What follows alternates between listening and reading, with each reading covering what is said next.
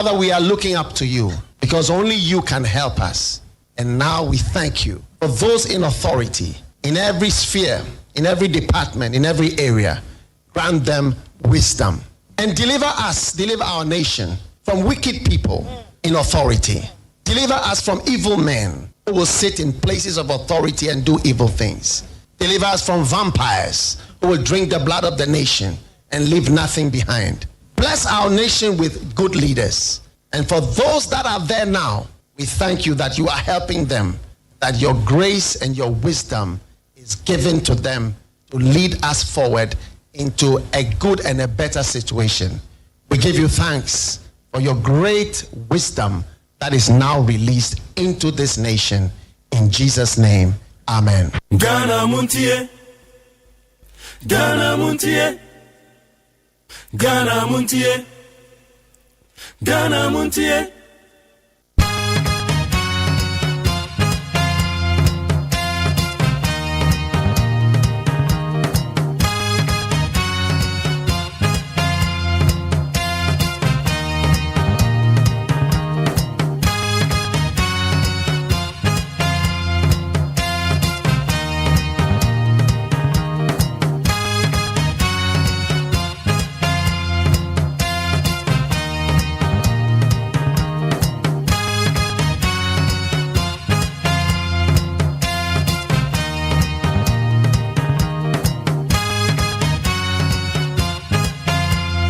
And now, Benada Ghana Montie Suni, and 29 July, the year 2025. Yeah, the trader upon your coupon, so a boy and hobo there, Nacha. Yakoya Kata, so your bell were better, your hoya bed namakonia bar, Kukushia here. Didn't I say, Yakwa Yaben, and your coupon said, Debbie could tell you more. And young one fair, and young one ding. The moment I said, Debbie could tell you mooning tea. And a Debbie that yet to me a cobayo. Anytime the person was sorry that they make a choice and say, Coco to your name. Bompire de Uradiasi, say Radina Copoya that was you. Pepe saw the Ababe as she, yes, I see. When I'm saying Bosum, we are not so than a dear air Babaco. Bosumi, a July. 80, I cut 2 days, not the other home. That just say, yeah, course, and I Bosum.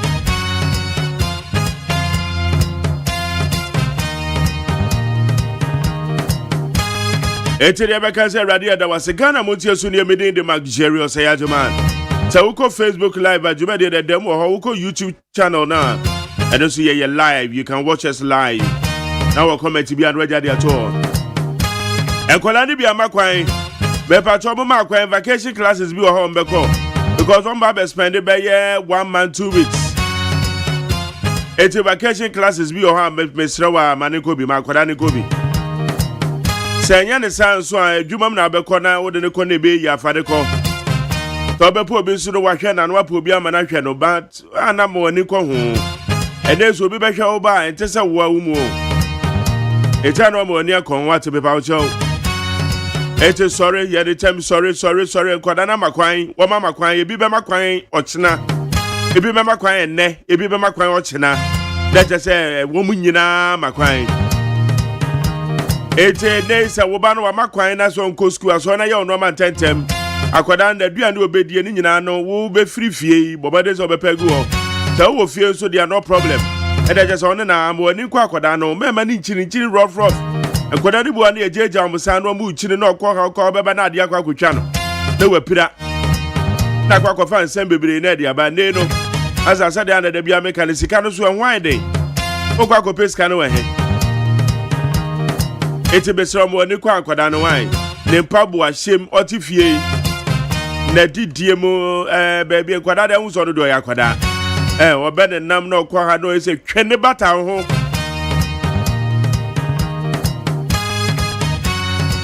maiwa na wo mo no so manyinyini kakra no mo ni kom ho me ba show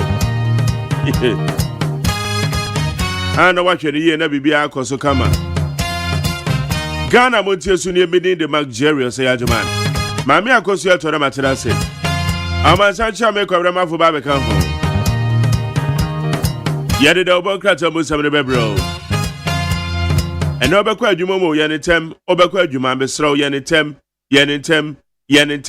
yenentem o be ye late ewa adwumam wo da koi wo sorry iti wani ngui se abrante ababawa o pe adwuma no na wa wani mbosa ye de adwuma na mawo ye de adwuma na mawo ye time a pe e na akwa adwumam eti ade ache ekobo no nsia ye mu bi kra ya soro ba betena ha eyese ye soro ya na etu fa awiemu ye soro be no miensa e na edware ye nyame adom odi aba beduru ha o woda so da ho pepa cho wuti odi amiken wonte woda ho unkwa adwuma a wani tua se ne wo bekwa adwuma anyese bia wako leave ana anyese bia wonte apo wa wunnim se ne wo bekwa adwuma late na pesa wo ye wa adwuma daache te be se adwuma mu ho wo mo eyi nkrofo adia wo mbe yi wadi because wo mbeka se wo ma adwuma mu ntem wo so a wo san firi adwuma mu ntem adwuma na wo mpe ni yie echemi dia ya futuo na mede ma because wo tena fie na se wo nya adwuma kasa me wo ba me ho a me nya sika ni bi ma wo eji koko mi koko na enese me ba mi sika che mboto 15 series yi 15 series na media jazz ya wo se koko for the bar won bo mo dia so mbeto koko na etimi aka sesa 3 series na media num suo into ba e bia 3 series na me be ma wo na yusuo ndie ma me to na mato ama me enti sa wo se wonya ne ntem na nkodu adwumam na daachi bia praise obi ba ya bo waba so a ese wa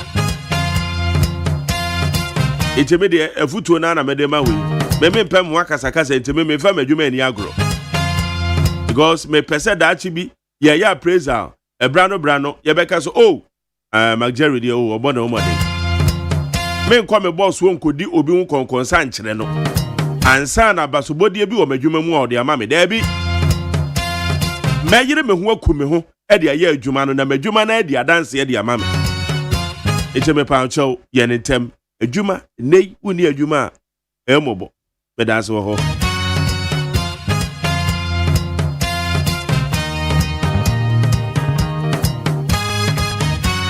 okay yakọ anyway His Excellency John Dramani Mahama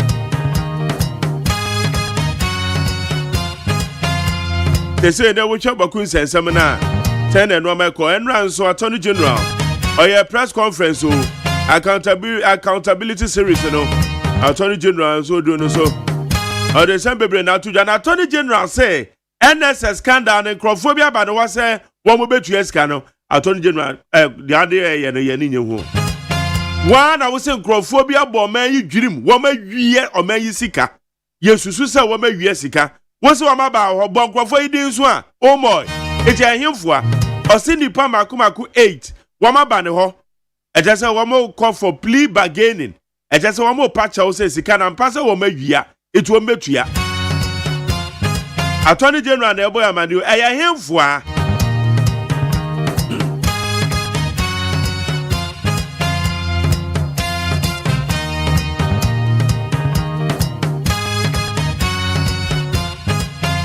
me patch mesia ya himfo a eti Attorney General de sense me nyina atudwa enra nsamakodo kan ya Attorney General kan ye bedi won komo na michia eye me papa IGP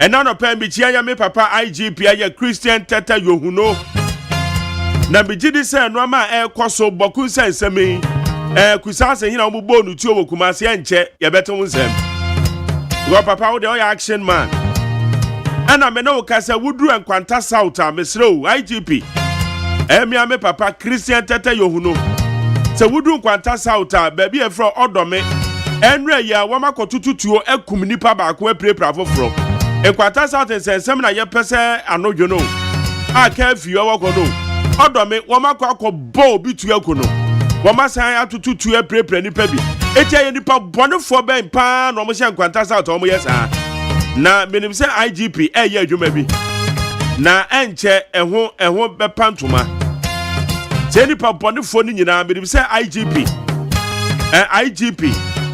ne Arsenal se ye adwuma na safo ni nyina no wometo bedadi because in Kwanta South me woni say nipa bonifuo bi mpese ekuro no ekoso omo pese ekuro no koso Eya Nkwanta South. Nipa bɔnefoɔ bi mpɛ sɛ kuro no kɔ so. Eti bambɔfoɔ na yɛsrɛ. Wɔma na ɛbɛboa. Eminim sɛ nneɛma bi da IGP table so a wɔbɛtake action. Esa Nkwanta South enyo obedu kuro bi so na enipa anim o. Enipa anim enkokɔ ene mpɔnkye ne nwan. Ɛkwan so de nwan wɔ hɔ. Wona ma na nwan gu kwan wo saa. Enwan ne mpɔnkye. Enwan ne mpɔnkye ne kokɔ na obedu kuro bi so baabi te sɛ tuabɔdɔm. Obɛkɔ tuabɔdɔm yɛ obi ane hɔ. Emerwafoɔ ne kokorafoɔ kora pɛ baabi afa. Eti Nkwanta South nsɛnsɛm na ha adwen. Eti ano so menim sɛ IGP ebe ho adwuma. Because ye pass umdwe ade atia sei. Boku de na tete ye. Nkwanta South na tete ye. Ye bonya me pa say anabotuo bi a YouTube ye so manfa so. Okay, me come anim wa me pa cho. Me chia assembly member. Ye friend Honorable Felix Tinkrine. Na me no ka say eye omampanyen say ne bosha o share ye say obetu assembly members kan assembly members ni sika no Felix Tinkrine me pa cho aba ehete ya mo kan kire me because yes sika na ba be di MMDC is ne ho wo makwa kwaje checks ne dada muntu ama assembly members me srew say we assembly member na saka usika amami hu fafa 0201162746 omampanya kan say finance minister releases ka MMDC wakwa kwatene ska no so eno so yade be no no check ya tro mo kwotua na assembly members in sanga music eh masa assembly member tin be bi no onye na dwe se Sunday onim se sika bi na ne sika na ba ne de mo kwotua ma because assembly members be me sanda meka it is sika hit ya na je ma ko mo ho mi akasa me assembly member no ko no ko de meka Felix Tinkrine on top me you but what the make mo mesika ne hete Taifa South assembly member na we Lamteke Rashid say mesika na ka 15 cities a ajuboro money Lamteke me ko boro wai eti we de me number ya say uni me number momo eti send bibi to so ma me na me ni ba bia me ko boro ene etonam ti he because etonam ale 100 cities mamia e bedin enya so no ko ene we wo pa frefre so 100 cities bra be branch wanya bi eti wo se mi ko boro we eti eja me wi mi koko ene pa no 12 cities a na me 3 cities na choke enti na me ka kire wo so manage yenko Okay, ya kwa enim ya wa be vonte tama so ho ye kaja na gum ye gusun so Daddy Lumba Ghana in fact ya morning pa yesuno pa peacefmli.com cdnewsroom.com myjoyline.com checkoutghana.com fmgh when you say ye ka say MPP fo agya branch e bi atu say ono no kwakọ gina wa kwatia it wo ma anye primaries MPP woma anya primary se wakwatia eti anoso musem ene yebedi pa eti akoma ho yenko ana me fanse we vanto. Government cancels 1.2 billion boxside deal eyes global partnership, sources say. Okay, government has cancelled a 1.2 billion boxside lease with local firm Rocksha International, seeking partnership instead with the big overseas company to tap one of the West African richest deposits. That the three sources with a direct knowledge of this matter. Abu Sabe Bacho, Ababe told you, say your boxside 1.2 billion Edema Rocksha International for no. Abaychem. Abay so pay and crop from no mabem. Because any bebo pa. Any bebo until the Abeto Janon. 8 suspects in NSS scandal seek plea bargains offer to testify. Attorney General revealed. Attorney General and Minister for Justice Dr. Dominic Ayine has disclosed that 8 individuals implicated in the National Service Scheme scandal have approached his office to negotiate plea deals and are prepared to testify against others involved. Okay, Attorney General say NSSI, yes, in the Pebia could discount honor. In the Pani B, Omuya Makomako 8, as some work can yen know, and so ye who say for it. 1 year 8, Wama Banasuya, say, Omo Bepacho, Omo de scandal, the Omo de Crumbitria. Now, Mum Nipani be on with this can be no booming. Attorney General, ya him for what can ya bre, ya him for put him wedding. Enra account, Enra, we accountability series. It is a bu akonta, McJerry, Esimesi, Etonam, Akwabna Mafo, or Dame, woman abame ho, say one more patchel, one may you amazing, I be patchel. No metria no ma from wedding. Na kwa boy money. Who fed him behind to you and run house in the page. What can. Yo. Yankwe. Minority threatens court action over AG's decision to drop the 4 charges. The minority has announced its intention to take legal action against the Attorney General, Dr. Dominic Ayine, over his decision to discontinue the criminal prosecution of the defunct Unibank founder, Dr. Kwabena Dufo. Abusamo fancha mi na unse wedane acheme me code na fi na eko. Nti se my voice na twitiri wo ma ada acheme. Eti Attorney General obehwa Dr. Kwabena Dufo ni case ane wo ho no ba drop ni nyina. Dom kuma for some de no be court. Omo plan some de no be court. Eti dia waye no on san hwe ni biem. The NSUSino. MPP endorses Kwame Esumedu as candidate for Akwetia by-election. The new Patriotic Party has officially endorsed Solomon Kwame Esumedu, Chief Executive Officer of Owuo Mining Company, as its parliamentary candidate for the upcoming Akwetia by-election. Bepacho MPP for Woman Co primaries, and this if we be omediatum. Our Akwetia MPP the Omanko.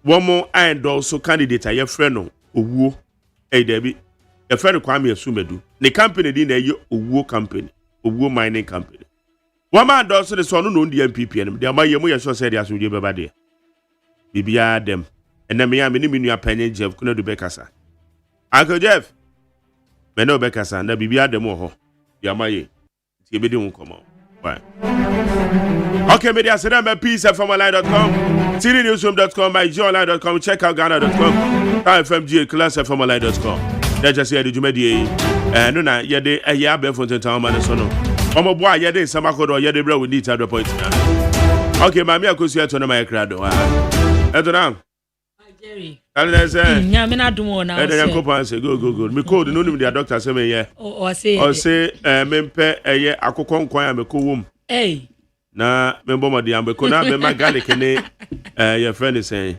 garlic ne kakado ni kom in terms of je one na your mama any dia won ona emi nua ba na akokon kwan so de me so mi wo aduane a mepe wasase wo isu fufuo mepe papa me beti me di fufuo sa emfo no me ani akokon kwan ene se akokon kwan no hia mako nko a chese we no sana doctor ne se me ye na memu no ene me code na be content na doctor no anka say doctor ne your friend doctor no always of anchor run about of anchor or sign your misiwa caller okay your friend no eja your friend eja no mo okay ono say menya akokon kwan ene meko akokon kwan a meko wom amema meko no kom na wa hwe doctor ya me so wo fanko a your friend eja no mo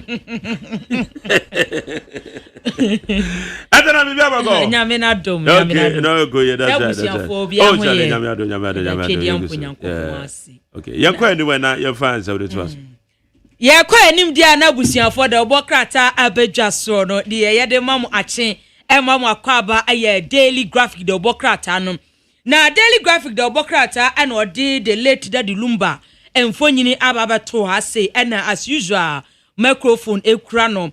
Na atare no a ehye no no wei eya atade a ye Ghana fo ya ne yapamo enuma jolomi atade ne efita jolomi kokko ewom na no ene wo se Ghana fo wra ho papa esa ne se Daddy Lumba atwa na ewonsie do eno ena wo se emrahye bedwafo dodo na se enka be yanka Daddy Lumba nka oman no ankasa ensie no esane sem eba enyum tuo pa dia oh enya asem ketwa dade lumba na nyum ba ko amani gye ho papa pa se nipa be ye bi ko abrabo ye gbe wo ye de nya wo be ye wo fom de na wo ko wo ntimi nkukuru mfa nsoa wa ye na fom de esa na abrabo ne tie wo ye de nya wo de wi a wo be ko enti Ghana fo no eni mrahye bedwafo ndodo no ase nkebe ye mpo a anka oman na kasa nsie no zia no kamia ese yie no ebi hu se oyenya ne nkra bi hu se dabi yemfa nko kumase enti eno so nsem e wase a Daily Graphic the Bokrata ebo ho amane wo hase ene anopai na Daily Graphic the Bokrata no anim ha ya en wo de Vice President Professor Jena na Opoku Agyeman na wo Senate wo mu ebedi wo mu 60-year anniversary no wakoda no adi ye ho nsem so e wo hase a Daily Graphic the Bokrata ebo ho amane e wo hase en wo se sisi a Senate e de niema egu akwam se de be ya ebetimi aboa ama wo mu a womudi womusika abesi womudwumadie mu no ebetimi akone nama economy no agina ne nan so a Daily Graphic the Bokrata so ede ho amanebo aba na graphic anim ha ya eno wasi insurance companies no ana omode to Ghana fo anim se baby a yedru no wote wa bo homoden se obe insurance ama wo ho na da achi akoma bi wonni ade ebeto wo ti ebi adwuma bi a wo ye bia no make sure se obetimi aye insurance ewo ho ya chese Daily Graphic the Bokrata so do ho amanebo aba ene anope na graphic anima anu wose jetekfo anu wo ma pilot pa se won krofo bi mu a won guta PhD won anko school ene bi anaze won anko ye sheda ne ye de bo won abazo na so mo se kwan a won fa so mo yusu no hinto won ma hyase won se enche kura ye be mamra no ene wo madi nyunyuno ya Daily Graphic the Bokrata so de ho ensem ede aba na mamemfa Daily Guide the Bokrata no anu was wodi wani kirem ewo manso tontokrom anya asem katwazi gold mine ewo ho no yese tension asu wo mu pa ya Guide the Bokrata so de ho ensem aba na Guide the Bokrata no anim ha ya anu was National Service Authority scandal no yese 189 million Ghana cedis yo ana eno so ensem ebobo ba Daily Guide the Bokrata so de ho amanebo ede aba na Guide no anim ha ya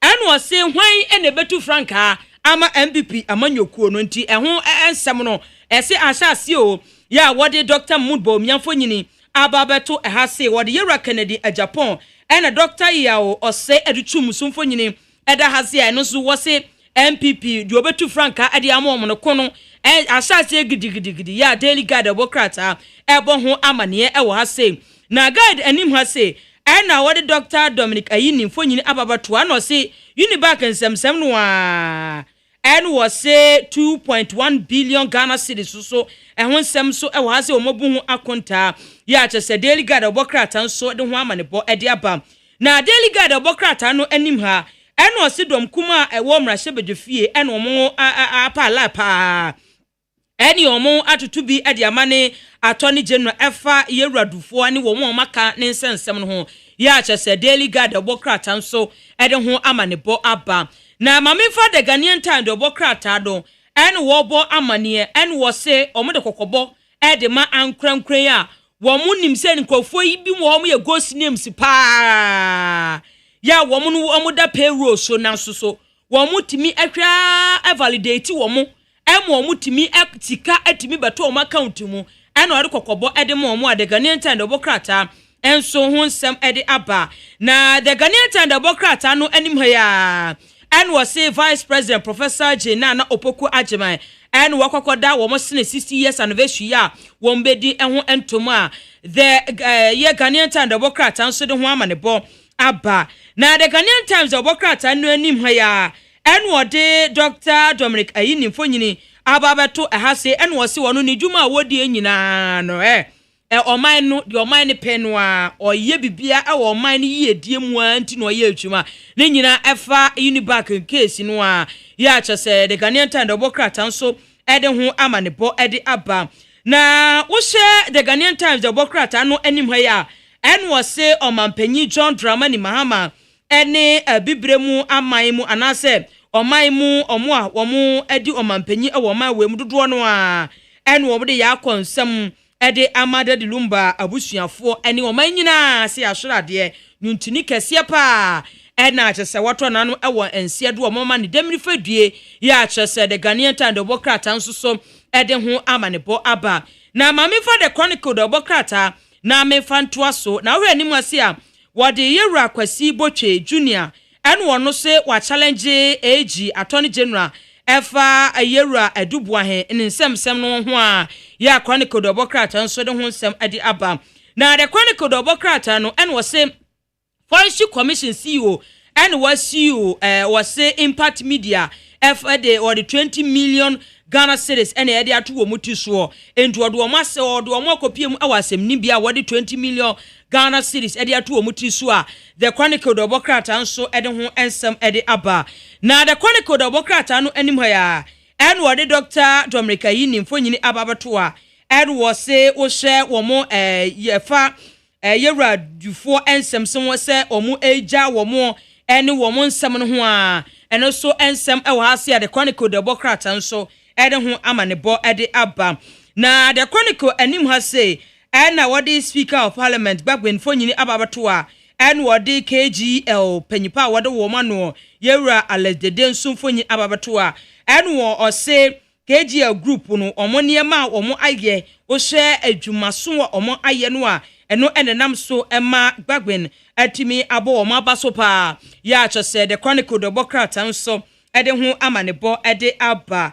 na the Chronicle Democrat no en wo se otumfo ena wo mo petition no se won hwe na totokrom chese sede niema asi asode wo ne nyina efa foma gudi a wo mu etunu wo ho no ho nsem so eda ase ya the Chronicle Democrat nso ede ho amanebo ede aba na mame for Daybreak Democrat no na me fantoa so emmamo en wo se aban no etwa 1.2 billion US dollars boxside deal no a ho nsem so ewo hase a Daybreak Democrat nso ede ho amanebo aba ya wode wo so for hen sa se ene wo bo ade ni pa wode adomye no wode ni mfonyi ababato a Yewura ama kofibua Daybreak Democrat no nso ena wode speaker mfonyi ababato a ena KGL panyipa wode wo mo ano ni nyina ese wo mdwuma so a wo ye no eno ene nam so speaker abo omo abaso a Daybreak Democrat nso de ho amanebo aba ene anopena bo comment mu ase a asori ewo ho no ena wo mo se amatension pa ababato Chief of Army Staff Major General Lawrence Koku wese tension ababato no so pa ya Daybreak Democrat nso de ho amanebo ede aba ye be copies ni akofa no nsia kase no ede abramu ye ba Majeri atena se ye de Ghana Montie ewo ni tefam ye beto so ade amamo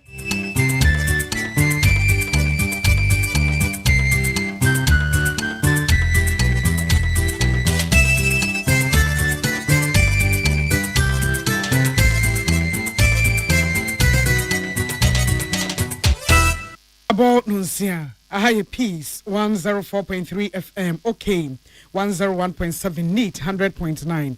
Ya worship house wabeka junction akra. Hello 101.5 wedum Kumasi. O my ma ya mamunyina chi. O menyi ene amno ne nsamo ya boano ne de besom se Peace Nunsia kase. Free Peace FM has said and radio station se bro head dunum so Ghana ne amono ne. A live for Hot Digital Radios for London, Unity Radio, Worcester, Massachusetts, Cassibwe, a live Peace 104.3 FM, na Peace FM online or Facebook, YouTube also, Despite Media, and somewhat Edenamni be any. Osino amanyoku NPP Obama nyese. By election abeko so akwetiano. Solomon Kwame Asumedu. Eno moyi ni se wonyina amanyoku ni dimu. Na Attorney General and Minister of Justice dia to just one year do sika ya yehwe musem no betimi aba bedia no Saudi o man sika e badia betimi abedia no na ye gyawo na so aban agone nsem e wo kwan a wode wasotwe befa so ho Municipal Chief Executive woboko wabama ne se curfew eya dantam no ye dia to boko so no anu ade pa na nso so ohwemu a enu na dia asomdwe beba Edom kuma wa Ghana mrashebedwam says seniema ansesam be court adania Attorney General Dr. Dominic Ayini anamo bia wo tutu pese Dr. Kwabnado fo ne afofo bi wo bo masem tugo na nye ne papem ye kwa mono ne a Nigeria man emu titru ene Zamfara state womo eho akrebrifo a se de kwan mo fa so pesika ene se ye chi ni pesia na ye twa sika to tiri so na ye ba kuro bim na ekura baako ya be logo nipa a ye betimi ne de omo kɔ na ye de boato omo so mo anya sika na amfa ma na ye kunkum saa nipa no na enmeko ya da Roma ana kasebo ya no peyi ya didim ntoa na midimafo heba se aya yare dia wada Roma eninti no omo ho bomodia pincha midimafo heba Dr. Time da so se ade bia fa ne yare bia na woni pedie mu no last stop ya midimafo heba onfa yare ne manfa nkofie bio yare ne se de etie biara emfa ne bratintin a woni pedie nim ene ha ene tintin a wodi tintin wodi ane se midimafo heba obetie amanebo yi asopem no watua na mo no akọ ye de dro be manwa ma obra yare ne beko ampani ampa ni nuane ampa ebra no so a yare na abesesa no nkukun kaka fiu ni pedie ma ho atọ ye mbo yare bi so nya bi ade bi efa no yare woni pedie nim bra na ye nyimfiri mu ma ho pokiase mayira ehọ ne yewo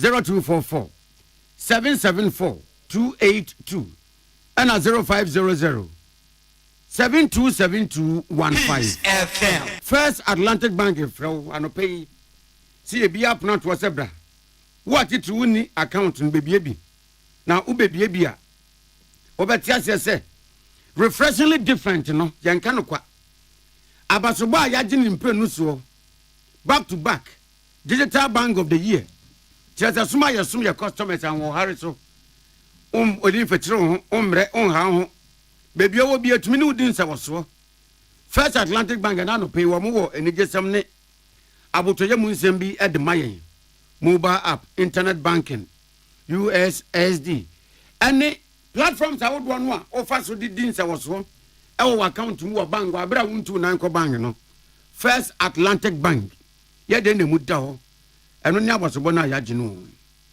fo bebo ye na osika se munyire de wo yani so hie onya tese kim na ye disu asem na ye ka no no bi ne nya hode da mu fa ye adwuma ohene na kwame amo ena nana ya kunedu afeka sebonu musemnim enura aban dwuma bi a wode ato ho no mo ne nsentwerefo hia na wo kyerkyera memmo se de AC kromu ewo asɔe ne atena ya hodo emu no asɔe ya ehwe atentene eso ne aban kwadubɔfo atena ye no na ekoye ne ho ena osofo Dr. Dominic Ayini edi nsem bi tudwa edi afa enipa omadi dwirim ewo man Ghana mu a wabo man ne kadi o man no esika ne hwehwemu ahodo a wo mo eyim wasisi ye kasa die na tran na bie ne pono edi ama obia wadi o man sika di bone ye hwehwe wasem mu anaso so wunim ho bribie na wunim se ho ntansa ye de bebon na asotwe mu odin aba oso no wo ya ako a wunim ne saa na wo akasa de ho beba na nya sa do ho ba keke wo beba ne o maba betena se na modi ano eno no atemu hihye mu wo mo ewodi a wode efre no ofre ne plea bargaining na chese wo de kokodi ano wo de kɔ na ne o mo kokase na ne o mu ni ano na o man sika ba bedu ho no o mo de ehia o mo titiriw eyo man sika ye betimi agedi aba begu o man no ayowa emu eno ene ade titiriw ye ehia wo mo eti sa wo ya akono wo ba na ana ya kyew ye hwehwe wasem mu na wo ka wani a sika no wafa esusu ni betimi de aba na wo da ne sika ne ba na ne se de friend sa plea bargaining no mo waye bi na ho asotwe ne ho ntansasem no wo matimi adane dane ne yie pam attorney general chechemu de achesa sa na mo we ya wo mu etu no wona operation recover all loot de mo twa ne tia friend no ora no eso de hia wo mu titiriw ene se dream ene o man sika akodi botobo ne mu no ye betimi abobo ne nyina no de asanso de ababegu aban fotomu.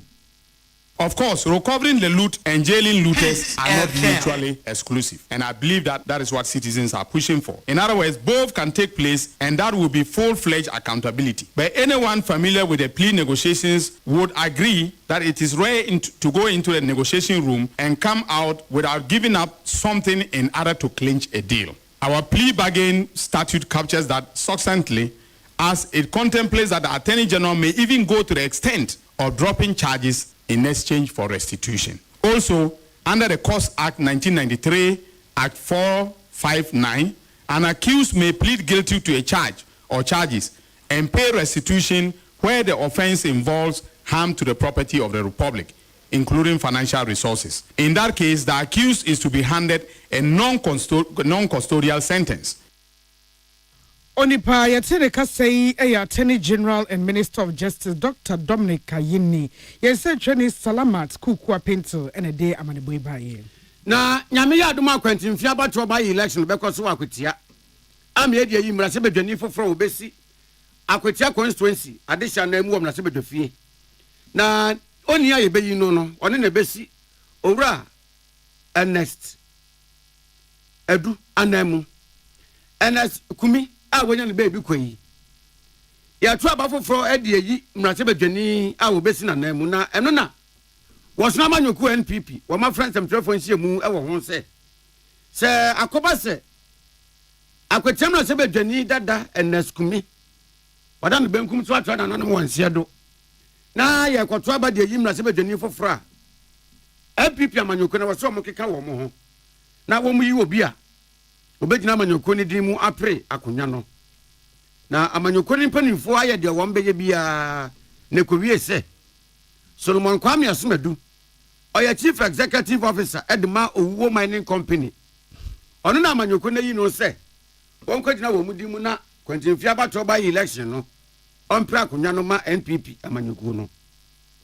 ensamtrafo nhye mu no epeye mantamu mpanimfo wo mo hwe NPP so eno mo freye Emma Adwamtina ni Jeff Kunaduado ene kasa ye tire mu se wo man fiti prako pe eno mu yi owura Solomon Kwame Asumadu na mom de wo me ye ne se wo mo pa wo mpanimfo nimdifo bia wo mu nim abato mu ekwa akotia wo mo koye no mo ko ni nutu ne nata bebia ene abato mu hwehwemu de wo mo ye bi pa ekobia se wo mu nsaka honorable Amase lawyer Uredu Daniel Nyame Osayapia ene Kwame Asumadu Solomon na penifo yi etietie efom ene dodo akasaye na omne dodo akasaye etietie efom ye hwehwemu no yakoba ye ne se Kwame Asumadu Solomon ena samanyoko ne de ne kwa odinkurumdie beba eno dankyen a wo mutie dodo afutuo ena wo mudie yi ni. The National Council of the Party set up a committee and we were tasked to find out who could be our candidate. So the team went to Akwetia in the constituency, had a lot of engagement with the grassroots, electoral area coordinators, polling station officers, chiefs, opinion leaders, and majority of the people said that for primaries, we should take it out. Commissioned the research, people went into the constituency and gave them all the names that had expressed interest. In this case, Honorable Amase, lawyer Uredu, Kwame Asumadu, Daniel Nyame, OSEI Apia. And to cut a long story short, when it came, the party saw that they've settled on Kwame Asumadu Solomon. And what's the Chairman Jeff Kunaduado?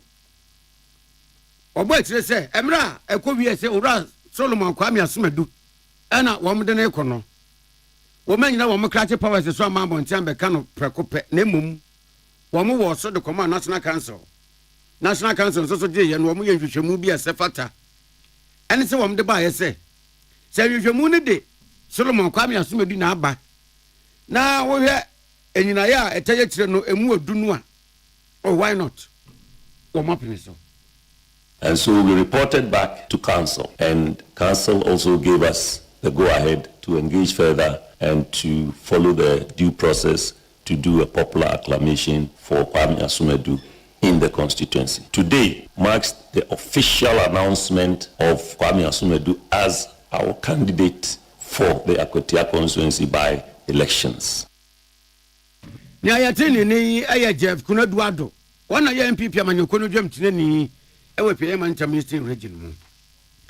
Edom kuma wo Ghana mrahye bedwam se Dominic Ayini oye oman no aban kwa dubofo ne atente ne soafo ekoso na wokeka ne ho sem wɔkɔ na wɔde akɔ down court na court abɔ Dr. Kwabnadofoɔ ɛne afoforɔ bi nsɛm a ɛwɔ court afoforɔ enso ya ɛne sɛ sikasɛm kanana abɔ wɔn ɛfam ana abɔ ɔman no fam bank jemu no so ɔkɔ no ɔkɔkɔtwa saa asɛm no so a ɛne na wɔn nso bɛsaman no ɛde no ama ɔman mmra no na deɛ nti a wɔn ɛka ne sei no Asante Achem Central Mrashe Bedwani Orumunyafo Emmanuel Anyimedu entry ne sem na no bi ya na Dr. Kwabnadofoɔ ne Unibank ensam ejina mu dendenden no court enipa kokko gina mu twitwa gye no emu baako yɛ Dr. Dominic Ayini enei wɔyɛ aban kwadubɔfoɔ ne atentene ne so afom edi asɛm no woni mu pa na sɛ wɔde ne tumi asese yɛ hye ne nsɛm ɛyɛ adwuma no ɔse ɛno nti Unibank nsɛnsɛm Dr. Kwabnadofoɔ nsɛnsɛm no wɔbɔ ɛde ato agu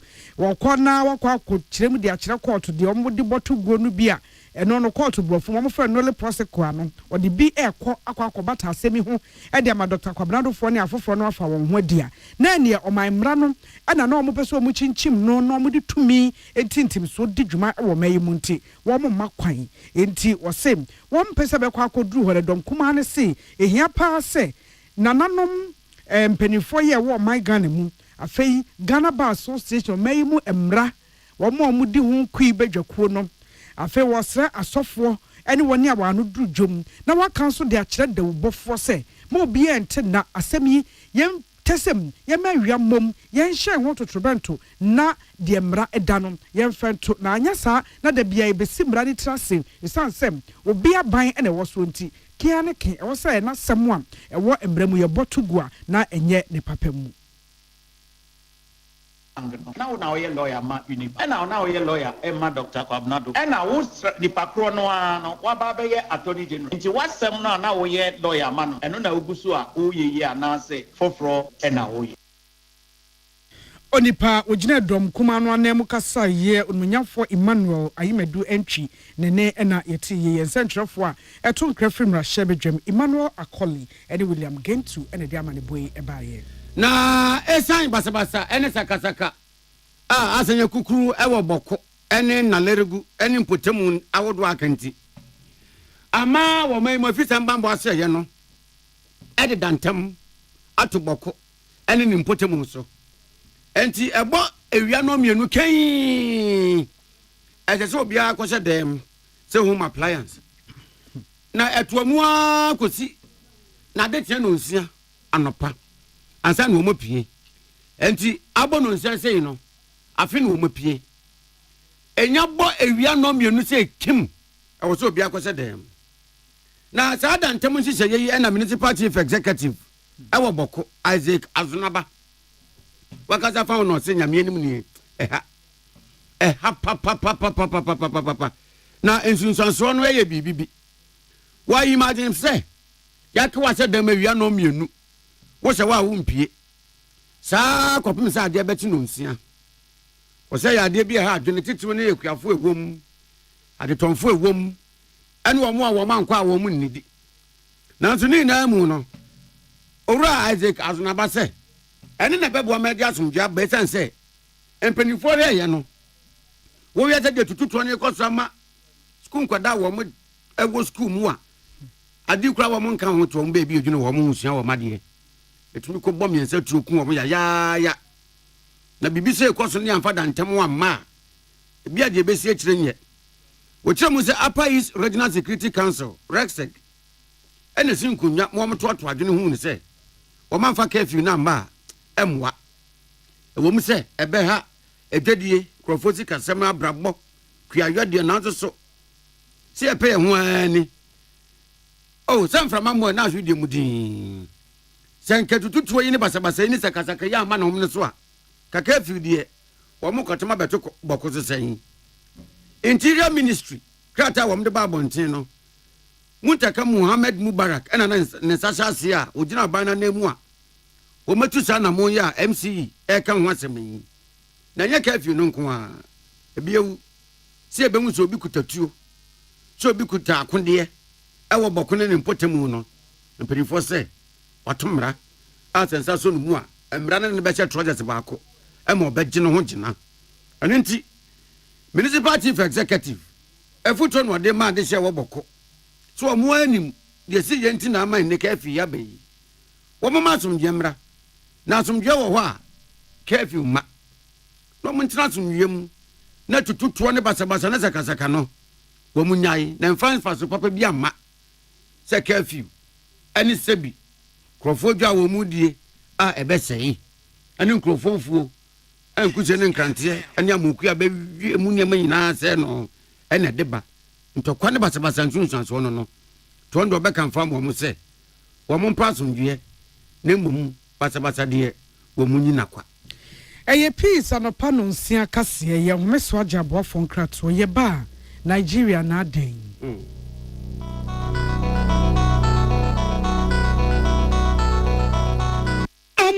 The Amoka Chere Freddy's Corner Home Appliances or the Abba Freddy's Corner Home Appliances Center. Home appliances are a ye papa bia a biwo home. Brands Bain, Media, Samsung, Kaiware, TCL, TV, air conditioner, freezers, fridges, water dispensers, and Nidia Kekeka home. Nia ubenya good warranty dear. For Freddy's Corner Home Appliances Okokumimli. CCTV a Boama monitor of properties, any business at anywhere in the world. CCTV a need ho. A wood detector, clear pictures, Wi-Fi connector. Ultimate connector my phone. Our monitor baby a wo wiasibia.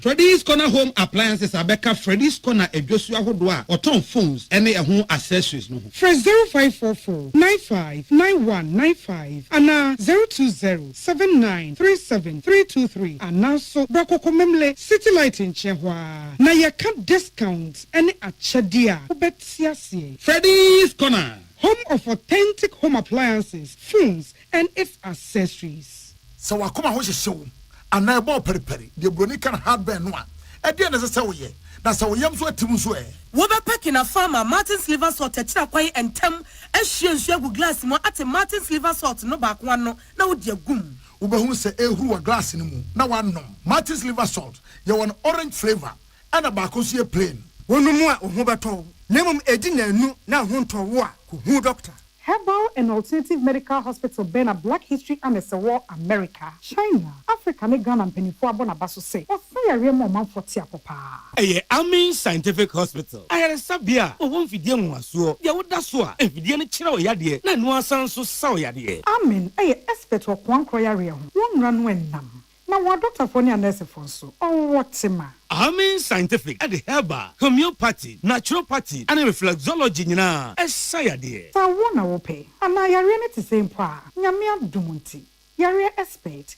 Amen Scientific ebe boama inshallah o wato na wonso dia dance said the Ghana Fonia brochure for be dia dance no Accra Amen Scientific e wodome Obersnet Flat and alashi binso our Klagon ebe Shaman Road under bridge ope o krabate p free non sure dia ben wo 0245275254 ama 020-722-9505 Amen Scientific Herbal and Alternative Medical Hospital. Allow Shafi nyamene yaresafo. Tune it in, turn it up, Peace FM, and rip off the knob. Yada se afe yede kasebo ne ko amonone ensemu. Eyo man nim sem se edrum rebia ewo Nigeria man emu anipa bonfo esore. So manfo ekaya ebrebi na gina mu pa wo Niger Delta ne hodie na eye oil nsensem.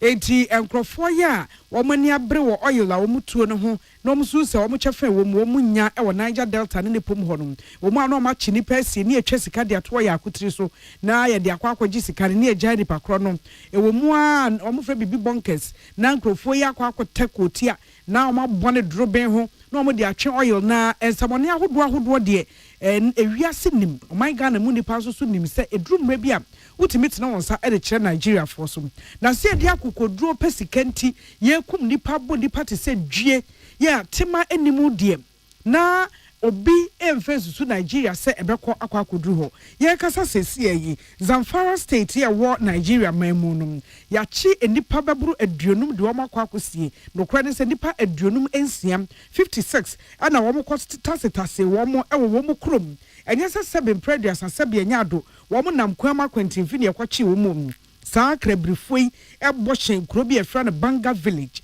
ena Kuranda na Monti no epom honum na ewo omo bo ewura ho e wo Zamfara state honum ene ekokọ tabri enipa aduonum ensia 56 na sɛ nipa na mu miensa ɛyɛ apemfo a wɔn enyim wɔn fu edi wɔn anim wɔn de wɔn kokɔ sie yɛ wɔ baabi ko wɔn de wɔn abɔ wɔn sese wɔn de nipa na ekɔ akɔto no ɛna nipa baako bi wɔn twa sika ɛto ne tiri so eti nipa aduonum nsia 56 no wɔn so baako bia kuro no saa ekura Banga village ya wɔn do no wɔn adin wɔn ntua nipa baako tiri so $655 na samo anya sɛ sika no amfa amadia ɛne ne nipa no munya wɔ mu biu kromai ekeka nneɛma sie ni ehwehwehwe wɔn ho baabi wɔn bɛkɔ bosia kɔyɛ ekeka wɔn sika nyinaa bɔ mu no wɔn anya dodo ana akrabirifo ne pɛ etikakra bi ɛna wɔn nya aya wɔn de ɛkɔyɛ sika no a na akrabirifo no ɛhwɛ kwan no wɔn antimi anya fampo amfa ankɔ na kakra no wɔn nya de kɔyɛ no ɛna wɔn agyina ɛno so ɛgyae enipa ne kakra mene wo kasɛyi enipa aduasa enwɔtwe 38 ɛne yakum wɔn mu de obi ansanka enipa aduonum ensia na wɔn de wɔn kɔɔyɛ no emu dunsia 16 ɛne agya wɔn si koti a wɔn yɛ ate asefo a yɛatesa wɔn de wɔn akɔgu ayɛ asabea kyɛ sɛ wɔkɔhwɛ wɔn nyanya mu a na ɛnyɛ ɛna aduasa enwɔtwe ɛdeɛ wɔn awuo wɔn a yɛgya wɔn no kyerɛ sɛ yɛkunkum wɔn ama ne bomu na apie sɛ empo apemfoɔ no ana ɛwɔ mu no baako ɔwoyɛ ɛna yɛku no na yɛtabiri akɔdaa no na yɛde akɔdaa no to nkyɛn ti kwada nipa a yɛgya wɔn no ɔpanin no a wɔhunu wiase onim abrabɔ ne deɛ yɛku no ma ne kɔ baatan no ɛna yɛde ne ma ɛna ka wɔn a yɛgya wɔn sɛ yɛmfa wɔn nkɔ no ho saa bɔne ɛyɛ adeɛ a ɛtu atese biom ɛwɔ Zamfara state hɔ ɛwɔ Nigeria memu a sese ɛno ne kwan foforɔ a ɛne adwuma foforɔ a ɛgrɔfoɔ yɛ ɛde pesika wɔn de bɔ wɔn ho bra enti si echi de pesie di esika to ne ti so wɔanya ama aye kunu no aba bɛyɛ sika dwuma ɛwɔ Zamfara state ɛwɔ Nigeria na yɛwie ɛwɔ agudua mu nsɛm no abɛnte wɔ nimbo bɔ papa na Porto kra na no ɔbɔ no bɔ ɛne sɛ Liverpool for kofa no 2022 wo mu tia 37 million pounds and kofa no woni bobo obo anim ho na waje bo America odo bɛkɔ no so oni America tu na wo ye defender dia me ma odie e ba ne ntwen so woni mutwe pa wo ye loose obeba osu ya se ya ma tena kasa ya friend Luis Diaz na wabo Liverpool team ne papa judging club wo say wabo ne wakwanya say na so Emma Georgian Club Liverpool ba ye games was say ye ne cap o je ye yina no abrante ka ho bi na ye na fe de Luis Diaz say don front guy na front so front once na po bi Liverpool on petrol do bio e what na front wo petrol system e na Liverpool for ye ne say ne team bia o pe bia no Luis so petrol ko be fa no na amansan team se ti say Luis Diaz peso kono ana Barcelona unity tata brantie yi baby obefa bia na Barcelona fo dinachi wada najo na Barcelona fo bonu prum pam adanya abraba mayen na dan basa mo wa bomo sesa abrantie Luis Diaz fa na basa nie okwa restaurant na basa fo to owura na basa fo anim nie asa be ma wo po ba kwan bia so tata na sa ano ka che basa fo se won pa wo mon ko fa IMF sika yina amra ombo basa ne embo basa tena eno mo so na dan Barcelona nya tim ketua o Lionel Messi tim wo benya no abo ano se akra ombo sa abo fo kra abo Barcelona wo mbo onom ti Luis Diaz di asem was one year say obe retire e wo football and 1% football a obo no e be expire intem o ko Barcelona pe le wie yaba to am ye ya we fi wo mpu no wo mo pane a because say Bayern Munich e wo Germany and was one mbebo 65.5 million euros and a branch and Nigeria ko Bayern Munich we Barcelona fuesi nchen ahye wo papa akwo mo so an o so person be retire on pese ni football bear spy tina Barcelona wankwa wako Bayern Munich kasebo no asi akenkanfo a mote yenken me nana ya kunedu mene ohene nana kwame amo ye dia sede ma medimafo herbal center sen kantre manfo se yesane mrane Dr. Simon office the bre eto na yarehwe no eso wose yankantre mu se strokes is ya de waposo na wo pa wo a wo de wadi kire na dwesu ho opokwa ase mahira obehwe 0244774282 0244774282 and 0500727215. First Atlantic Bank is simply no sunim a waje digital bank of the year we a back to back. And until no from say about sika woda deni basahare so internet banking, mobile banking, ni USSD code die di dwuma no a wo mote so agye ho abaso bodie. Eti be so purple experience na hwe na abehu se ehoye pam on social platforms ni nyina eye at First Atlantic GH First Atlantic Bank or say refreshingly different. Yeah, well, this way chocolate drink cocoa so fa so kan anope wonu abusuan de mu hia ka ho am eni sushi ya da mu nyina se emamomo eniti. Welcome to Tuesday morning. Peace FM. Peace FM 104.3. Ghana Montie. Ghana Montie. Ghana Montie. Ghana Montie. Ghana Montie. Ghana Montie. Na mansanya so. Adawroko fiaman homene so ejiji tonton sansan ewo neat 100.9 FM. Ghana Montie. Ghana Montie. Ghana Montie. Ghana Montie.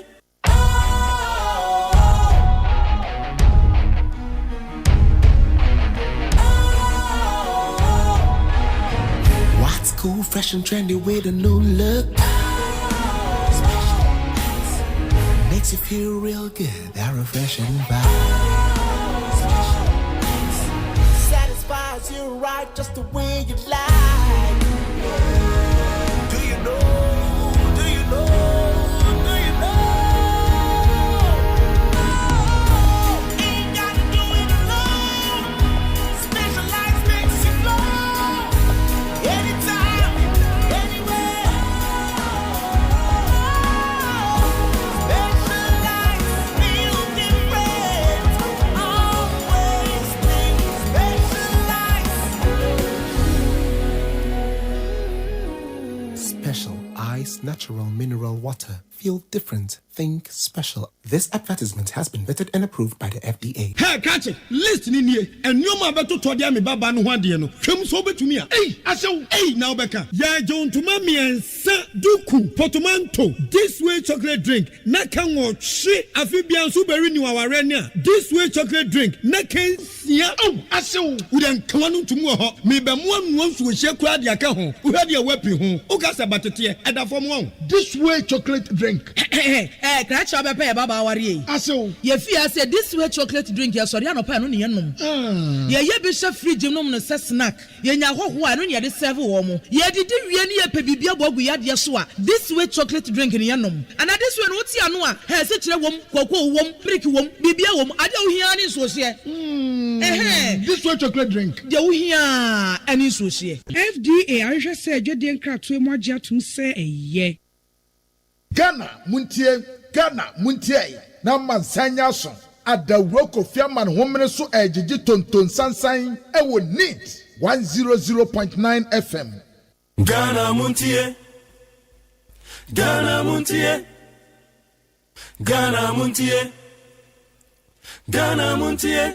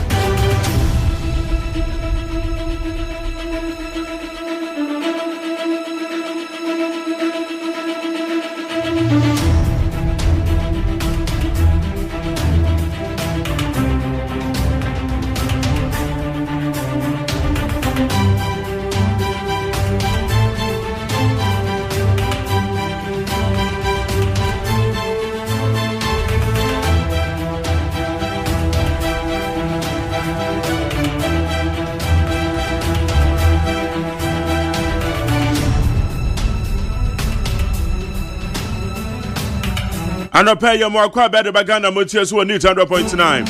Ya oda obakrata musemo ho. Ya baba behwe sabakodo obomu no na ya de abreo. Ya wa be fonte tamane so ho the trending stories na ya de breo ne beba wuram. Na ehun interviews na no so ya de ato so anope. Said ya ye de da no. Bepa to midin de Jerry OSEI AGYEMAN. Jumedia ya friend Ghana Montie. Mechia eye nana kran. Nana kran eye adonten a ohwe akire sunyane mentukwa. Eti nana kran be mo ache eye acting adonten hene ewo sunyane mentukwa. Na mechia eye obrempong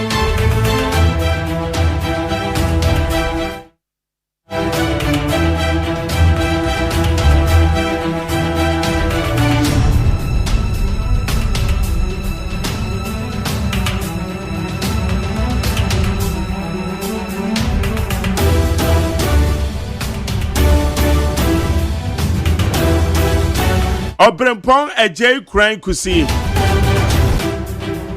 Nanai I don't know ye nsu atre eye man hene. Eje se wuni nsu atre man hene a. Ache ne se Jerry se mechia ne pa. Ananya 60 years. Obrempong ejay kran kusi. Oto so miensa. Ono no ye chief executive director. Edema eye Happy Hospital la. Ewo brekum. Nana and now what is your bomb once a mature pa? Yama happy birthday so. In free share, you see an yakopon the adomo. Uncle Swa now unshrisha. On terra wash you. A yin suatre my hen.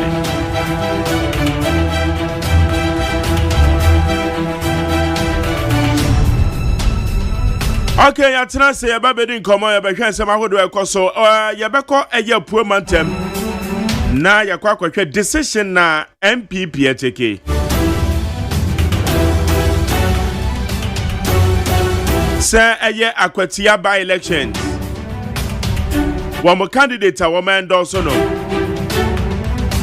yene epedvo bedin komo bokun se samno so Yoguswa edin komo ena enkwanta south ye kan ye enkwanta south afrim eso enkwanta south ye nre ya bo bi tu ekono ena enkwanta south ensensem ekoso ebedin komo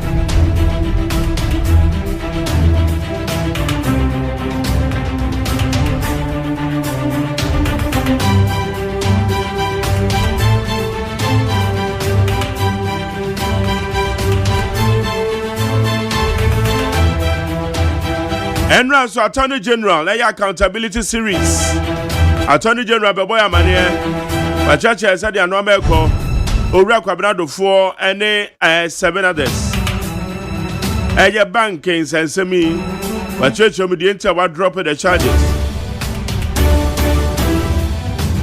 Attorney General said Crophobia Banasuya and they also so be at the Omensi Canas and Nipano say Obeba. Now be pacha ono wetua sika na ono de wabie na ponato o be pacha ekọ say say obi ebe for me sika sika ne de say yagimom ye de nipa ko to afiase ne ya ne sika say na ekwa etebe pacha ne Attorney General ya adwen e de wo hwe NSS scandal now say nipa watche 8 and na wo mo aba na so ye so sika no de ye betua ye be pacha ne atena se na ye hyehyɛ ne etua. Yes, so how for no more be a demon.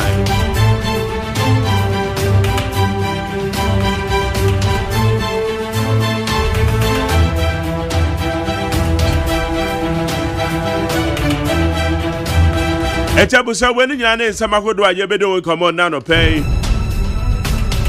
Midin de Jerry OSEI AGYEMAN, Mamia Kusia to Namatana say. I'm a Sancha make Quabra mouth for those when check Quabra Babidua. They are Kajanego.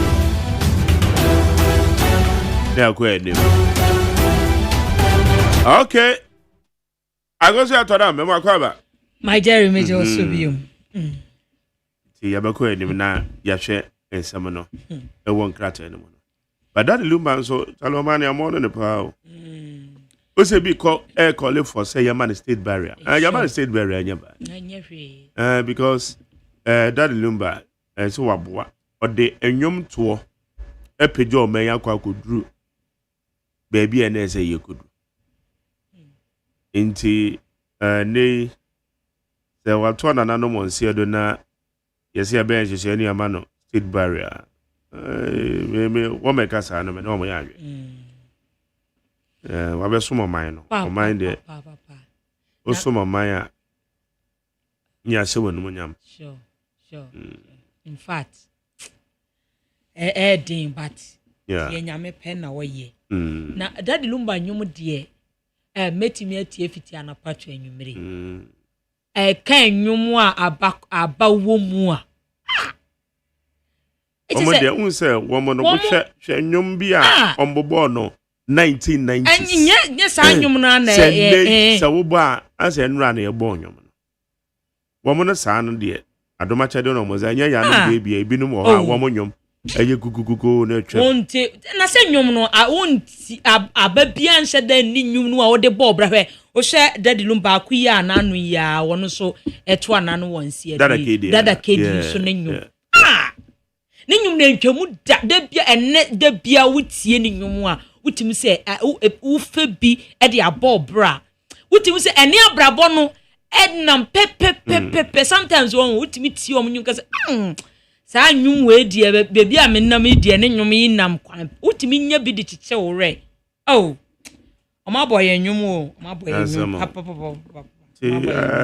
say you remember the state barrier no problem ya manu so a enye hwe no so ensahwe by the manner enye wa ba ne waye o nipa no de wa baba ye no waye wie onde na ni aka na aka na chi asem no onde na ono de se waye na fom de wi okọ oka waye one ne nyamentem asem ya aka no ne aka ya din esa me meti azan ko amede me se nya no kro me de social media fo de na se omo dia bododo ana se na ze me se o me ma me se me fa nya asem na samasi sana samasi okay all right how you need 100.9 80 you so na for adwin channel so far 0201162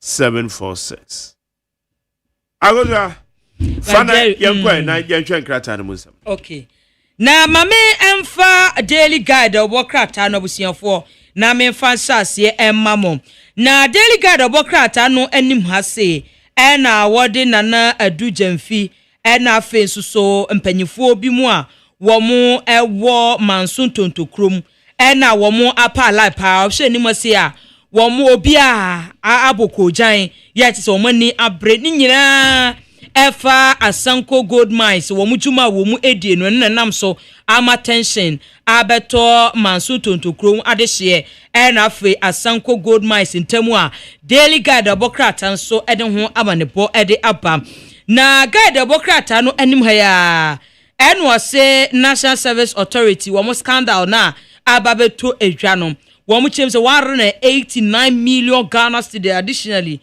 no so honsem ababeto edwa daily guide obokrata so ede ho amanebo ede aba na guide ani ho ya na wode Dr. Dominic Ayini fonyini ababeto ehase na wo kasa ede afa Unibank nsensem no a eno was say 2.1 billion Ghana cedis no wo aja say akwa bibia wo ho no wo mo ebehwe na wo mo abuhu akonta daily guide wo krata so ede ho amanebo aba na guide anim ha ya ena dom kuma no ene wo mo atutubi ede amane attorney general ni nyina efa yewura dufo ene wo mo ma kansa nsam no a James baby adu ni de asa wo mo nsam yenya mua anisa ya daily guide obokrata so de ho amanebo aba na wo guide anim ha ya en wo se MPP hwan ene betu franka ede ama wo mo na se hwan ene eba betu franka de ama wo mo no tie o hwe anim ha se ya wo de Dr.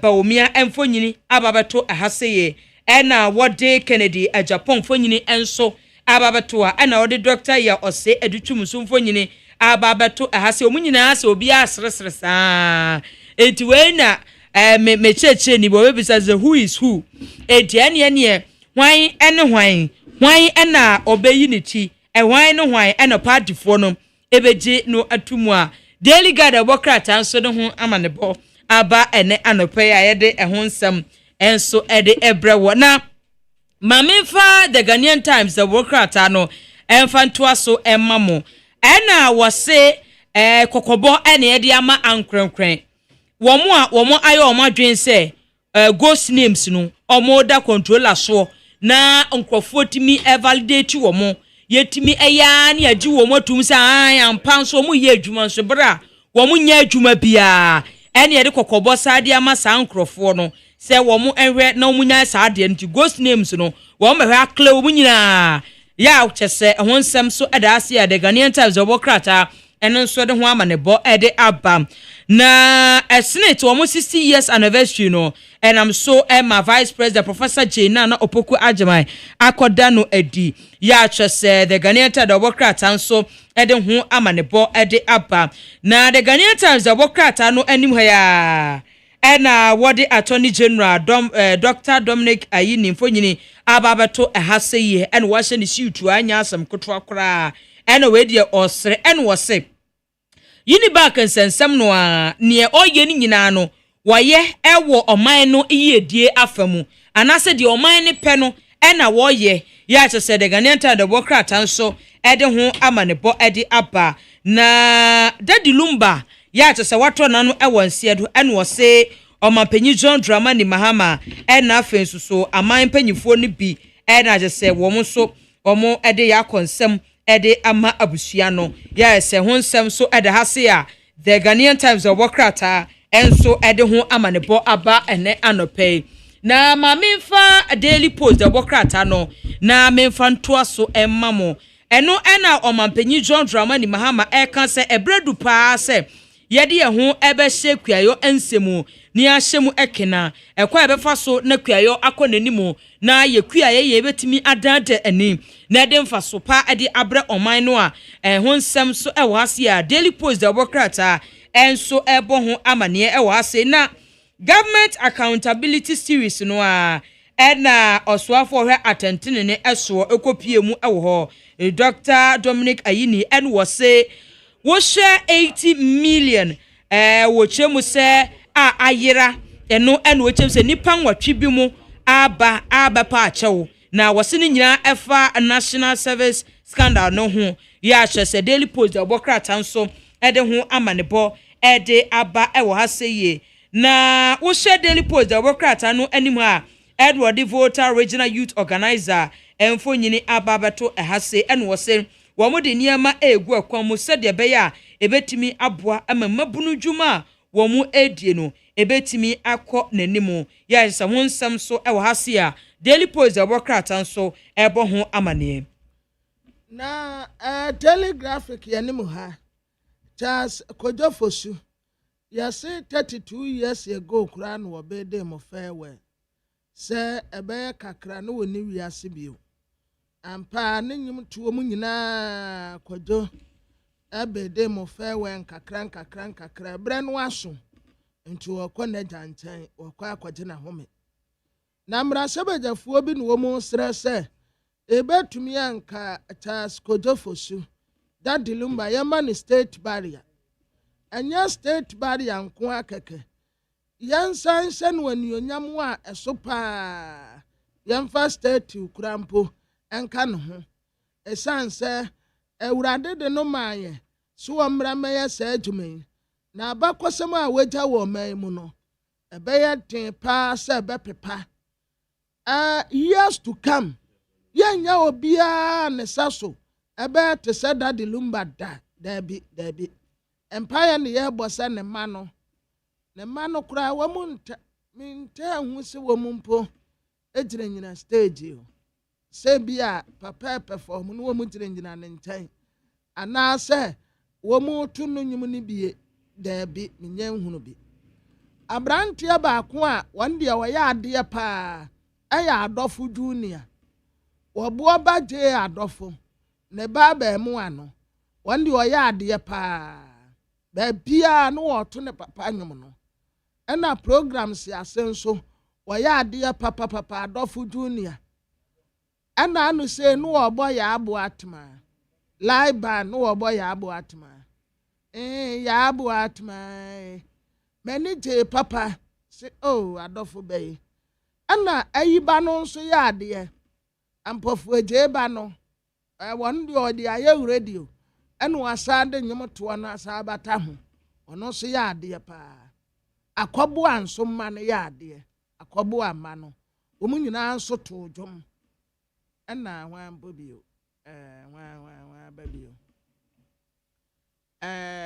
wɔbibi ne tɛkyi wɔbibi ne tɛkyi ne ba no wɔn sɛ asa no wɔ pɛ so ɔma rap but ne papa no wɔto nnwom wankasa ne papa deɛ na wɔto high life akɔsɔmɔ nkanea ne ba ne aso ɔma rap bi saa no but ɛyɛ ne sa nana kwame ampedum ma no tenten bi no a wɔwɔ mu no tenten paa no ɔno so yɛ adeɛ paa but majari ehu o talent ya nyame de ba ma no no wɔn tan fa ma wo ma o ase ɛsono obia ne adeɛ a wobɛ wiase a wobɛyɛyɛ enti woyɛ unique ɛwɔ wobɛ bi a wowɔ no nko asɛ aya na wadom atɛdeɛ no wo ma no bi bɛfa kora mpo a wo mu nya te sɛ wo akosia menim sɛ wasa no nso amansanche mahye no nso ebi mutimi fa but ya na wo mutimi saa na mpese me kire papa no timi yade no ne ba no mo se wafa but on timi nto ne papa ne da ebem se me sa wo sa person ane situation a ne papa ne de fa saa de no a osan fa ne serious no a ebia ne ba no wa ehu ne saa on say one na wo say boxer bi ne ba no so one say sometimes no say wo bo bra bi na emu ye dema na wa bra bomu na wo de to nwum wo de wo famu wo de to nwum a enti say wo ba no a watete no a wono de no wa famu a wo de beto nwum wono bra ben wa famu a wono de ba begina mu de akwese obi nkran Cristiano Ronaldo ye bisa ne say ne ba no osa obeye so no ana osi no ntimi nye bibia motivate no I drink our semana no wonom enamo a wasemana we we man nkwa ha waduru ho tasa bibia nse ni nkurai de enka obayire no ho aba benya wa abrabom ni nyina wo bi dada se ye ya pre ato wa ma no nti wono obre de no obre an wa wape se sika no ya part wa man dada se wo nanka wo fa brabo ni mu na wo tonyuma wo nim se me bese me gire mo na me tonyuna me gidi na obi na ono to na mu akra na mu agi wagidi ama ne dada wa ma ne wasi mansion na ma no dada wa bie company bi bosumi bia na nkwala account e bie ma ye mei wo gini pay de bosumi bia na de atumu ama no nto ono to ono ha no Sua no be kona de no ba be. Wo kwa akwadini ya be ha no ho se. Wo be tonwum de ahye hwan kran. Wo be to. Is it why say na moge? Yeah. Because one say papafo no talent no. Yeah. Wo mu ma no ntamfa. Anya ni nyina not always. Di obe fa kra no ntimi nya de ne papa ye he. It is okay yen fa be the pele so yen fa to. Yes. O say abedipele bo a wo boy ya. Na ne ma no wo passion de. But o ma ntumi enu. Enu said ya one papa. Ya build am odeda. Yeah. Na o mu wo passion aye de bobo. But zila o mu papa de bobo je din no. Ne ma no entumi. Ahun say mo na mo di football na chi amuni mu. Yeah. Oh ne ma no entumi. Dede eya de Jordan ya de. Rahim ya but ne papa achievement no. Woman to me and yeah. But naga usual naga is like omo kra be sign one papa record no. Yeah. But I na me hunu sema Jerry. Yeah. Nyame ma wadom atede a wo ho. Eya wonko an wade ama in a unique way. Yeah. That's an it. Yeah. Enti say ube te say that the lumba ne mai. Minim se bia ba ku betumi abeto nyom abeya te say ne papa. Te say ne papa. True. Yeah. Sana that the lumba nso. Yeah. Aside the nyum you see wo school no wa ben papa. That's what ben papa. Class 1 ya kwesi so wadi wi school. No wa ben papa. Enti wo say ya domatade ya ne ade ekura ye no a. Wo ba wo say ye ma no ono so wo ne de a wo de ba ye. Ono so kura ne de kura. Anything na awofo ni bi a wo mo obi o ha adwuma bi o ye no. Opese chenchena ne ba ne be say adwuma no. And they say, Sadia and the way I wa hakodano. Do baby, I will Mekai a Nigerian actor be in himself. I to my boy, and I'm in interview over a video. And I know, I say, the papa and the papa academia, pa, it's your percent the banner. Yes, oh, actor bank, granny. It's also a percent the banner, and yet it's a medical doctor. Ave, I've got the banner, and I'm no yin passing. Oh, you know, to say comedian. I say, how? A comedian is just want to be one of the renowned actors. Yeah, come on, come on. What about make idea? So, inti all the facts say, why you be no? Say me yes, introduce you, man. I say, chinchina try. Chinchina. Now obey your kind or no so. Me introduce you. Almost on the deal, no sooner made a domino. No, so about it. Yes. And I come now can be said, if you are correct on your say, say, unchi car dada. Dada, eh? Yanuma ye chi car dada fan. Yane ubia unchi car dada. Eda. The mum ukutaka mono. And not the name. Difference. Experience, no. Obi a we chika dada no de ne ka ne dru fitamu a ono na chire then it is and na sani pana we chika dada ma jani me kai say na wonam na o battery cable na yi afiri so enso na onim say e yi afiri so eti ejani dum a obeka kwem so obeka no ogina ho na wonam na overheating a chew na wo fan na dum e say wo don saka we and how many be we socket no aye we so they say blocks ni be and ye we okay we blocks and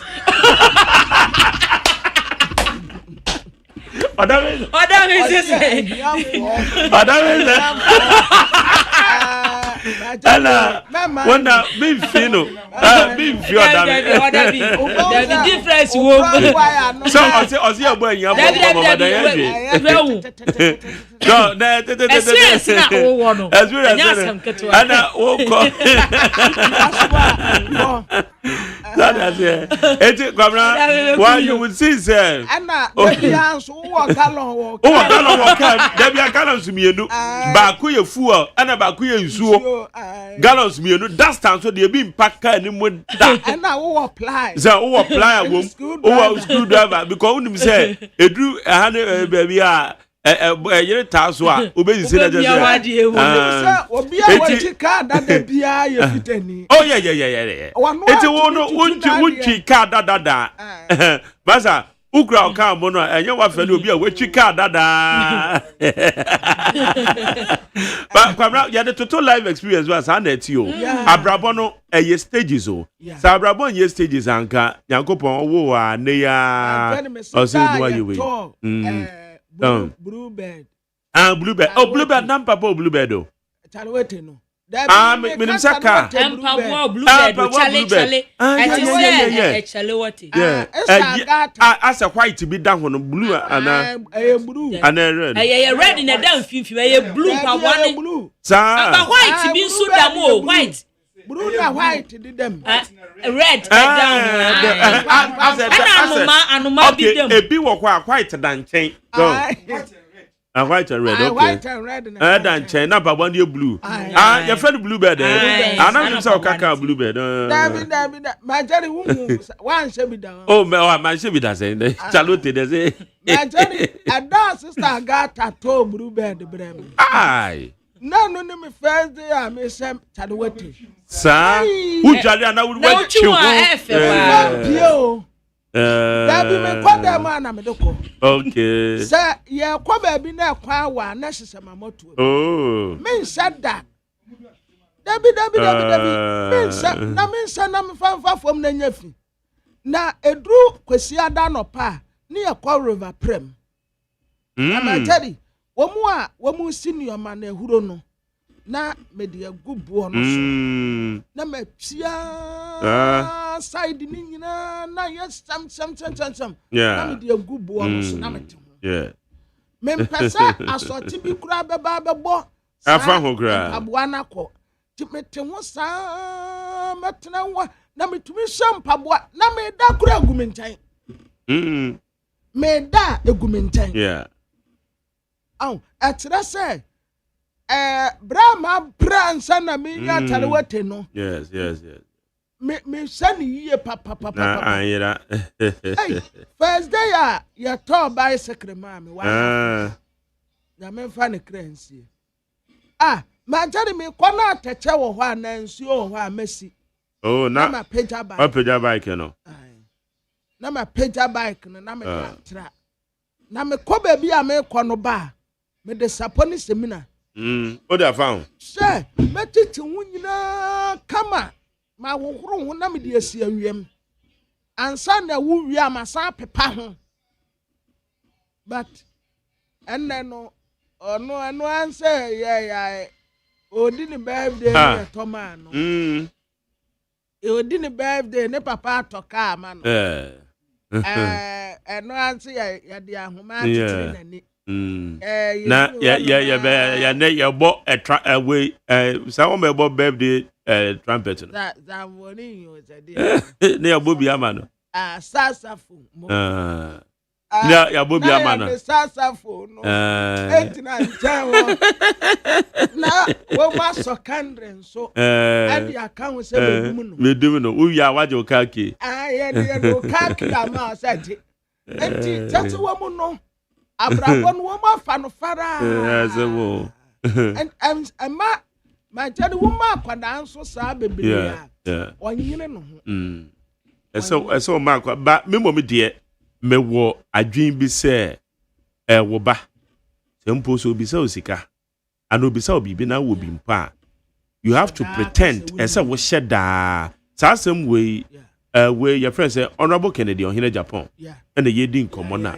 Yeah. Now can say wo yire kura bisa wo sika. That's no can. Yeah, it's true because kasa ho. Yeah. Kasa ho. Yire bisa wo sika kasa ho. Ma kwada no we say ade na open no enye easy. Ade na ohia no enye agent kura enye that day na o kan na no akoto ama. Kasa ho. Who you top money ama. It is so who said the abrabon because abrabon also when we said the abrabon ten also be from musa abrabon na wasa keke. Yeah. The university itself na wasa keke. And we nipa agidi even ye Ghana ha ye nko bi man so ye Ghana ha twempanyufo agidi including your bosses. So they say I would be some abrabon one more for abrabon no man kasa. They know stages in life. So they say onim eti anya won na go twa go ye we e dia man say say no. West stadium. Oh. Dodo na o ho a ne papa free mo pe. Na bibia ya basa. Ne ma me bibia. Omuntumi nkwohwe. Because oni experience bia wa abrabo no mu. Na afi wa kafa ako. So ukan wasem be now say life is a teacher. Good. The more we live, the more we learn. That's right. Na jadi yamia ye free kurasi a ya beduru hai. Ye hwe sika ye papa. Sure. Mama kwa amano so na obra wa amano so. Na ntu waburo no minim so akwaje a. Uncle Jeff Kunadu, Eastern Regional Chairman. Bia na mekan. Uncle Jeff no wono wonim bra ma brentu wono na buro ba pe no ware ni nya. Uncle Jeff Matthew. Nejo so ma Jerry. Na po mo ti say. Empomi oboko. Ya de nyame ase kwabena bro ni de aye no em se je ye hia obukuru wa now de wo de mama to kam abre no. O de nekutwe ziza kakra na bro na ben. Aha. Enti do da e be hia obukuru wa no. Ya. Na ma twa kenten ma. Ano no. Na da koma kwamna. Na me de sika ma abre no. Wonim sa enkofo kura nei. Eburo no kwan a ya fa so a ya kura no ama no be ya eburo no kura bebre ni idea o. Obedo. Ya, obedo, obese, obepam. Bepam. Ansan wakodua. Enafom o. Enafom. Udi benku am say everything abenku no ba. Oni idea bia about it. Sa una wakuta bebre so hu o say eya no wanwa. Samo. Agida do pedia ya frawa. Decision amateki a name pawo. Eya branch esumedu. So mbedi money makwati by elections. No ma ben de kom. You ma get me that thing. Na benchia when akifo. Na magere memfa wakonye so na mingwishi lumba fancy nyina ya akọ. The papa no abeye bia mo mai Ghana. E mu blo wa na lumba fans apa. Ti bia ya akọ Ghana mai. Magere asemi beto wa yenia eneskumi ekrayin na akuhia se den a do yo awrewum den a bisi ye teninsi anamu enu nti penimfo de kwa adwinwim na ye National Council setting up a committee say yenko hwehwemu say ni di kan kwan ben so ne e be fa so ayi NS insi anamu na so ye be kwa koto aba ye nkoto aba ye friend primary student ana say ye be select said ye amambra no so ekre no na si ye didi nkomo tinukreni tingi ni nyina to akwatia ye ne politician for sheshia electoral coordinators ye ne opinion leaders awa akwatia before ye ne ahemfo ye ne enipa bebre a wuji so mo ye MPP4 ne ya anya no okro ba ko so ye no krom different so ye ne ahemfo ehia ye na ade ba ko na eye clear obia na advice bia ne say ye pese ye be ko primaries wo akwatia constituency ha wo MPP inti primaries bi munyi film na emum mo modern say we be obia obekate across na ama obia agina tu ni agina ko okono engineer the nanso was said your boy who modern say you betimi enya saa nipa kro nti me eti researchers gumu eti nipa gumu ya kasanso ya san koso the kama ya kire constituency executive for ne say nipa bi ayi woniti a on pes omunya ya ombeko akoye ye candidate isa nipa na ayi woniti no nipa be nsia obi an select emumienu a onya ya anka ope nti ne obi an we atro be me personality the problem thing we me pe we ni we it is a din sie ni nyina no ene e san de ma researchers no the omunko enko bisa the ordinary akwatia person ana say also opinion leaders any ade eno omti won hugun yan so amana so ha yan team committee members ne so stand engage here enti ye kikeketwe ya no na obia pointed to the fact say Kwame Asumedu no oyobia ye de ne kwa ebeboa yen pa enti ema ye settle ewo ne ho ese Kwame no na yɛde no ɛbɛkɔ ɛno nti ɛna yɛkɔɔ council Friday yɛ atwa mu yi ɛna yɛde kɔtoo dwa ɛsɛ sei na yɛhu ɛna council nso foa so ɛma yɛtumi ne back again sɛ yɛnkɔ engage ɛyɛ Kwame Asomadu no na yɛmfa ne mfa process bi a ɛsɛ sɛ yɛsɛ mu na ɔmmɛyɛ yɛn candidate. The other I speak to you no ɛnra yɛne saa aspirant ne nyinaa hyia ne bodin a na mɛbɔ no aboa ma sei lɔyɛ ɔredu dɔnkɔ Kwame Asomadu mmeranteɛ no a na ɛkeka aka ho no nyinaa ɔsɛe apia ɛna Daniel Nyame yɛne ɔmu nyinaa hyia ɛne yɛde information no to wɔ n'anim sɛ sei ɛna decision a party ateki a council ama yɛ kwan sɛ yɛnkɔ na yɛne Kwame no yɛnkɔ declare no further nti ɔmu nyinaa nya nteaseɛ ɛde wɔn ahoɔden sɛ ɔno bɛsupporte Kwame Asomadu no ame akɔ election yi a yɛbɛkɔ by election nti na akaka sɛ yɛbɛkɔ akwatia back again na yɛakɔfrɛ polling station for na yɛayɛ deɛ yɛfrɛ no popular acclamation according to yɛn amamra no ɛno nso ɛhyɛ ne sɛ ɔkyena nkuada yɛbɛkɔ na yɛakɔ akɔyɛ saa adeɛ no ɛnnɛ ne mbɛdi kan wɔ hɔ ɛne mpanimfoɔ akɔ akɔtototo nneɛma ɛwɔ hɔ na nkuada yɛayɛ saa acclamation no ɛwɔ wadua ɛno nso ne yɛgu a yɛtoto nneɛma kakra nti wobisa me a saa na ɛteɛ. Okay. Na chairman yɛmbisa asɛm no bi mu ɛ sɛdeɛ wokan nipa nsia wo ɛna emu baako ɛna pɛ mo research consultations ahodoɔ a mayɛ no akɔba sɛ ɔno na mayi no wosi wogye di paa sɛ num na aka no engagement a mo no yɛ wɔn ate aseɛ yie.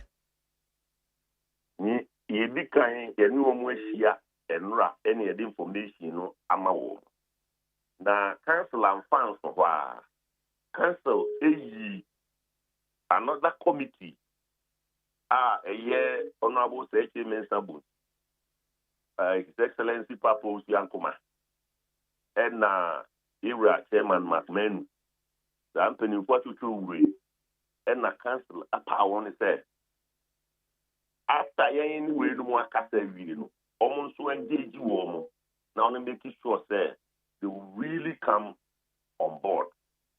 Now, initial reactions na ɛbaayɛ ɛnura na yɛhyiaeɛ no ɛhyɛ ninkuran ɛsɛ wɔn nyinaa gye to mu pledge yɛ sɛ wɔn bɛ supporto yɛn nua Kwame Asomadu ama wɔtumi asan akɔgye seat no ɛde ama NPP amanyɔkuo. Na Jamari baby sɛ na ɛyɛ madwen sɛ anhwɛ a na delegate akɔyi candidate bi a muntimi ntɔn no ɛwɔ akwatia ɛnu nti na sanda mongwe ɛkɔɔso no rather than sɛ na kamo bɛkɔ internal primaries ɛne ɛde ɔsi ɔyɛ strong ɔyɛ popular na nka wawi ne dabi ɛnyɛ saa nti na amanfoɔ ka kyerɛ yɛ sɛ na mi yɛ nkɔ primaries na obiara onim akwatia primaries biara no ɛyɛ ana ɛhuru yie sɛ yɛka sɛ yɛkɔ primaries a ɛyɛ ana ɛmu ɔden wɔyɛ kyitaafoɔ ne wɔyɛ kyitaafoɔ na ebi a yɛtwa bɔ yɛn ho ne yɛto ma ne yɛn ho wowie a ɛyɛ ana reconciliation no ɛyɛ den last year elections yi mekyerɛ nneɛma a mefɛɛ mu a yɛtumi nya akwatia together ɛma yɛtumi kɔɔ election na yɛwura yɛakumi ɛyɛ campaign wura fie biara mu aberanteɛ ne bɔ ne ho mmɔden nso na nka bom kakra na wɔ hɔ no wotumi gyinaa so ɛde reach out afa nyinaa ɛma nyame kyɛɛ nadeɛ ɛma ɔwini seat 6 months after obiara nhu ne ɛbaayɛ aberanteɛ nka bi nhyɛ ni yɛatwe China boss who star. China boss who star. Oko court no oko yes contempt yes saying yes the ya commit prayer na odiako di oko na tino tanka bom na brantie no etimi ye wo MPP party no na benya din say ye best time akọ ama cracks bi mo ansa bi see a party no the banisa the be ya kunu bi ana kra be dia reho tipeni kika kan sem which say na to ya so na committee ni say sa asem no eye intin sese primary city ye de be fem sesia na emu no party unit ni en try say be build kakra na dia ko kiminia nintia e ma yanko primary city e na ma chiri mo achiro. Okay, it's not just a move avoid this kuka le said yet and said ye hono enkonko ye mete me ho asetwe ma mentwe na asama party ni ma hi eno na mo avoid it. Enti say akwakoduru say mo se mo be engage polling station executives. Yes, and it here. Engagement in the review. Money police station executives na wie.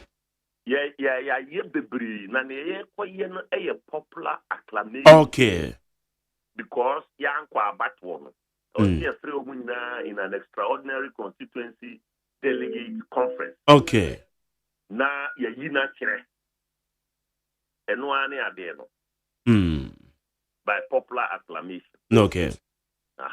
Near the kind of polling station engagement, the didn't call India and other. It is not everybody is aware, but as the constitution demands, yeah, the NT and maybe some polling station executive see. Obi oha bibi say abey bia no hwe bibi animu ye nyina yenim de ana ekoso. It's a command say popular acclamations and I say nkwa ani marry. Inti wa dwene na group bi kura sorry say wo mo mpene. E bi ade ampanyefo aka na nti na dem bisa the kind of engagement money for na yen. Oh, my Jerry, me there me hu ni say enye bibi ena edema polling station ni bi akogina ho say me mpene. Ebi ana ono awo ne n'asem a opese oka. We say bi utafrache ne wo gidie ni arehemu say enye police station ni biara from A to Z. Ena ebi a obeka say de mpanimfu aye no nani gi ho. Den ye dia ba akumienu bi. Ebeka say wonani enye ho. But no so de ebi nkwa ebe fa so aye no ono ebeka say ebi unity sa obi wo ha mfa ne say na ebi ani nua pa any other aspirants na e baaye no obeka say any media menti ase ade na yamfa minua na anko but mpani bu pini no na ye ne no edi nkomo a ogidi say obesum na waye de say oye but ye frɛ wo mu say de ye party na mambra no ekire says nipa ba akopɛ na yeyi no dia it say ye de no ekire de friend no say popular acclamation. Okay. Enti nyame ya adoma popular acclamation wo so mo bɛyɛ no chena. Okay. Moya popular acclamation ni wi an na kyerɛ sɛ mahyase a mo beton na ne sa. Pepe. Okay. Na ye ken so no so far by elections ye ni me noama aya na ekom e by elections. Say ye ka say kra no security ho nsem enama blikuma rerun course ablikuma not rerun into no. Ama ye mubi me ka ho bi. Ya dwen mu ye kesere ne. Say be ye ne etimi akofan. It wo waye the regional chairman wokoi say no ama mo toto ne say. Gary, me dear, violence, there, many you home. Say 3 benkuno se firi ni fam me pɛ sɛ yɛbɛyɛ akwatia ba elections yi ama ɛde asomdwie aba na akwatiani boaduani vinasini kusifoɔ atumi apie akɔkɔto wɔn aba fɛfɛɛfɛ na obi ɛnkɔtaataa wɔn ɛnka sɛ me ma wɔnkɔto aba anaasɛ obi bɛkɔ akɔhunahuna obi nea mehwehwɛ ne sɛ yɛbɛkɔ na obi a ofi ne fie abɛsi akɔ polling station hɔ ɔbɛkɔ fɛfɛɛfɛ na akɔakɔto n'aba ɛyɛ adwenkyerɛ ɔkɔ a wato n'aba sɛdeɛ ɔpɛɛ sɛ ɔbɛto akɔ na ɛnkɔba sɛ obi kɔto n'aba na obi de dede bi akɔgyina baabi na abɔ maame no anaasɛ aberanteɛ no anaa ababaawa ne hu ɛsɛ mentimi nkɔnkɔto aba ɛno ne ade a yɛsrɛ firi polisifoɔ hɔ sɛ wɔne nhwɛ sɛ yɛbɛbɔ ban sɛ obiara ntimi nkɔ na nkɔnkɔto n'aba nti sɛ obi de dede yɛ obi sɔre a wɔda sɛ firi benkum anaa nifa ɔne mfa ɔne nan asi fam na ɔmunyi nipa korɔ no ɛmfiri baabi a saa dede no ɛɛba no na obiara ntimi nkɔnkɔto n'aba yɛnkɔ ɛsi yɛkɔ ɛne obi akɔko ntɔkwa ɛsi yɛkɔ na yɛnso akɔakɔyɛ dede saa adeɛ no mɛka kyerɛ me partyfoɔ nyinaa sɛ yɛkɔ yi ɛnyɛ dede yɔ ɛyɛ campaign a wɔkɔyɛ anaasɛ wokɔfa obi afifie sɛ ɔmɛse nkɔto aba a ɛnyɛ dede yɔ bɔkɔɔ wakɔyɛ wade a ɛsɛ woyɛ fɛfɛɛfɛ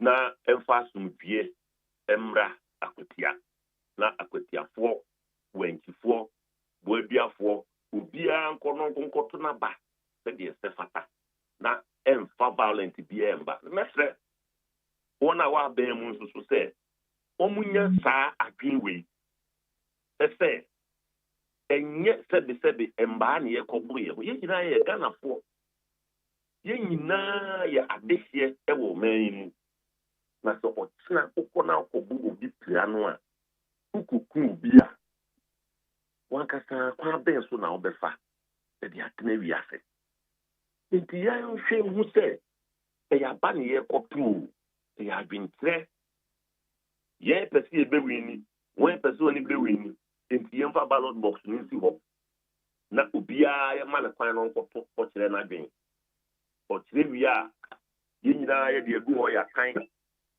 ebi a bɛhu ne wɔdi nkunim emi wɔ awerɛhyɛ mu sɛ akwatiaman ɛbɛsan hyɛ yawokuni animuonyam ama ne wu akyi ɛnyɛ basabasa nti yɛmfa nhyɛ yɛagye mu saa na wei sɔre a ɛne akwatiadeɛ ɛne ɛna ɛkɔfa adeɛ baeɛ wokɔyɛ yɛ gidigidigidi na akɔboro wɔ bi ɛtutu na ɛtiatia no ɛyɛ sɛ pira no no ɛna ɛkɔfa adeɛ baeɛ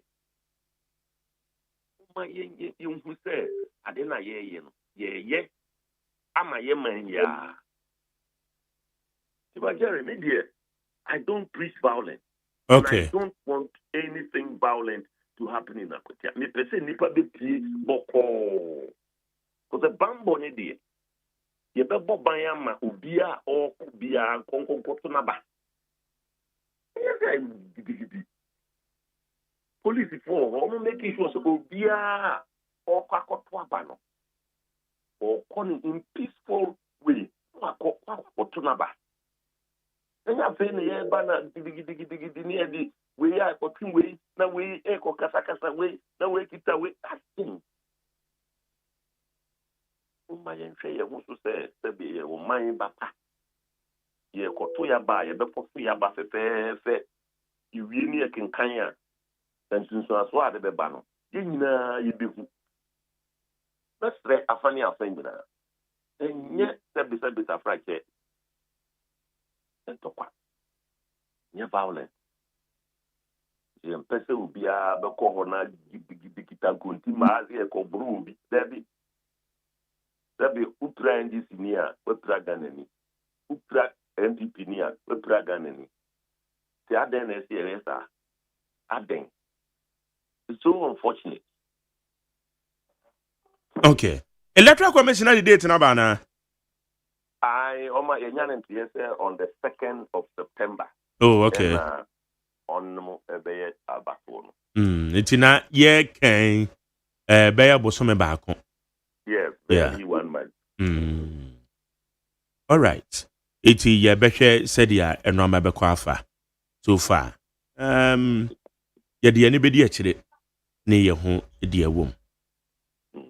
Chairman, the better see anopa yi. Into woman for no. Emom na say aye say hu say bi be free baby aba beboa. Enti obi ono so be akaka be say ye kwakwatia ye kwokire bibi wo ho.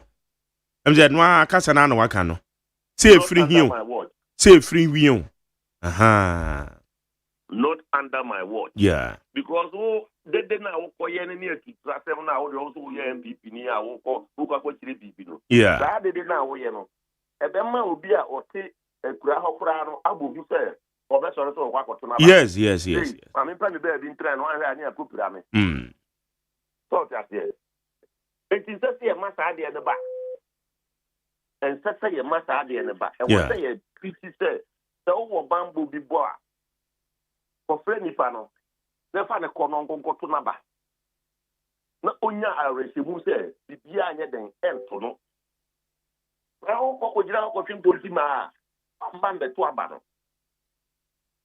of being who are open to now, was sorry, no, what to have be the Ababia for Boon. Then I'm facing me, this Namic said, I put your man in a constituency Hunina. Being as I receive when say, only be an account, branded as simple to about the say, na Oko to a baby now, Kufia, who be any over the Yoshi. Ubia ni ho ba be yoshi ubia da kwa kotona ba e waso wiem no to wia wa kufie edu anyimra ya kenkan ye huni ya owini ye pepe. Okay. Tamana na pay yada say we dey komo. Mesme da papa. Bibi fufuro bia SIPM a e be ba onan so. As always. Yo, yada say. Yane Aya Eastern Regional Chairman of the New Patriotic Party, Niding Ene Jeff Konedu. I don't know watch them. Tinyami Adomochena and Eye Sumedu popular acclamation in Bebaso. Our Quatia. It in Chimo de Abayan to say MPP ni I was a war by Bebuama Eye Sumedu winning Aquatia by elections when MPP demono. Enya ntokwa anye kasantwie enye ye fere say kasantwie ene sekantwie na mum eja asundwie se mo beboa na amanfo epie akoto o maba kasa na chema ake kasa na dia na ye nyina ye kan wa he se wa obeka se ya kwa kochire bibi wa blekoma not nti ye kochire bibi wa kwatia. Also abeka say ablikoma no de yes so ye kopa ene moja betwi egu ni nyina anye kasa papa ya condemn say no ma wi nyina wa wan no ka kire o se me ka kire wan ye ne aye bra reverend intim fojo adoze amete ne kasa bi na menim say yawa na say before say president yan ka hwe yan fa ablikoma de no ho a ene de bekoso wo akwatia no oyusu bro for kasabi yeah no the my what my friend so aka bibi say be friend bisa yeah me o sister president an ka bibi an fa akwatia ablekuma de no ho a but na minim de o pa kire de okay. And then Obaso baby silent. Say president no enka de like on comment or a direct statement from the statement from the president. But some Mr. President ya catchere IGP say womunyan sise mumfa sa abato. Mami krameka we kwabre. Abato a e course so 2020. Yeah. And the course so 2024. So waka. We say maka 2020 day be kan ye kan but then they a whole report akwa ko di president himself obeka ya so taske Ambofon so omonye say IGP so omonye twetwem. Me no ka say wama present report na dia ma president. Obi bia ne ho bom bia. Yes. Eti say safo ne dom ko gina mrana no. Yes. Obi bia ne ho bom bia say edi safo ne ko gina mrana no. Ablekuma not there. Obi bia ne ho bom bia. IGP yenim say de wadwumate. Iti yenim say won't disappoint yen. Inti wama submit a report on Eddie Ama president. Yeah, wama submit it. Eddie Ama president. Sir. And then that say Attorney General. Sentia and say me wakasa men person can be in say. I'm not being winning. Kasa no form. Kasa tente mama hebi ana. Eba na as a from eba. Na wo mo emiti man. There be eba ba what they from. Edem pa. Ma jari kasa tente na ntoponko. Kasa tente na ntoponko. Ya de mrana mam. Se wona tumi ni nyina de asa won sasa bokwa aduma ye. Enti so obi aye bibia etia mra. Na ba kokura o kase nkofo de ba. Obi a wafu omaya de ya wode ba. So de ba se de ye je na eja. Ni ya jao. Na enra no de oye no ye fe no accountability series. Eche se kwamna oye de ubebu akonta de akire yen. Na bebu akonta akire yen wo so mefa ade we ni we na emom de amenya 52. Ede ne de na afa ya 52. Good. Wo say enipa watwi bi kra ba ho a wo mo ebe pa chew ahwe se o mani sika no mfa o ma san de aba eye nipa watwe ben buasa konta ne maye bodi no ne yewu na tese sankofo na ye ne namfofo ana. Oh, and I mean more, I don't know. Na sana justice ni ye no selective justice. What say nipa watch it? Let us know. Sasa be kwam na ya na be ka sa no wo shall de wo mu wo pesa wo kata wo. And if you are for security reasons it won't me modi. There be ebia ya ne namfofo supporters de bia me kata wo say say when now you scratch my back I scratch your back.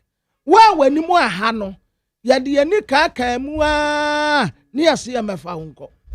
Ni ya ba befa ni ya de woko. Okay, kwamna. Ma yanko amana so ba ye beto ase enkomo no so.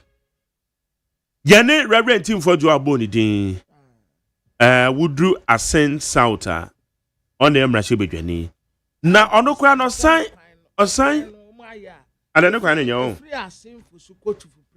Asimfo so to twifu praso. Me fa hwata bisanse se wo maya. Oh, okay. And maybe sano. Na osan a ranking member the ma defense and interior select committee. And then in common. And pay. Reverend team for your match.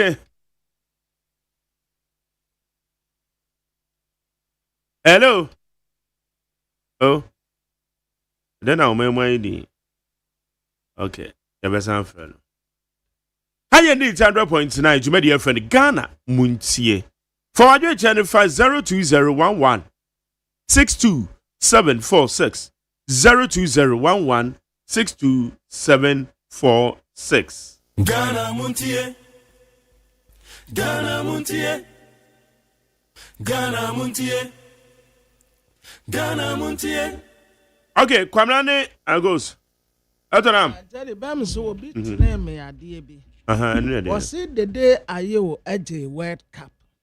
One more yeah, it's true. To me. But na ye ka ne ball. Said ne papa ne ball bo city no. Said the day you want me to koje sabre na under 20. Under 20. Yeah. Bam said 2009. And 2009 Professor Mills time. Yes. And the demo koje. But said the nana papa bo city no. The day at omo try biya de but omo antumi andro. It's a who you be a one kasa wo saying them bobo. Yeah. Enra obi ka kire me say, "Hey, kwamra ye do wade na kwa koja nyame be kire o." Enti nyame be kire wo we wo ho. Enti wo kwa so okokwohwe. Said ya obobo no. What's that? Where would the when you the ball? It will sharp standards no ne man no woman to me to say they na be the pele. Sir, okay. Said the nipa no kyerɛ me sɛ achievement ya ho. Okay. Ne ba no ba ko atumi at the World Cup under 20.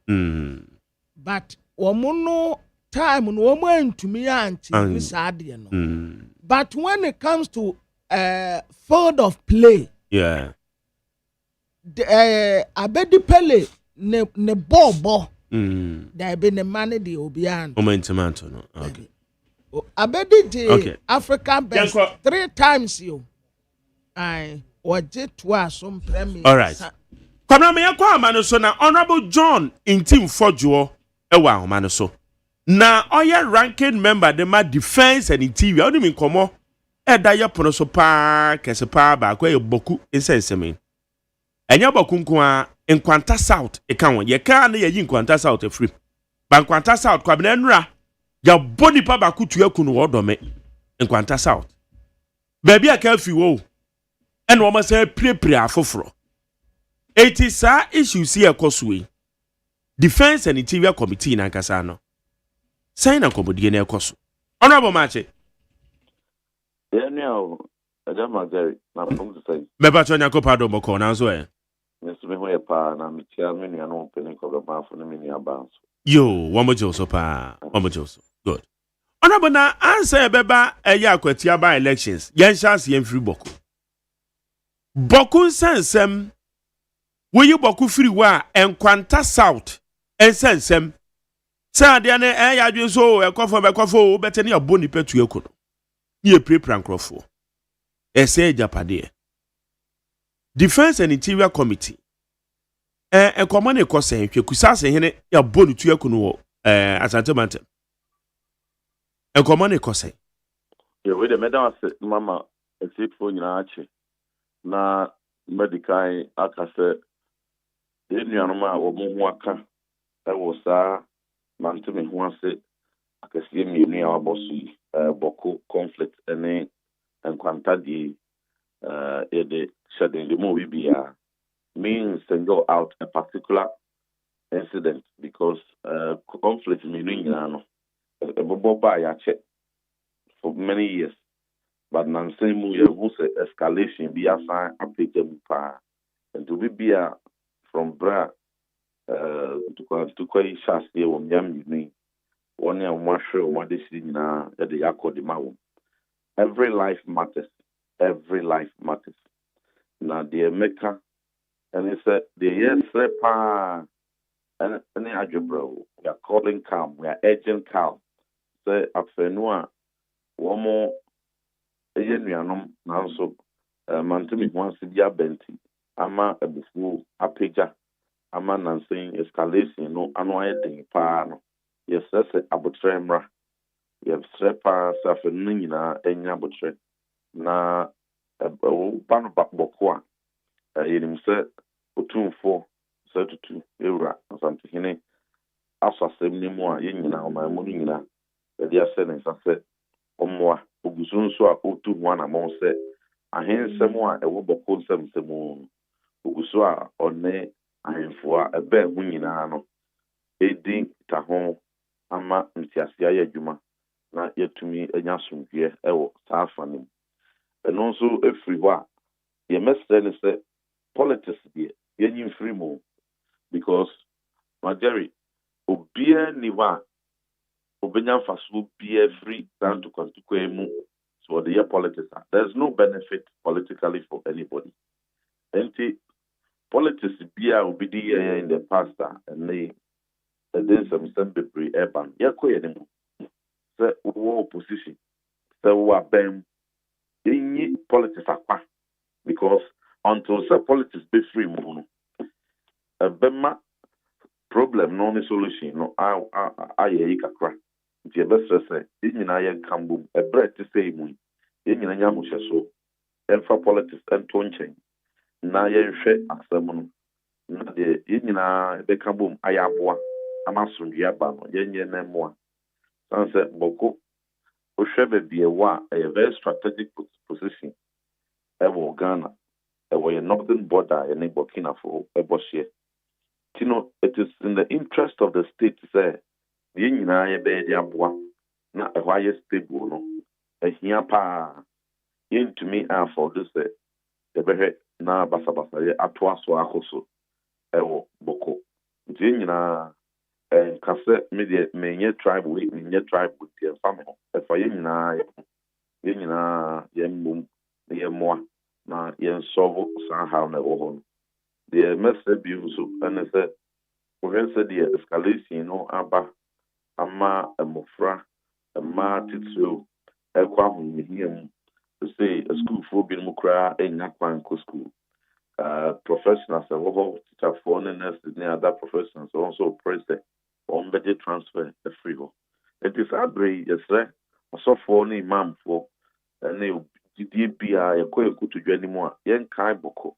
ye mompa ye maboko na ya me asundwe ensamra na yenkoso an transumdwem na ho angel from yehu conflict bi etisa in time past the etisa bokudi the etisa nkwanta di ni nyina no na nso ye very sensitive na no odene echeye but we have history tells us ewo Ghana ha ene amama bi so similar conflict is here akopon adom kabomba yen kakra no ni nyina ano etumi etwaye eno mame eni daso ne arishewu se de asase oboku ya na de ekoso oboku ene de ekoso onkwanta nenso na mebebem amaso diaba ba ni nyina ano media ene politicians ene business for bibia ene various faith-based organizations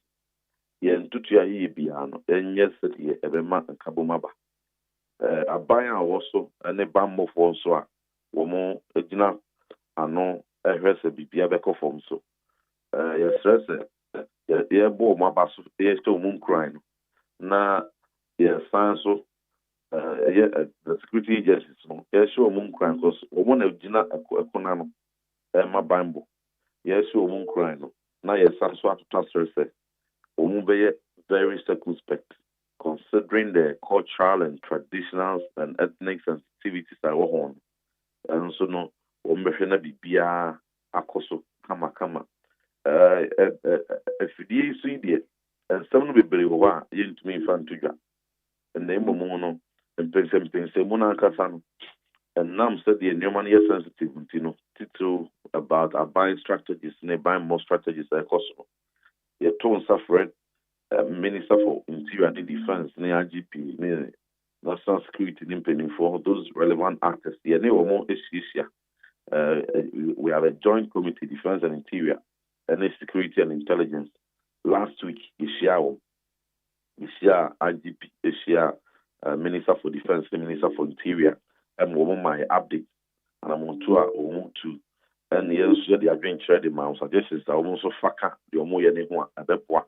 Amount to your nakwanim and what no and a weekend so for be no more even escalation and we will continue to engage the relevant ministers and security actors so that they are see to be put and the baby kukwemu ebeka na yashimukina na have to be the SBU sabri be here saban a bit afternoon nyina nkwanta say boko yentia phenomenon all the parties involved in the conflict na abanye adantamu na otia obia so consent na amana montu a obetu afphenomenon nyina tumi accept ade atum na yatumi akoya nim ewo asumdwem to mesre pa asumdwe de nyina yensre. So we are urging we on the minority side. Yen find your politics, the bearada. Yen find your politics. Sabia, Yankopon Ebemia power back. And koye politics are ubikwa koya fa sabi a woo and answer and to come and the main samba power. Yes, I'm here. Say, yen find your politics. yɛnyinaa yɛbɛka bom na yɛtumi ayɛ deɛ yɛbɛtumi bia aboa ama asomdwoeɛ akɔ so atena Ghana ha. Asomdwoeɛ ba bɔkɔ, asomdwoeɛ ba nkwanta, ɛne mmeammea bi a manteme ho ase bi ɛkɔ so a Ghana yɛnyinaa asombadwoeɛ sɛ nyinaa fa mpaebɔ ntaa wɔ mɔkyi. Honorable, waka ne yie pa. Na yɛnhwɛ o. Ana mibisa sɛ hyɛ bɔkɔ yi ɛwɔ hɔ a obɛhu sɛ ne yɛnkyɛ hwee. Ɛbɛn wadwen sɛ mu adwo. Wobɔ hɔ a ne etu akɔ akɔto. Wobɔ hɔ a yɛsɛ akrɔmforɛfoɔ bi akɔ akɔtware nkrɔfoɔ wɔ kwan mu. Na ayɛ de gyaa. Hemfoɔ na ɛyɛ sɛ nnoɔma yi. Awɔm kutakuta atuo. Na wɔn didi awu. Oh, you know, obetwa na factions ne kura na asɛm ne form ho no. Na wɔn kura no ebi mpa na betwa no mu nim ho hwee. Hwɛ Nkwanta South. Nkwanta South di emi akasa me makɔ hɔ. Akɔhwɛ the situation. Yɛ kasa yi. Senior high school for over 800 candidates a wɔn kɔtwerɛ wɔn so hwɛ. Nyame yɛ adomo a ɛyɛ bosumi a edi anim yɛ. Na akwaba se je womo travel efiri ho ede womo kɔ KJB ho baabi inconvenience ni ade awom nti there was a committee and then there was but there is a committee 3 tribes na womo ye involved no womo na form committee no womo akɔ red sec and womo present womo ho enipa bi na fa to womo ho so a present womo ho to red sec say womo mai say be no betima twron so hwe no because ye ka say ye close to schools ayaresa bia ne ade nyina no e wo down say dan koda betimi atwron so hwe enra ye ka bi nhemu Nkwanta South ba bia frɛ wo odome nipa bonifo akotututu akum nipa baako asa prepare de se enra ye eje na ebisa say himfo na yesa aya na region ni mu na mensini ni mu no bambofo no na emwa na sade no ente se ye hwe ho yie. In fact the okan nyina no ewo mu pa na eye na se o profile the various conflicts aya esisi the obobo so nyina no there are various factors that can boom obehwe no na the chance pa no eye ahensem ene de chance ene de di mo politics nso ebewura mu obehwe nso no na criminal enterprise bi nso abeka ho na ise akoye miensa no obehwe nso na ise etu arms proliferation so ababewura mu na akoye 4 factors no a combine sa no a ene tuni ema manteme ho ase no epija scality akwanim said the ehuni and there are various dimensions that ni nyina no ye boa ama the various security agencies no ahwe atoto ni nyina but ahensam no de na boko side no ye jade ama otumfo na Nkwanta de nso the relevant institutions so ahwe House of Chiefs and Peace Council no so ahwe no na famu die na ebano politics na na mesra so say politician bia so enhwe sen ho so no ko free wa ebeka mi beka tu no and the criminal aspect no the security agencies will also be edged in terms of operational strategies and then other things and on you to can already so but is ya wo mo ya mu nyina adwen ho de so adwen tre at the time the omo ekwakoye ne so and these are the strategies are multifaceted ye ni nyina akobom at the same time ye we ya betumi aboa ama ya toahye basabasa ya ekoso sa miemi na enyina vampire born territory na effort to be the state security the uremu enye de betumi agina na aboa Nempono more importantly, no, the Inkitahudi air coso, our fear, between my GD, Abafan, and Temu, na Kroye Abba, and Okra and Bo Yamo. I support to those peace building efforts. Na the criminal aspect, no, I'm about more full. I'm more dealing with it. Here to me, Asan. Okay. Enwa na waka no ye hwe se eye saa asomdwe no ebitimi aba. Na eye nyame pa by election 2nd September. Ena electoral commission de aba betu dwa wakwatia. Na yamu say news item bi nenam attributed to you say wo ka isembi de fa by elections no so mampani ankasa. Bibi besi ewa akwatia sana yete no sana wo ka no ana nkyeremu ben ena na opese odema. Ghana hano say no anya Ghana hanko we answer fan na AI ne sa fake news ntino so what umu headline bi na wan yeke fo anhwemu a obe pentem abu atan na obehwemu no na nye sanity black say mo ja hwegu de wan na pe ntino me koka obabia se moja ekwa kohwegu akotia the bia meka wotwedi so brable kuma north some bae no ana babia na bia meka se kabi mama ka bi pele ho nana democracy is all we have yeah ready so say ye ba beto kabi mama ka bi atuncha ko fa bibi foforo na momo no one of the threats are they say about big right politics must see nyina ya bua etu ase titru aban out this way leading the charge need to ase a political vigilantism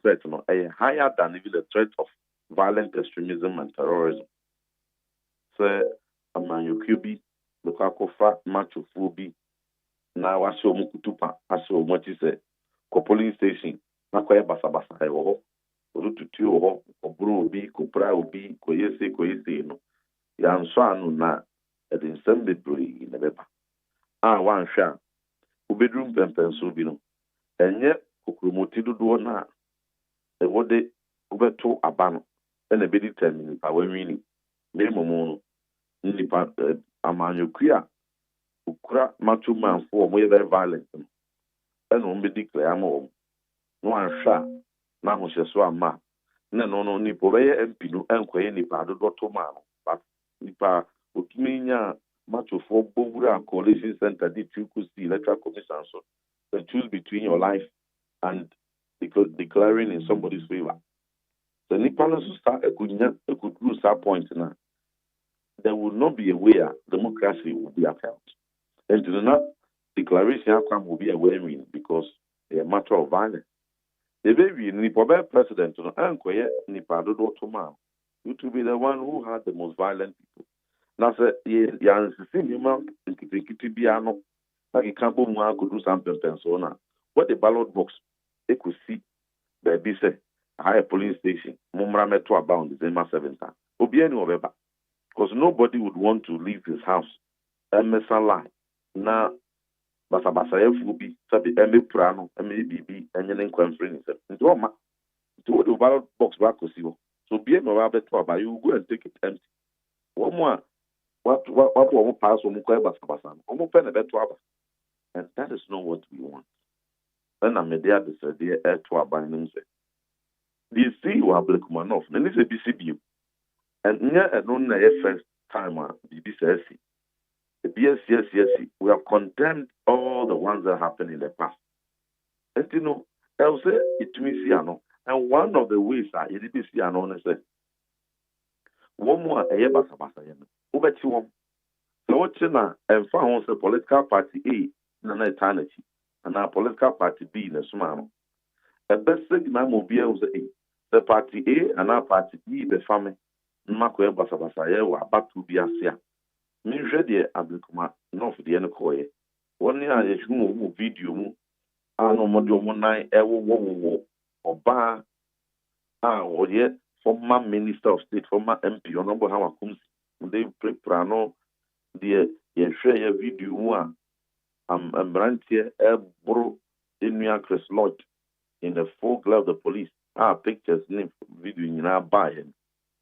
It was very clear. You don't need a week to even identify the people. You don't need even 3 days to identify the people. And then so to meet you one more. A bit more beer and also. So be out per se.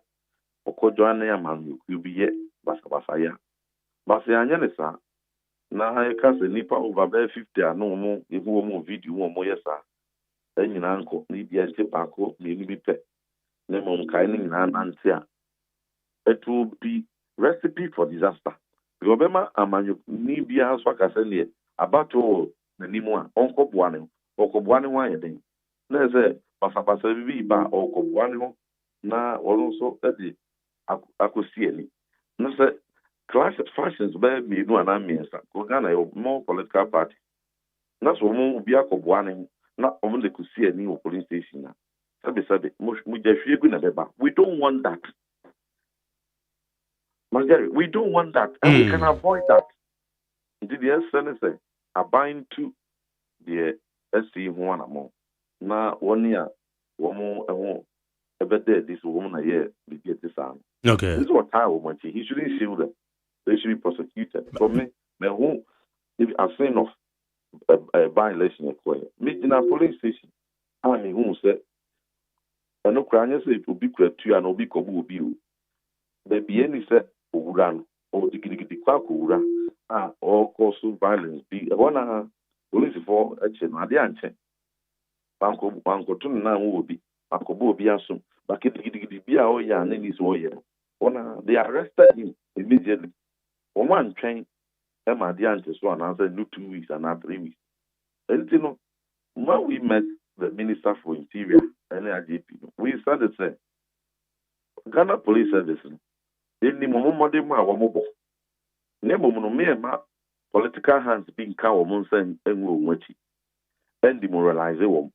Bedroom pen so the police in agent how crown will be a proud be a unquiet baby being a general baby because on percent as they be better. On that same applicant, Pull Anopana will be a baby son and said, I was a swammer and a police need back home. Is unfortunately the attack journalist. We condemned it, but immediately action was taken against the police officer. He was interdicted, and criminal prosecution was commenced against him. I wanna the soldier police when he say police umunia back home. He has been dealt with, but civilians no more violence no 2-3 weeks echoing. They have been left off the hook. We said, no, to demoralize the police. Say, we who exercise the coercive force of the state, and when not SSS we are dealt with, but civilians are one more. And the 21. What signal are we signaling the Ghana Police Service? But if we are not any crew, you believe Ghana Police Service, they are ready to work and they are ready to arrest. They know where all these people are staying. They are ready to arrest them. But the political wealth, impartially. Obi ekokra baby say me say blanche. But the can say yenye they say na yen prevent a whole lot of violence. It means I characterize our democracy in the future. Okay. All right. Enti ayenhwenti na say no tofa bom no o pa kire say yan hwampa ne si wenu mu na enye nhwesode ma afoforo. Say won betwe ho de afri say basabasa yenu mu. Obi abe de ope. But don't say you can say police for so much ni pa mienu. Mienu out of how many? Mienu no mode abetu dwade and we are looking for say we be womde be abeka ho. Na nipa bebrebe na over 2 weeks mienu pe and to see acho. Me hu court to be answer do one na say di o wasem. Ntino see yenye de beboa. As safeguard yenye democracy. Honorable no pay that's on your dinkomo. I mean sure. onhyira won so yene honorable John Ntimfojo mrashe badwani Asen South ranking member defense and interior select committee of Ghana mrashe badwafi ono ne yene no ekasai awachirem sama wodo a ekoso de ekoso oboku de ekoso Nkwanta South ene eye ewu a amanfo di ewu ewo ho eba ne se na nipa ne bia ne agye o eba ne se ya na nipa no ebi eni agye kwabene wey wudu Nkwanta South a ye wo kro bi o ye fro shiare etonam fro shiare okay na se shiare na car entimi nkokro mo aden yeah krono nyina gu be poso krono enyina gu be poso be pono ka entimi mfo kwan kro ekokro mu ho no ka entimi mfa ho eti okwa wufri kromase a wo be kwa na wakwa koto ensuo bi da ho okay aha ho na manfo apake o maka ntu pese okokro ma de moto le kuta crown tim fanfo ja onante eje onante ena ekromu a wo mo de abo na ahyehye foundation o mo sisi adan sisi so okromu va baby o it's sure yeah eye tourism on its own na sa obefo bepo na wie no obefro bepo na free nsuo na no akwakodu krono so na wo konyina na wofo o enya pepo a eje se ye nkoda bepo enya buri bepo na yefo wa ni bi o enya kwa bepo a amanfo ofu no wa utim se bepo ankasa yeah can't me info ja can't me info ena pepo ni gina ho gina ho ankasa ena kuro ni guso yefro shiare wow na ekwara so free wasane koba school da bia konsuo fo just omoye normal anti open so yi se wasane ba fa open so dey wasane ba fa ba say wo musuo in fact for so many years insuo a eni atepa de na mihu bi ache izana kwamra ka say vote area ho no aha unse ho ni hotel region do okay say galam say no mni ade no insuo ni so de ni da oba afro shiare na ambibisa senti amanyofo ekoye campaign wo de no we e do campaign wo papa omo 2 polling stations ne wo am senti amanyofo ento ombefa akoyi nyina no omu Adere ba ko a eye wo votafo yeah ene se me fanse ukobie na nsen ayi ba ko bi kobie ne branch ba ko ho wasan akotum wo mu a etonton yeah chicken ya wo mu the spices fa ho me yekotoyi okobie branch wo ho wasan akotum esanse obi ankotobi wo mu di wo mu ankasa nuane no a ye wo ho no a enti eye hardly say ubati say omumu bi ene kidney ena hwan ena ne lungs en there be unten hu musa because omu nuane no a omu die no omu ya proud of yeah omu aduane a omu di no sanka ye ene ye ne anso ma jari mpin hu eto apeprensa dia yeni ankase ye ya na yesi ye ne aye dia kasa anyare wa bebrebe emada ye kube ane yeni aye natural kutuo abrobe ya ni yetuta ya de ni ya brande ya mfasi ya mfrefra ane yesi ye ne aye di ye ne aye dia oh what se kube na sie nim hai ne bo anya den but obenum kokko na esitire gum no enu bi no obekọ akota anum osa pede atele osa pede atele yeni ankasa yenuani ya ye natra nuani ene yesi ye ne aye dia oh majari kanye yeni okay high need 100.9 say no man dey yeah be boy pa majari kitu abu ni me say obi nso tene me ade bi no say obi a wati ka dada ache no oyo oba na sa woni na etempna broken heart de yi free ni mu o asa dabi asa etese ka dada na amount pressure amount broken heart ne dada na ono a otu free fia onim baby e begina okay ana wonu a wotu ye na wonim baby a wodi nsuo begum okay enti na koma de asɛ dada wonim say na me wo car bi rover 600 na rover 600 di tama na me won kokko no se mekɔ bepɔ no so a mekɔ bepɔ no so bia na be de nsuo 3 gallons ene begu man sa mafo akwa aba ma tadi be bro na me fo bepɔ se me fa ka what if say kano me de na me kokko ne ade ne dia me ni problem o at the moment I me fo bepɔ no bia je me pɛ 3 gallons ne tank yi huru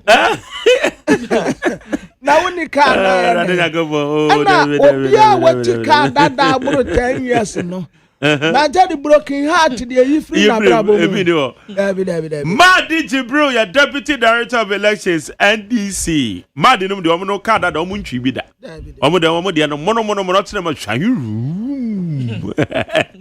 Madi maje Magere meje so na bibi aboko boko but me say komna edi step na eba oni me say wo twi ka dada na wo na traffic mo a eno ba ite ta ba oni me sa Oso waka bi o na wo makwan yakra o gina traffic na wo makwan kwani de wenim o ma space wani bra beka do break ha bi o ana de bia so be bia ni padom woni bu ani ba se Oh yes.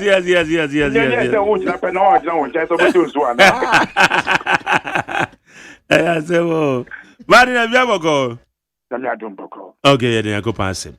Na over the weekend I'm going to say my share the guidelines abetudwa akwatia by elections. Yenya the test class am for us say pick forms. Tire mu anoma be na kom. I'm just medical mentia with you for an appointment. Friday we in a share IPAC. And I used to edit to it, and they say, we share a Ganamra, the constitution now. The member of parliament free more. At the 60 days, within 60 days, the electoral commission want to conduct elections. Now, I'm share that and it's coming free more. 7th June. Calculate here 60 days in back see 4th of September. And job mo propose say 2nd September nanka ebetwaba. Na 5th August to 7th August won't be a nomination. That time na mama no as a political party there the obey primaries then you need to start preparing to the issue. Even though we argue a little an issue. If we feel to say, once the electoral commission in free parliament, they can't count their 60 days. The people who share the constitution, but as a party, we took the first option. Say, say electoral commission, but you took constitution and the Bay Jumadia. And then, prepare say before on nomination. On the Friday, to just say party no be nomination. Work with ya. I did timetable too, so the Monday I enter no, it will be a nomination.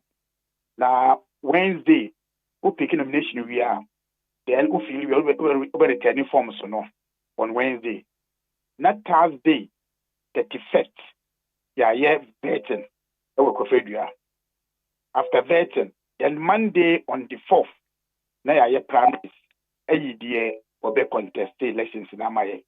The way a share ndra be a nomination from 7 to 5 p.m. You know, not me and I pick it form at the close of nomination. To make us see me and for forms but I say, oh no, me and no, almost submitting forms no. We are waiting to Wednesday after 5 p.m., then we can say the other in conformity, so we are now the call for elections and after new another call elections. Okay. Now nomination will be on 1 day per on. 1 day per NABA from morning to 5 p.m. Right. Ochina na eso mo submit. Ochina. That's almost submit Ochina. Na money region no edin kuta ho ben. Oh, San Kuta we in party in Kwan headquarters in Kwan. Such decision of like the real primary a discussion of the entire party between constituency region and a party in SUG to almost say fine. There will be nominations. As for date today, a headquarters and a 30 date to the two. Okay. Inti say no say BBS a every ben na mobile primaries no. So you did say on Monday on the 4th August and a bay primaries. Okay. All right. Yes, any pamiensa no. It depends after. Okay, depend what may be to my file no. File and embedded. Yes. Na any party be adwen so na mo candidate akọ. About to ekura you free my chai. Ntina ka na mo nya chese say the MPP for so ayo mo chese say wo mo popular acclamation na ka sa candidate na anko. Such proposal say by na anyhow am to be managing no. Yes, all this consideration came on the table. However, one, elections were first elections, and a rerun of the elections. And the MPP didn't bring the same candidate again. What is it? I'm for the same candidate. However, we looked at all the possibilities, dynamics in the then the Betchimia party at this time around to be able to have one united front into the elections. Primaries, any who say would be the best to do. That is why we opted for the primaries. All right. Now, as a electoral commission, crowd tells you free parliament to corner chill, Anna. For now, I will not be surprised that between Indeni or China, we may have the release from parliament. Because usually, the family no ever bought a man of their clerk of the parliament must write to the EC. And I want to believe that since our family now call Friday, by now the letter have gone. Then now they have prepared their letter. But that is where also that constitutional provision, I think now we all discuss it, we have to look at it. Also, our culture, so free I think we all know, especially the world that we are now, everybody knows it will be a free move. But it was a parliament and for 7 days. The party and a family how do you even manage the 60 days? Is there 60 days from the time family announced in parliament? And now 7 days when the person passed. The issues are, but we believe it's a thing that we have to look at that provision here. The 60 days. Now the family I'm can 7 them. Now we can after maybe 30 days. And that's after 1 week before 60 days elapsed. How do you manage the elections? I agree with you, say letter no TBB and free. However, easy have told us this is what they are going to do. But because of winning to Rabono, ideas but let's say but we should start looking at this provision very well going forward. Yeah, that's correct because if we are said they can and they so be twa ye here say busu afọ kwa ba boy amane information I know sabe that lumber free me na busu afọ ma bonte ba na ye nyina ya confirm say ampa we free. Sure. Yeah. And na ye we busu bi o ha o man hwa ebi o mo de share kra to fom no woni ma bibi ma mu ne ye we yo manso betimi aba be to funu no so afi kra no obi de court injunction because ye ni me funu bi a edi be ye 10 years free jim ni nyina na ye manso keke o court injunction da so na eno ko ba na sa na so ye be de yeah eno ne ye be ka se manso abeto so na busuafo no ko bo parliament amane ni ntino ye ntena ho na sa constituency na enko akire bia bibia to omo no wɔn so omo ho wɔn elusu representation na parliament ana. But all these even issues came up. Yeah. And the electoral commission, position, say constitution, you must say almost 60 days. I was said 7 days in trauma but 60 days they will work on it. But as you said, there were culture, there were other issues. If you allow this thing say and so say will be about informal, not even only a friend family. A political party can decide. Say Bembeka. Yeah.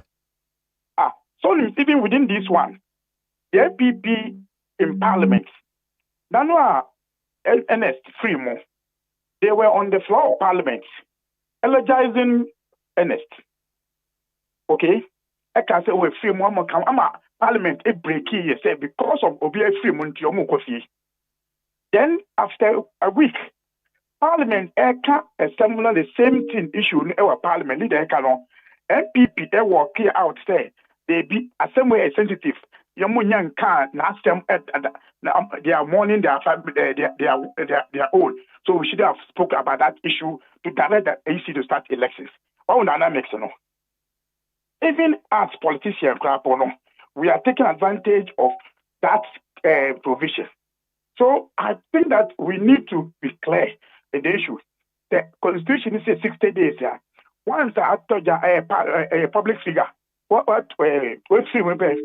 think the electoral commission should start the process of election. Either way, we'll go for elections.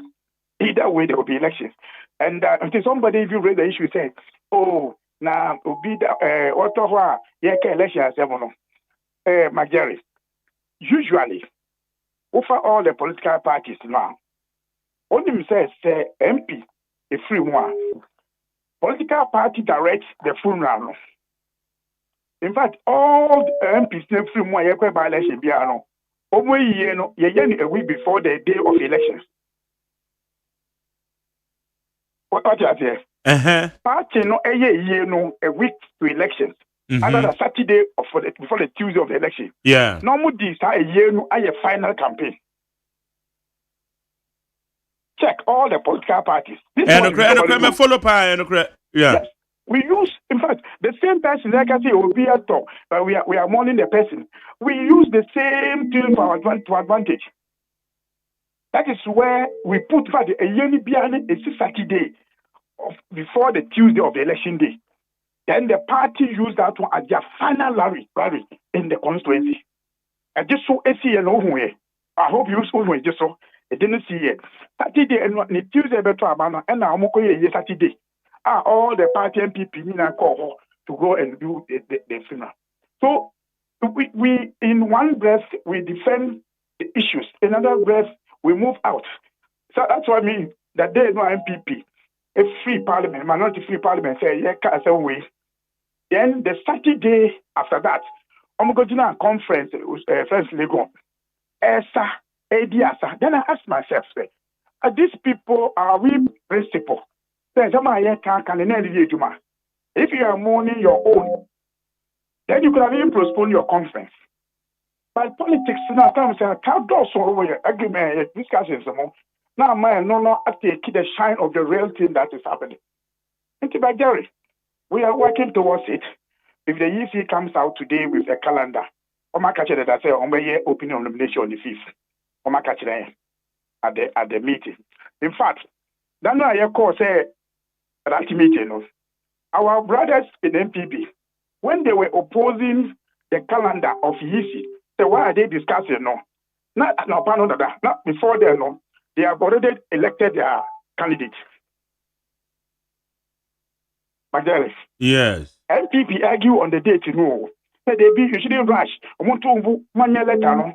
Let MPP that same day, endorse on candidate.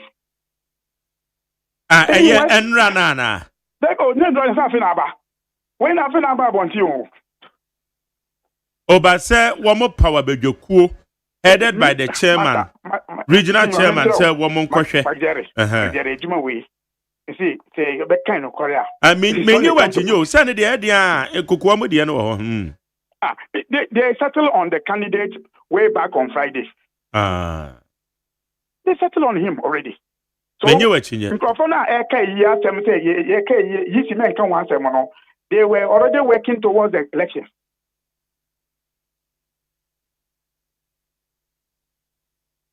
Okay. All right. So, Madi, so far, said ya waka no mo cheche amodi go for no. Bambo munsem by elections said ya wa kan yi. Ana munsem ye bebre. And this for mo so edian na mo ye dia sure say ye betimanya bambo a mu odu e wa kwatia.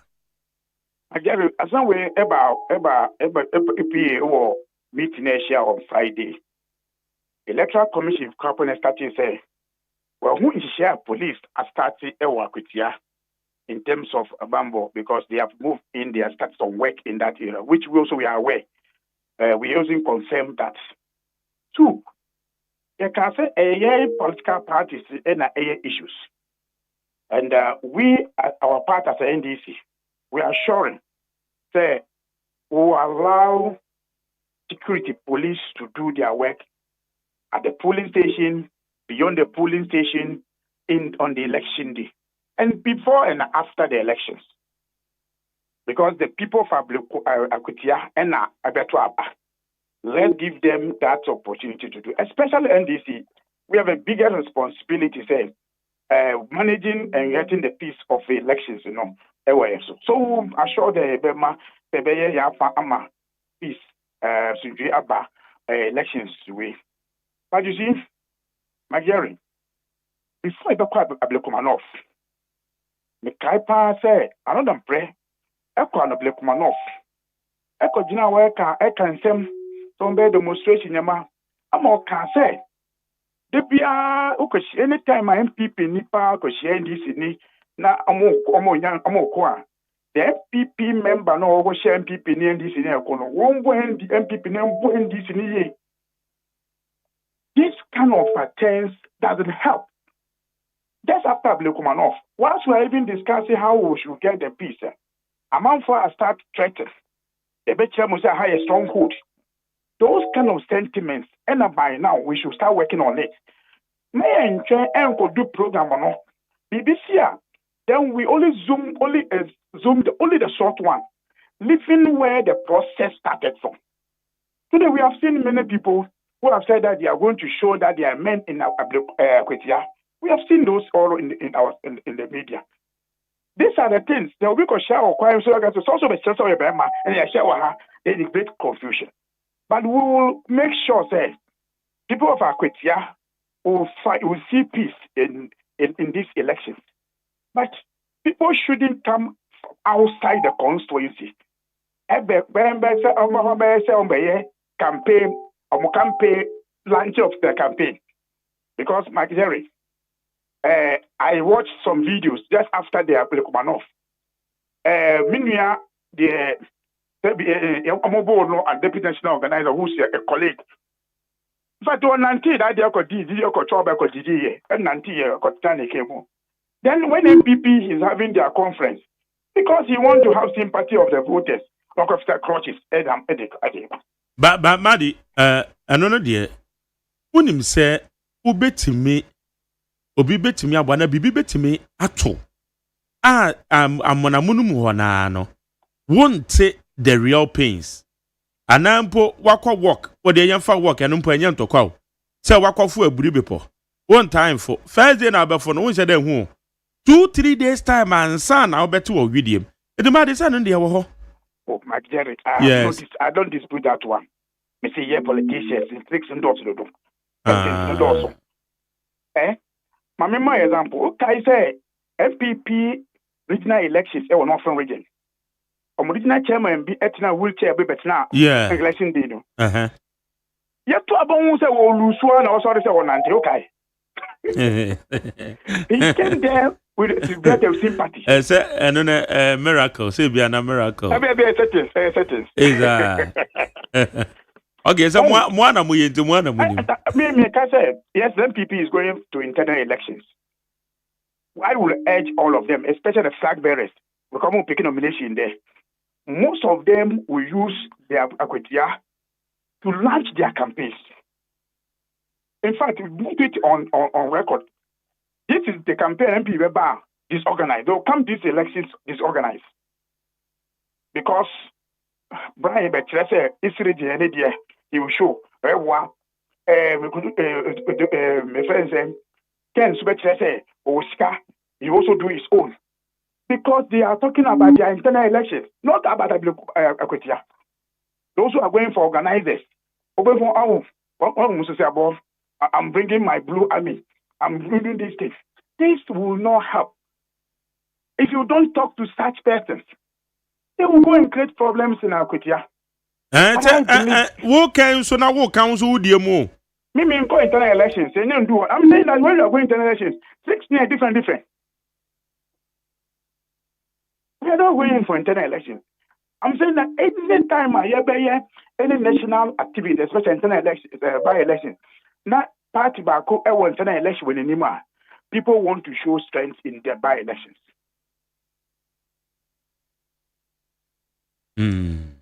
Yes. So we should go beyond seeing what happens on the ground. Yeah.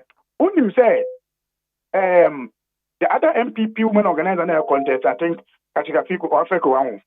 Unim said, that no more conference, she replied our council. Say, yeah, try buy your organizer. Momo your bar way to trust them. I'm sorry, video, no. She was replying directly to our council, I'm saying that, so they are messing us up by not taking the right thing. Violent elections, nobody avoid. Nobody. In fact, especially when today, our colleagues MPP, when we are doing a national issue, say a very budget, what is the one obia, one can about a block manofa, way. When they know, say, before the piano, they achieve of me, a block manoff. That is the politics in adoption. At the time, I'm walking out from Parliament, not a day before they achieve Obi about a one off. On what they want it to be done.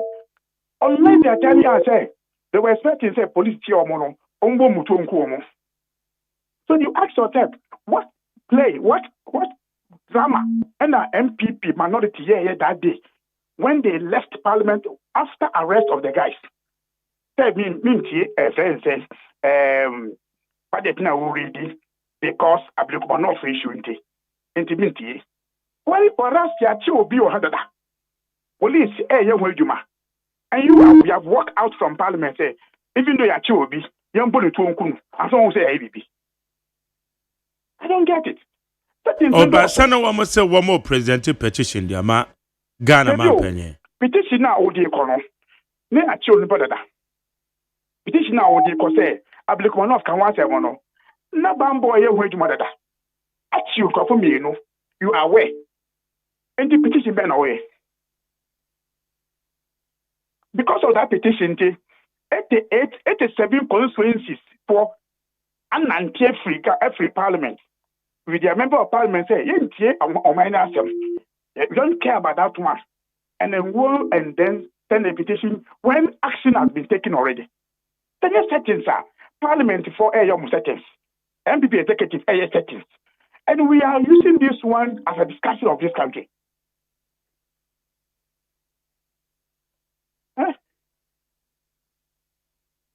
Okay. So in all, Modia Monomran Jakasa say K3 ni K5 phobia 5K one from say 5K ni 5 when you think that we are also getting it wrong.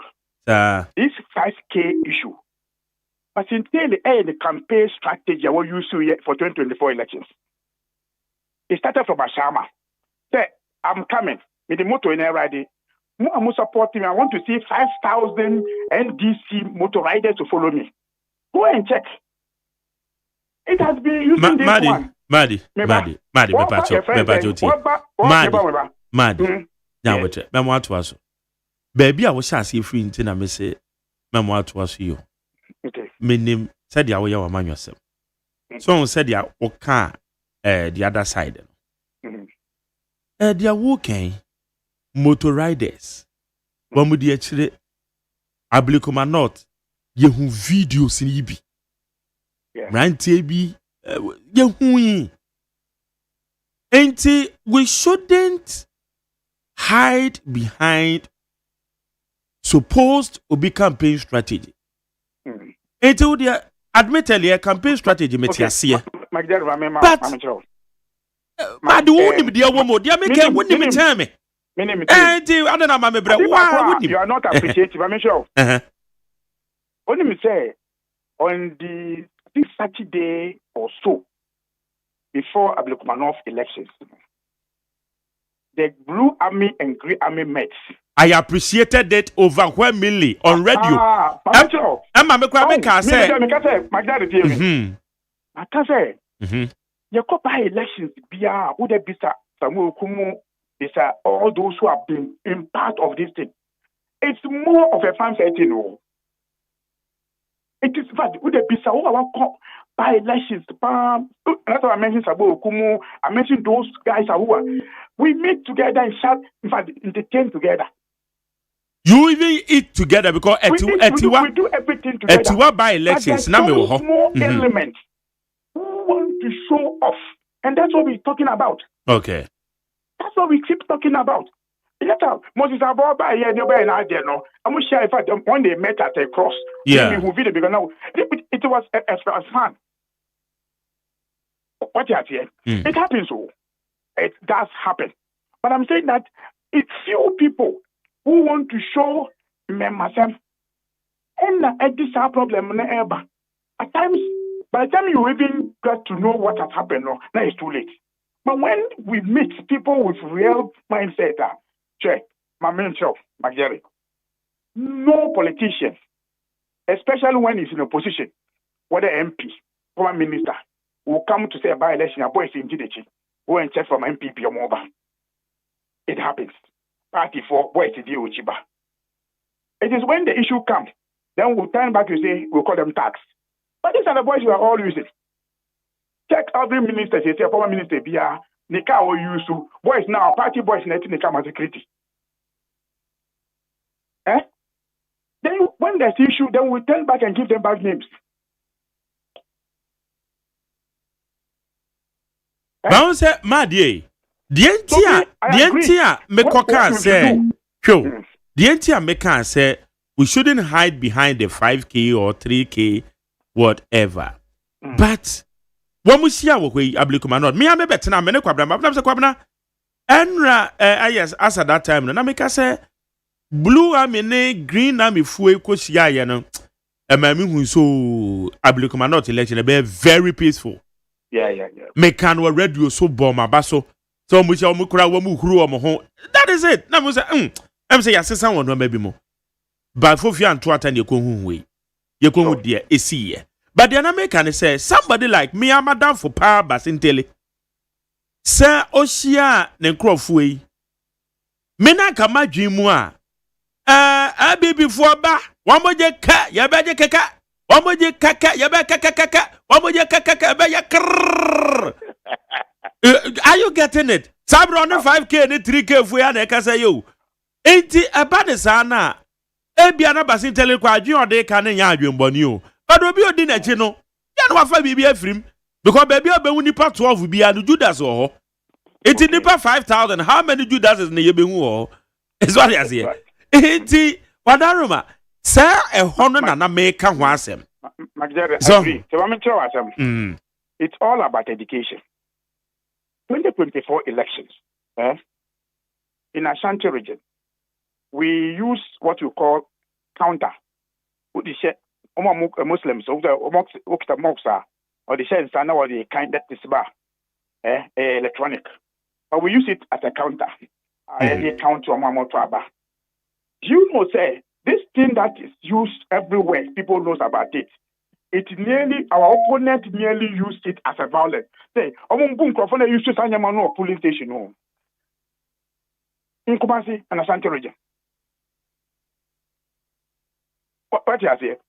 It is about education, about how to prepare for those elections. I agree. There will be understanding, say, kekeke, which we have used it, but yes, maybe he will start changing. We'll ask him to change the word. But it's almost pay 2,000. Every pay 2,000 to Abba. We'll say that one. Also, Anna, or no man, me pay one when they be no. What for? Eddie, kind of come. Yeah, that is okay because you know so the original stage is waka no. Na obia misinterpreti na akwa Daniel asem foforo. Ebeka no. So pay keke to about 3,000, maybe 3,000 keke about 3,000. You see very okay. Madi. But with assurance say there be peace in Akwetia. With and man yeshe edu win ne kama na bibia nsi do abelu so no wa lusu ne kama it was a winning and legitimate winning. In fact, Friday, the MPP came back again to argue, say, they didn't contest Ablekomanov. Mikachira will say, you participated in all the process. So you can't say man contest election. And I'm looking at him say, so if you are not contesting election, you write to electoral commission. Now, you declare our ballot as rejected. Did you do it? When EC want to speak, EC Kachira will say, MPP, you contested this election, you participated. They didn't say anything. And I beat it. Because ballot paper, omukoe, sign that's the minute my time, no can want them. Yeah. Yeah, this will ballot paper, omuho. Yeah, G agent tax. MPP Troy, G agent tax. Tax na agent di buy, Yeah, 3 days before elections. MPP Troy, G do 2 mope, Eddie Mamo agent, Eddie latest score. So they participated in the but sir, elections ready. Ablekomanov no MPP ni bia no betima say woman participate because officially did they even write something to electoral commission? Almost will be come electoral commission. They don't want to.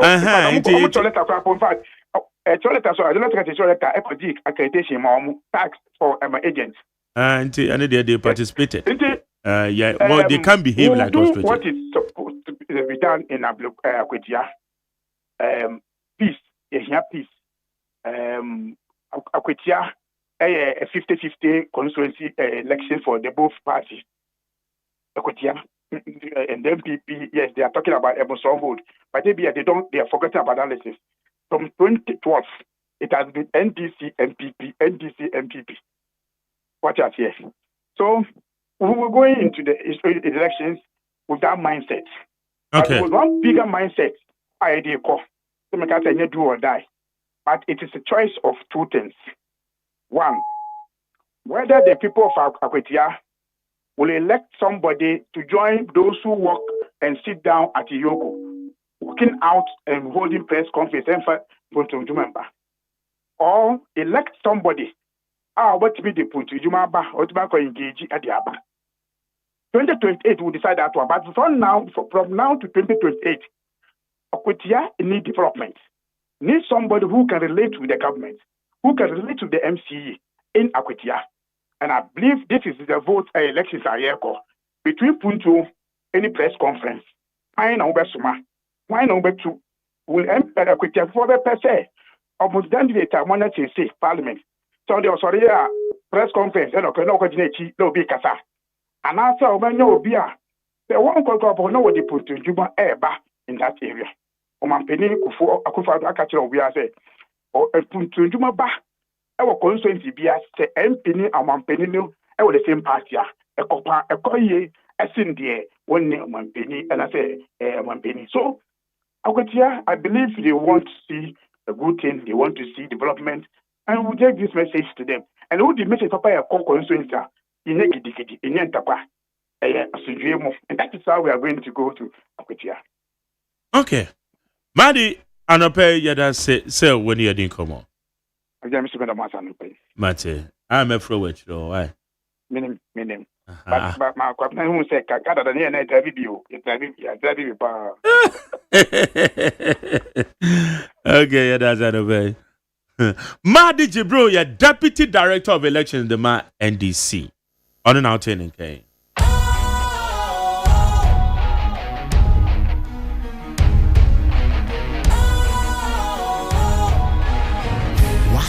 fresh and trendy with a new look. Makes you feel real good, that refreshing vibe. Satisfies you right just the way you like. Do you know? Do you know? Do you know? Ain't gotta do it alone. Specialized makes you flow. Anytime, anywhere. Specialized feel different. Always think specialized. Special Ice Natural Mineral Water. Feel different. Think special. This advertisement has been vetted and approved by the FDA. Hey, catch it. Listen in here. And you ma beto to dia me baba no hwade no. Hwem so betumi a. Hey, asew. Hey, now beka. Ya John to mami ensa duku potomanto. This way chocolate drink. Na kan wo hwe afibian so beri ni waware ni a. This way chocolate drink. Na kan sia. Oh, asew. Udan kwanu tumu ho. Me be mo anu so hye kura de aka ho. Wo hwade e wapi ho. O ka se batete e da fom ho. This way chocolate drink. Crash up a baba worry. Aso. Ye fear said this way chocolate drink, ya sorry, no pan no yenum. Ye bishop free gymnum no snack. Ye nya ho ho anu ye de serve wo mo. Ye didi wie ne ye pe bibia bogu ya de so a. This way chocolate drink ni yenum. And this way no ti anu a, he se kire wom, kwakwo wom, brick wom, bibia wom, ade wo hia ni so hye. This way chocolate drink. De wo hia ani so hye. FDA ahwehwe se adwede nkratoe mu agye atum se eye. Ghana Montie. Ghana Montie. Ghana Montie. Ghana Montie. Yamo akwaba Ghana Montie sunie. Mami akosi ato na Muhammad Sancha me kwa mafo so wa ha. Na yanken kan messages ni bi emfa ma o. Interviews ni bi so de beto also. Na me ka o say kwado na me ado e ba beto so na we hold discussion segment na dia mame. Because put to promo no metia me na echi kakra. Di Drew Sadbury no ante men kan na dia chairman. Mesha Kasante di frama saman. I don't think Attorney General own anybody explanation for discontinuing Dr. Kwabena Dufour and other cases. Because Nole Prosequa is part of our laws, or has he breached any law? Everything shows clearly from day one that there was no merit in their cases. That is why the past MPP administration couldn't find any evidence against them for the past 8 years. So why will the current NDC administration waste money and resources on cases which there is no evidence to support? I strongly believe that any case that remains in court for more than 2 years should be quashed by any successive government, whether NDC or MPP, because justice delayed, justice denied. My condolences to the family of Daddy Lumba. Mesha Kasante. Mesha ko message we latter part na omuya mede kakra. Na said our chance ye ne de. But as we be wie ne ye. Who be wie ne ye. So it would me fan to ho. Say you hu say case no achere dodo a ene ne yin free work ra because you hu die nti e be chere. That is fair. But in other words, we should be to say Ura Chatuchi Kata or say Attorney General friend say any case the Jetty Quays, Honorable Jetty Quays in case no. On Famra no chem, or say there be. Mekoswa because no nina swa ne case man panso Honorable Chatuchi Kata Ekon ya ku wien kunibdie. Honorable Jetty Quays in the kunim was our case in Intina, one analogy na kamedi behwim, but I say, let a baby in a tour hon. Intina, my answer. Now, why not send a message with 10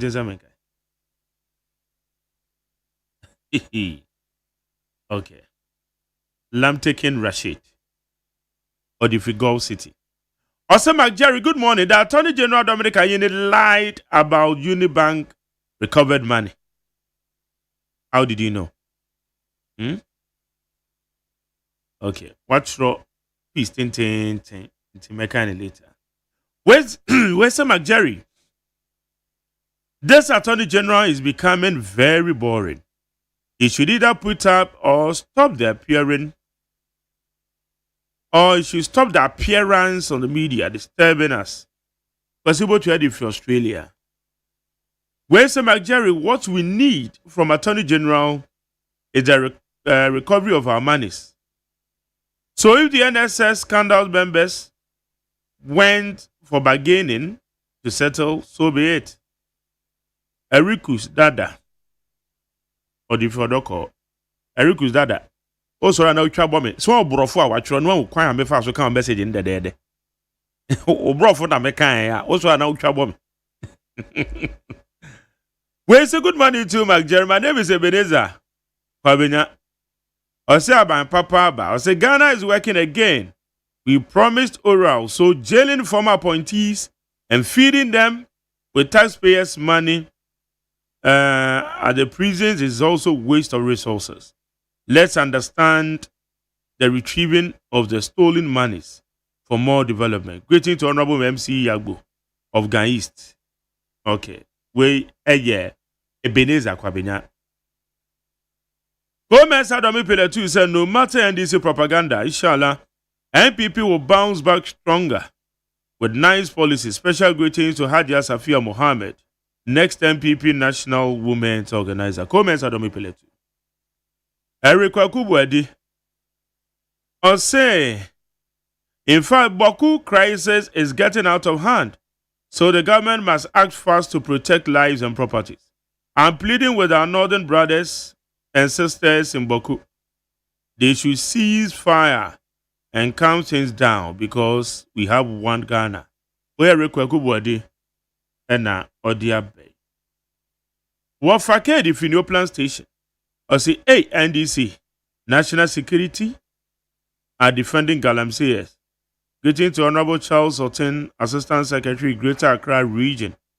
I say, hopeful. Okay. Where's Mark Jerry? If thoroughly JDM want to fight corruption, then he should stop clearing party members. About 20 people were set free. Uncle and I can say, I need 20 man. Where's Mark Jerry? Please, Mahama is doing very well, so Ghanaians, we need to support Mr. President for Ghana to move forward. Let us say. Where's Mark Jerry? The citizens must know what was the genesis of Boku fight. Rather than everything is security matter, we can also bring solution through texting. Ufianan or the Free Madina. When say Solomon Kwame Esumedu is the best choice for Agwetia as MP. So I'm pleading with the people of Agwetia constituency to vote. Vote for him when the time comes. Greeting to Charles Ahinkra, the incoming National First Vice Chairman of the MPP, Abele Odifinungwa. Well, it's a good morning to you, Mark Jerry. My name is Warrant Officer Retired Joe Ayiti, aka Big Joe, from Michelle Camp Tema. All those who have stolen state monies and want to return it to the state must be made to pay interest on the monies, or their properties become skated to the state. Ghana needs those monies for development. Nti also Janeka say. Or parade if home. Also Dr. Brian Beba, in fact, Ghana is not safe again. How can AG tell us he is not interested in the Unibank case? Regards to Dr. Brian Echampo, GFK, the hard-working General Secretary. Amisco spe lele. I say peace must be restored in Baku, so President Mahama must put pragmatic measures in place to protect lives and properties. In regards to Honorable Mabel Sakumsen, where Amisco spe lele. Masaudi Adi Fribantama, I say the escalating crisis in Baku requires urgent attention and the need for comprehensive and inclusive approach to deal with the issues. The government must take immediate and decisive steps to restore peace and strengthen security in Boku area. Piti brim. Odi free Oti regional bronco. Also, Dr. Brian Echampong, the energetic and promising president 2028. Our leaders have failed us. They politicize everything. And we the youths are learning from them when your party is not in power. No justice for you. Before a meat will start rotting, it starts from the head. Hey, that's you. Well, say good morning to you, Jerry. NPP should dig well into the parliamentary candidate for Akwetia for relevant information. Otherwise, well, say my name is Okai from Bantama in the Senate West District. President Mahama is the main instigator of the Boku Funk.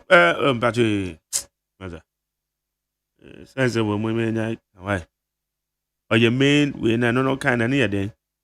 The politics in real was a bind society still Boku conflict. Say, Koso. A baby also Boku conflict. Your friend is saying, hey, en quanta a baby also. You can come nipa one be the festival. A baby a free so still you could nipa. Ain't the real issues in war? Now you enjoy the partisan politics now. Where say the first appearance of COVID-19 virus in the country, about 2 to 3 persons. 2 to 3 persons were. Yes, I'm a fancy here. Richard Eddie from Asaman.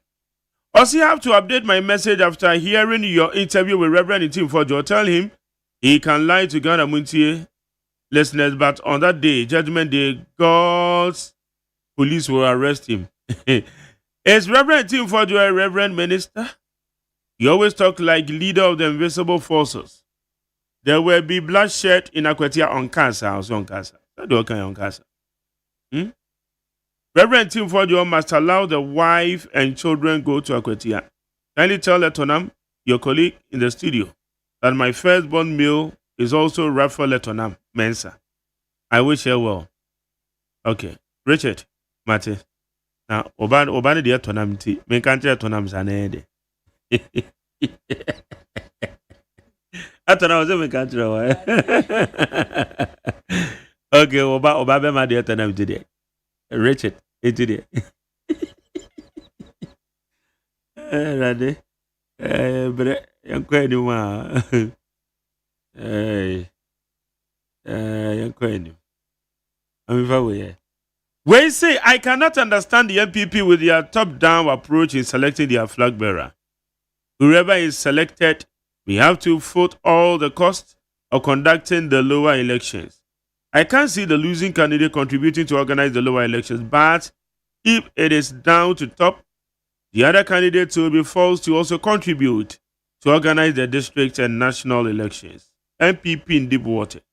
Patrick Edifree, Accra. Mystic Wonder in Saoma Duajiri. Hey, Mystic. And I'm required to mention here, I'm saying, Missoko. When you say, Nano engineer Abdullah Mahama. Ne maame oye adowa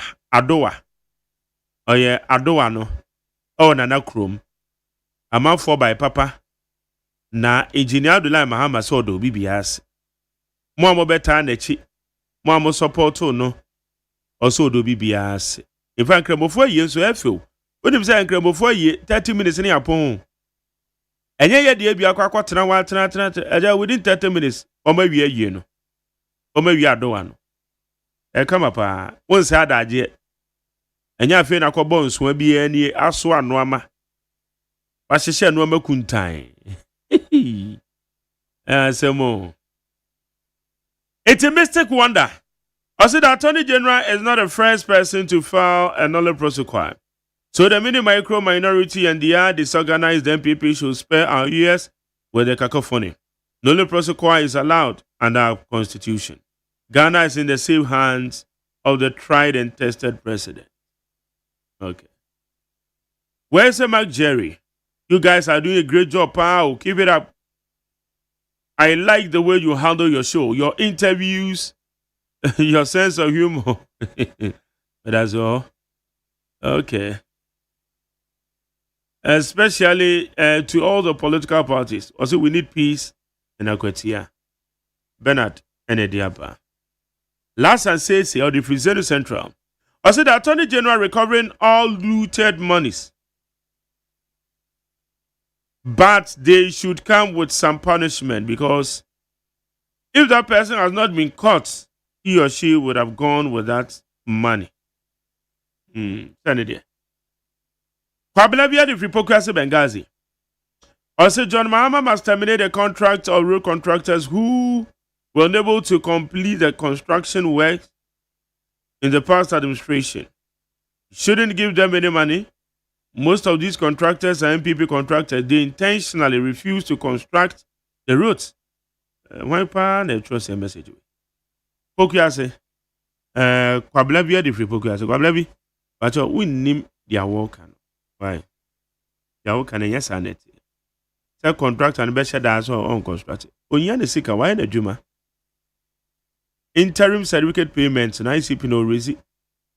No, I can't go to So. Where is it the unrest amid brutalities in Baku and its environs, as well as Asawase, to send a clear signal to the Interior Ministry and various security agencies that the country isn't safe as chorused by the IGP and the police service, who seems to have already lost the battle per current developments. Those enjoying the politics of it shouldn't forget Ghana is all that we have. We have for matters of state security. So, as matters of state security shouldn't be subjected to partisan politics or parochial interest. It's on a Sonedia or the other. Neat 100.9. Yawa and Kratani Boha, very better also. I'll be the phone so about the Jomaja. Ha, Neat FM. Ghana Montie. Ghana Montie. Ghana Montie. Ghana Montie. Ghana Muntie, Ghana Muntie, na mansanya so adawro Kofi Aman homene so ejiji tonton sansan ewo neat 100.9 FM.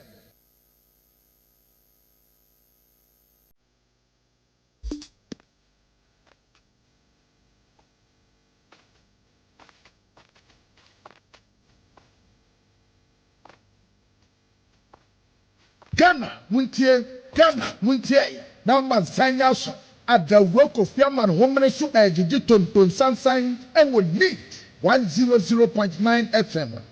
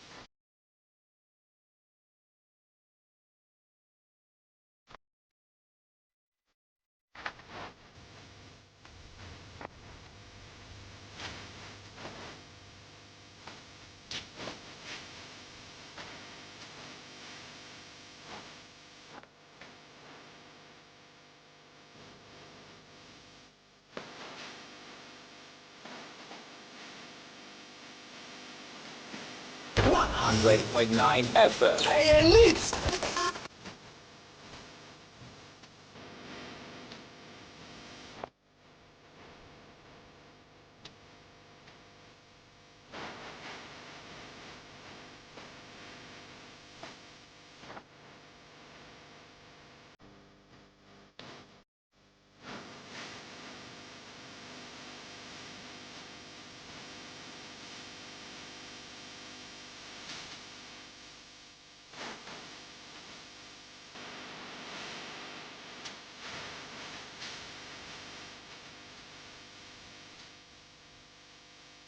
Okay, higher needs 100.9. Iti said that we no. Ade abedwafo no atena se the discussions no ba ba ehye so. Na yahwe nsema ahodo ewo ho. Ensema egu apono no so no yahwe eye akwatia by elections. Electoral Commission asset date. Amanyoko fo na bo omo ho. NPP wo mo candidate aba. NDC wo mo nso abiem. And any pamiensa na enya ne teso mafa nkrata ene ochina womo ebehwe na vet na koso by 31st womo be primaries eye 4th August na NDC so dia yi candidate eti akwatia by elections and matters arising said e beye na asodua timi abaso wo ho Boku conflict enkwanta south conflict ya bubo ni petuo eku o metuo no kura wo menya firi he eni emu abobato woni dia abedie wo ska de to aboba woni dia abedie ozo ska de to aboba any matters arising sema hodo a ewo enei Boku ene enkwanta south ni mo enti eno so ye be discuss no ene anopei ewo neat 100.9 Attorney General press conference enro ye enra ne the Attorney General can say ora no say wadwen say ora ne ye beji sika nyina de abade a o say de bia ne de say untumi na de so 100% ora ne de say wo ho eti ye beji sika ne bi beta nye nyina Attorney General cheche no amam scandals akoso so nipa ne bia ba ne nan so say wo mo call for plea bargaining no matua sika ne back saafo ne de ye nya huomudin Bagana for binum, including myself, say, Anaka ebeye fe ebesa fatasa Attorney General during the accountability series because when your friend accountability series, ubebu akonta di achreyen. Netina ke so otumbo saafo no. Na ye hu omo, ne na ma ye hwe omo ye pa. So before me sika, na odi wi aba be ka say wo de meba for plea bargaining. Plea bargaining so ye mra mom.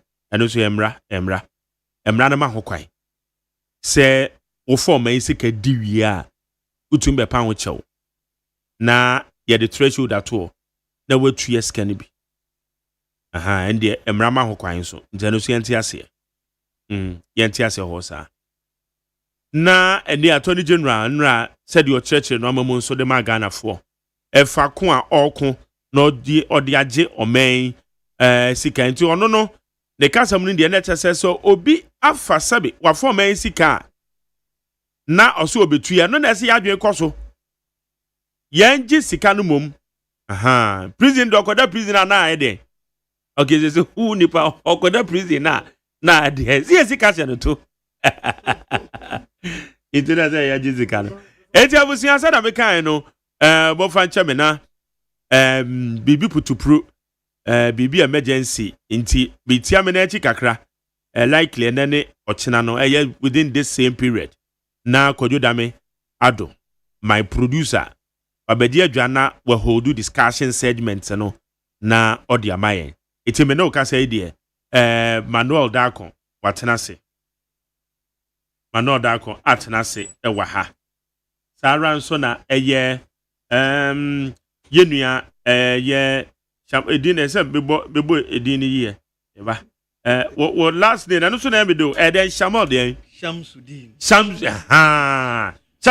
no Shamsuddin na me de pa enti ono so a member of NDC Communication Bureau enti ono so ewa ha chese ye behwe na ye de discussions no ye de ahyehye so nti aye Mohammed Shamsuddin, member of the NDC National Communication Bureau. Yeah, sorry. Na ya the discussions no ya the Aisha so kojo na miado hwe achiri e di amame. Ghana muntie asuni. Ghana muntie. Ghana muntie. Ghana muntie. Ghana muntie.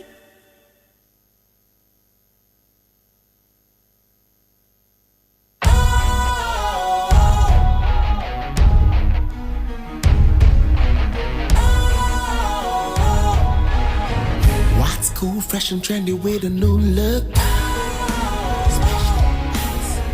Makes you feel real good, that refreshing vibe. Satisfies you right just the way you like. Do you know? Do you know? Do you know?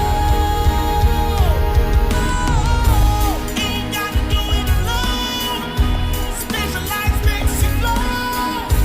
Anytime, anywhere. Specialized feel different. Always think specialized. Special Ice Natural Mineral Water. Feel different. Think special. This advertisement has been vetted and approved by the FDA. Hey, catch it. Listen in here. And you ma beto to dia me baba no hwade no. Hwem so betumi a. Hey, asew. Hey, now beka. Ya John to mami ensa duku portmanteau. This way chocolate drink. Na kan wo hwe afibian so beri ni waware ni a. This way chocolate drink. Na kan sia. Oh, asew. Udan kwanu ntumu ho. Me be mo anu nso hye kura de aka ho. Uhade e wapi ho. Ukasa batete e da fom ho. This way chocolate drink. Crash up a pair, Baba Warrior. Aso, ye fear said this way chocolate drink, your Soriano pan on the enum. Ye bishop free genome and snack. Ye yaho one on the several woman. Ye did really a pebibia bog we had yasua. This way chocolate drink in the enum. And at this one, what's Yanua? Has it a woman, cocoa wom, pricky wom, bibia wom, I don't hear any social. This way chocolate drink. You hear any social. FDA, I just said you didn't crack too much yet to say a ye.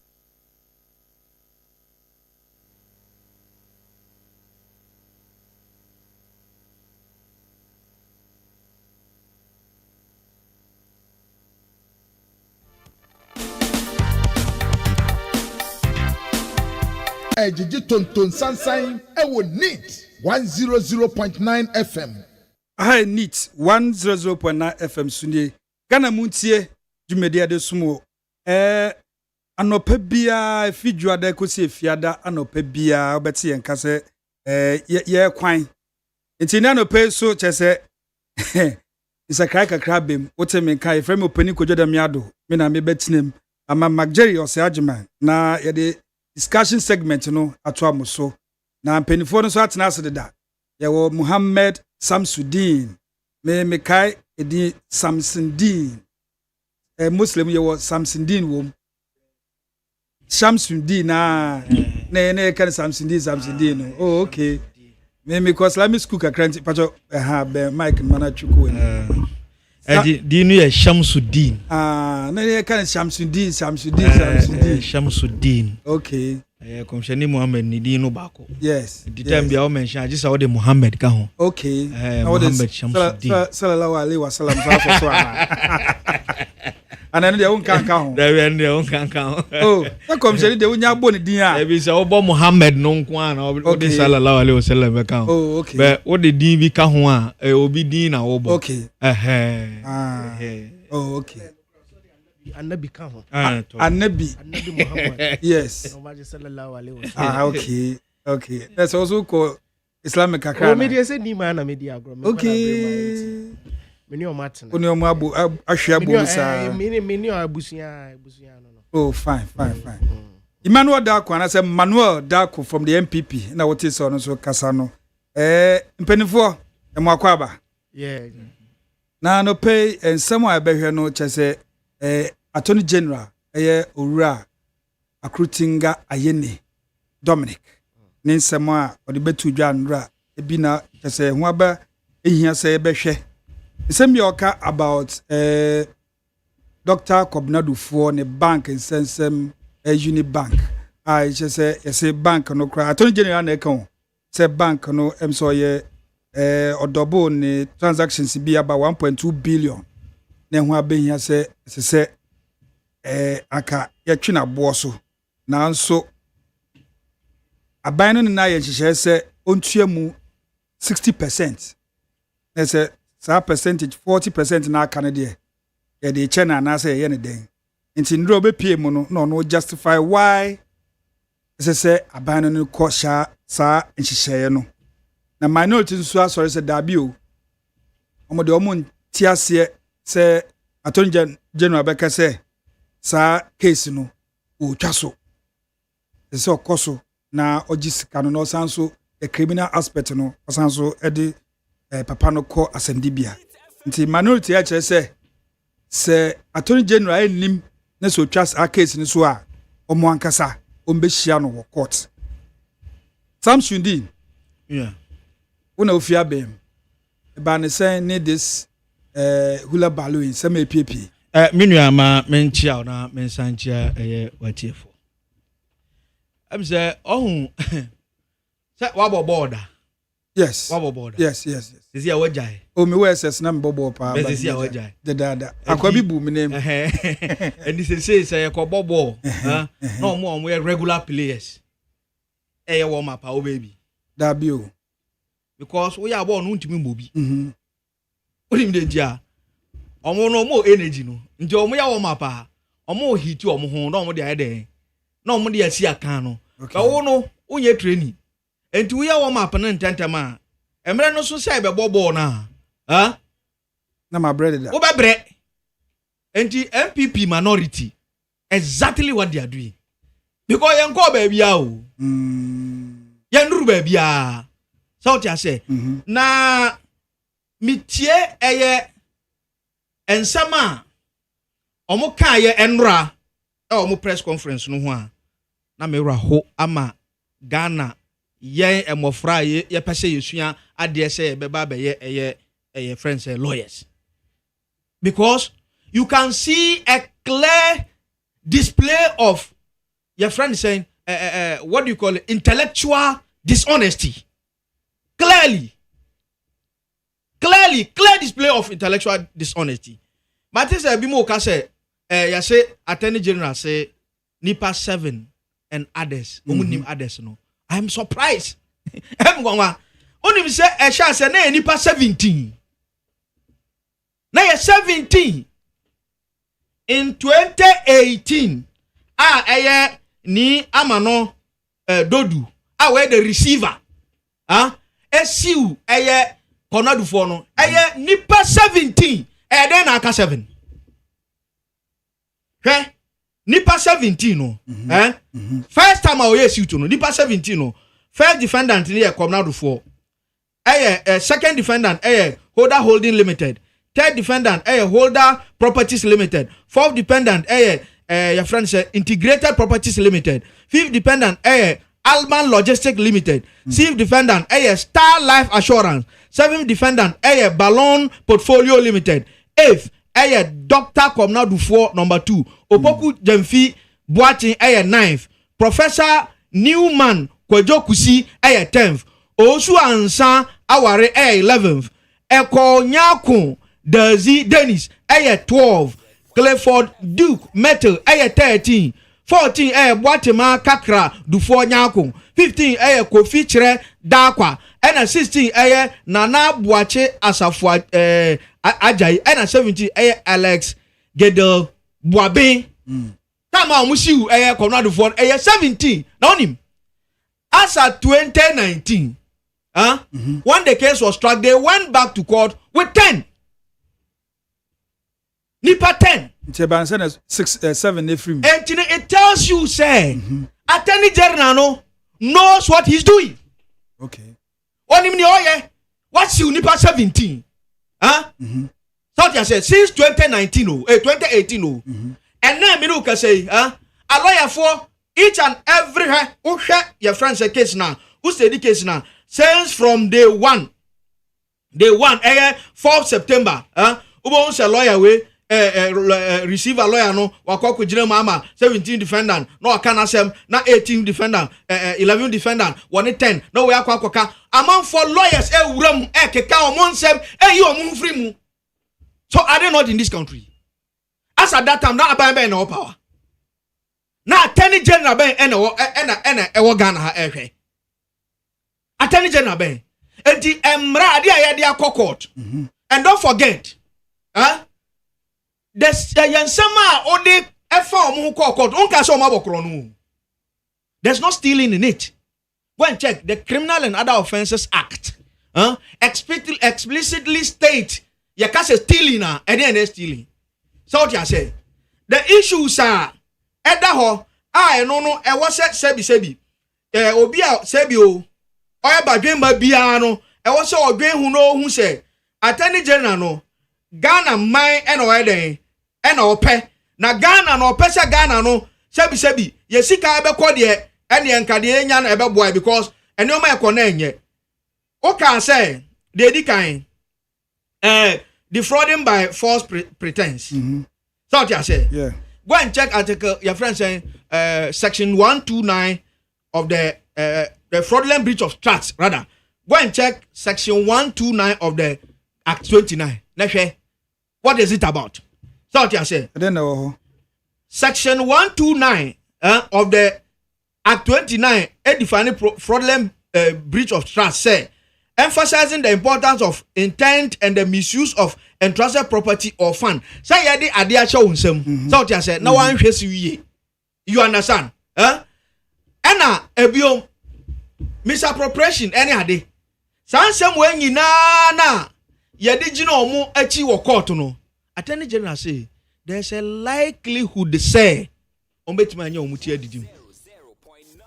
So what you say? I am Crawford. I did Sako. I am Crawford. I did Sako. Do no abo because ebiasi bench capital issue no ekosi say. Bench capital issue no ekosi say. Bench. Yes, bench capital. Capital. Yes, I say. So what you say? Mo amako school Kuruma kese no mo pronunciation. So what you say? Bench. So what you say? Bench capital issue no ekosi say. So what are we doing to ourselves in this country? Asian demi. Say that issue no I me no ka ho asem no Attorney General Mayetia say they came on a plea bargaining to even pay say 10 million and I say then akoba na question ya obi be bisa say na the Attorney General ye no etia mra say Attorney General ebe den ebe tena ebe shia Ghana for and say Ghana ni ehuto na say the asem court na oba Attorney General say he is following the section 35 of the Courts Act in 1993 and Ghana for provisions and procedure for the lower courts and the Courts Act no in 1993 now section 35 no the okan was it where a person is charged with an offense before the High Court. Where a person is charged with an offense before the High Court or a regional tribunal, the commission of which has caused economic loss, harm, or damage to the state or any state agency, the accused may inform the prosecutor whether the accused admits the offense and is willing to offer compensation or make restitution and reparation for the loss or harm or damage caused. When an accused make an offer of compensation, but when an accused make an offer of compensation or restitution and reparation, the prosecutor shall consider it. The prosecutor shall consider if the offer is acceptable to the prosecution. Okay. If the offer is not acceptable to the prosecution, the case before the court shall proceed. If the offer is acceptable to the prosecution, the prosecutor shall, in the presence of the accused, inform the court, which shall consider if the offer of compensation or restitution and reparation is satisfactory. While the court considers the offer to be satisfactory, the court shall accept a plea of guilty from the accused and convict the accused on his own plea, and in lieu of passing sentence on the accused, make an order for the accused to pay compensation or restitution and reparation. So what I say? Okay, sir, embrace your friends in section 35 of the Court Act now. And then my sir no since 1993. So what I say? And a Ghana Mrashe Bedwafie etena ase hum say my anya nhihye a ebeboa ama your lower court no the procedure, because Act 30 no about the higher court, the procedure, criminal and other offenses for the and procedure. Act 30 procedure for the higher court, and the lower court no and Ghana a year what do you call it a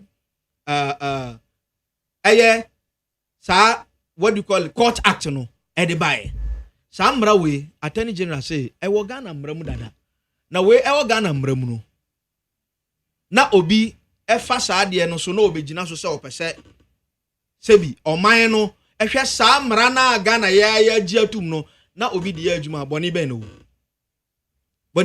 obi anka se boni wom na mom ne 2022 yeah and Attorney General Nana Akufo-Addo ka kire Attorney General say onko ye mra na on sesa one amend your friend saying Act 30 no civil procedure no na on for bibi your friend plea bargaining in shame Nana Akufo-Addo and ka kire Godfrey Dame no problem so plea bargaining e ka we ye mrem but in this case maybe say until Dr. Kwabena Dufo say on 60% sika akwakodi ni nchen no does it so the criminal aspect no eno de jano ho ana oh say utie ni ya utie na ndura ya he gave the full briefing of look, he was not even only under any mandatory condition to even come out and tell Ghani and say this is the reason why I'm doing this.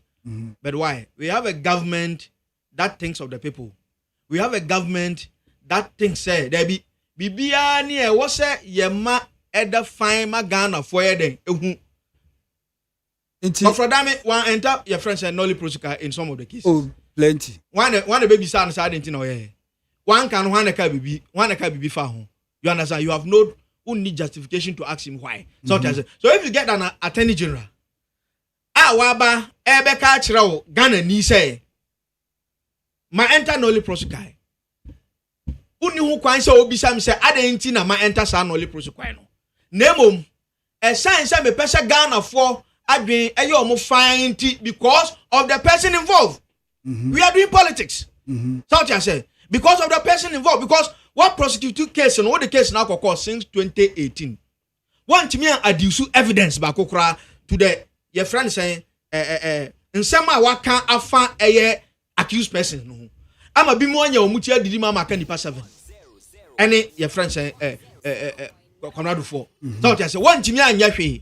And as at the time Attorney General utie in the press conference na ndra briefing now yeah na what say as at the time na obaye no na nhihye papa bia ni ho a aban ne de oye no enti meyembisa we enti Dr. Kwabena Dufo aban ne tenase like the Attorney General and ne tenase na oji tu mu se ampa sa sika na bedi ne ho enti na wa agree so betua na na there be ade no you the receiver ho nti eba ne say na oji tu so betua say o agree say no dodu so what you say your directors wo ho so what you say and your shareholders wo ho so what you say who are the owners of an enterprise or an agency? So what you say directors, shareholders, meboa they are the owners. Correct so what you say in terms of air banking cleanup no receiver ba mu NOC wo mu and the receiver no any directors no any shareholders no nyina menim say yantie de your friend say Attorney General kaya wo say receiver no any shareholders no any directors ni nyina na ka omu bo mu no omu bae so what you say omu bae no the case involved the criminal the sum of the amount involved in the civil matter is 5.7 what do you call it million 5.7 so what you say and that of the criminal matter 1.2 so what you say Now that of 5.7 no. What chire say 2 billion loans. So what you say? Loans are omodiama amount for. You understand? 3.7 billion disbursement based on the instruction of the directors. Okay, and the cabo mo 5.7 billion no. And a 1.2 billion no so no. Say, according to a charge sheet, say fictitious dealings. Yes. And in court no. Conrad for objective to the amount of the 1.2 your friend said billion no. I know near fictitious no. He objected to it in court. And as at the time now, mobile base no, nasa 1.2 no nyade and kaho. So what I say. So how do you expect me to pay an amount of money that has gone to individuals? How do you expect me to pay an amount of money? So which one has he agreed to pay? Meba. The 5.7? Yes, Meba. 60% of it. Out of the 5.7 no. And I can say 5.7 no, he will pay 2 billion. You understand? But the payment of the 2 billion to Attorney General expatiate actually explicitly kwanya onfasunya de entua sa sika no. You understand? Your asset recovery ho. You understand? Somewhere 800 million. So what I say. And now my objective to some 1.3 billion be and also a security regulatory something. You see, still the question remains to say, so when you any wrongdoing be a ban send who agree to pay. Yes, say a ban so papa no ye wrongdoing be a I didn't say most more accepted so to any mom the criminal aspect moja to. They are directors of a company. You understand? And as a director of a company and a shareholder, you take responsibility on whatever has happened within the jurisdiction of the company. You understand? You take responsibility. You understand? And then if there's an issue in any company or agency, the directors, the onus lie on them. Yes. You understand? Yes. To whatever. Because to be able to accept to say, San Nyomo we are a course we, a man and me, whether with a wo, unfum so and answer and your unfum so no, you have to. So what I say. And the Attorney General about Bonte, I indicate Amayati as you say. Abusuafo, case I can once a my share, and then I'm an okay say each and every accused person within the case obiaba no the lawyer court. Na wakana sem na ya ina frim obiaba no the lawyer court. Na wakana sem na ya ina frim. And is a receiver no any directors no any shareholders no o ma ko mutia bom no o ma ba say there be this is our company. So what I say and it is, let's say, through us and a company no insolvent. And you know we want the Attorney General to help us, and for that matter the country to help us so that we solve the problem. This is not the first time it has been happening. So why do you want to go into it and say because of say nipana jetu mana say wako into the plea bargain to wajetu say wadi boni? Why do you want to say that? What do you want to say that? Because case no kono yanyina ye follow case no. And Attorney General ba he obema the chronology of what has happened. Sika involved kwa mbefa so obetua obi a wakan enra wotie ya wakan de oye nyina no would agree and understand the say what the Attorney General did hasn't done any wrong.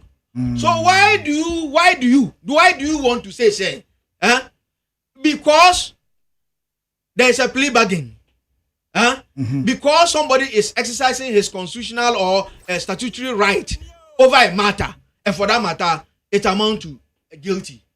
Why do you want to put it that way? And it may be a simple question. Say when you boni bia, why do you go for plea bargain? And I say, why do you even agree to pay some of the money? The plea bargain act, the plea bargain act, is there any indication in the plea bargain act say you can only come for plea bargain when you feel you are guilty? That is not so. That is not so. So what I say? That is not so, because if you read the act, we are in a civil jurisdiction. You understand? Okay. We are in a civil jurisdiction, and let us not always put it at the back of our mind. They say, in any case, Bibia yaka atu obisono etrese nipa na yade. Because Attorney General Andrew Woman statement was say, baby any why I can't say o mabokro no. So what I say, on can say nipa na abokro no. O say your friend say what do you call it? Say financial loss to the state. Ebia o man no aboka ama yes, money laundering ka o man no afa no financial loss to the state, fraudulent breach of trust. So what I say, and money anti-money laundering. So what I say, na sa ade we a o ka no odi abono no, there's nowhere in the charge that o kire say wono no and afasika no. So what I say, and until na cases of this nature, if it goes to court, when the MPP were in power for 8 years, nipa omodo omo akọ court to prosecute them on issues of this nature. Sika say no matimi age free o dia ma o man. Sika say no matimi age.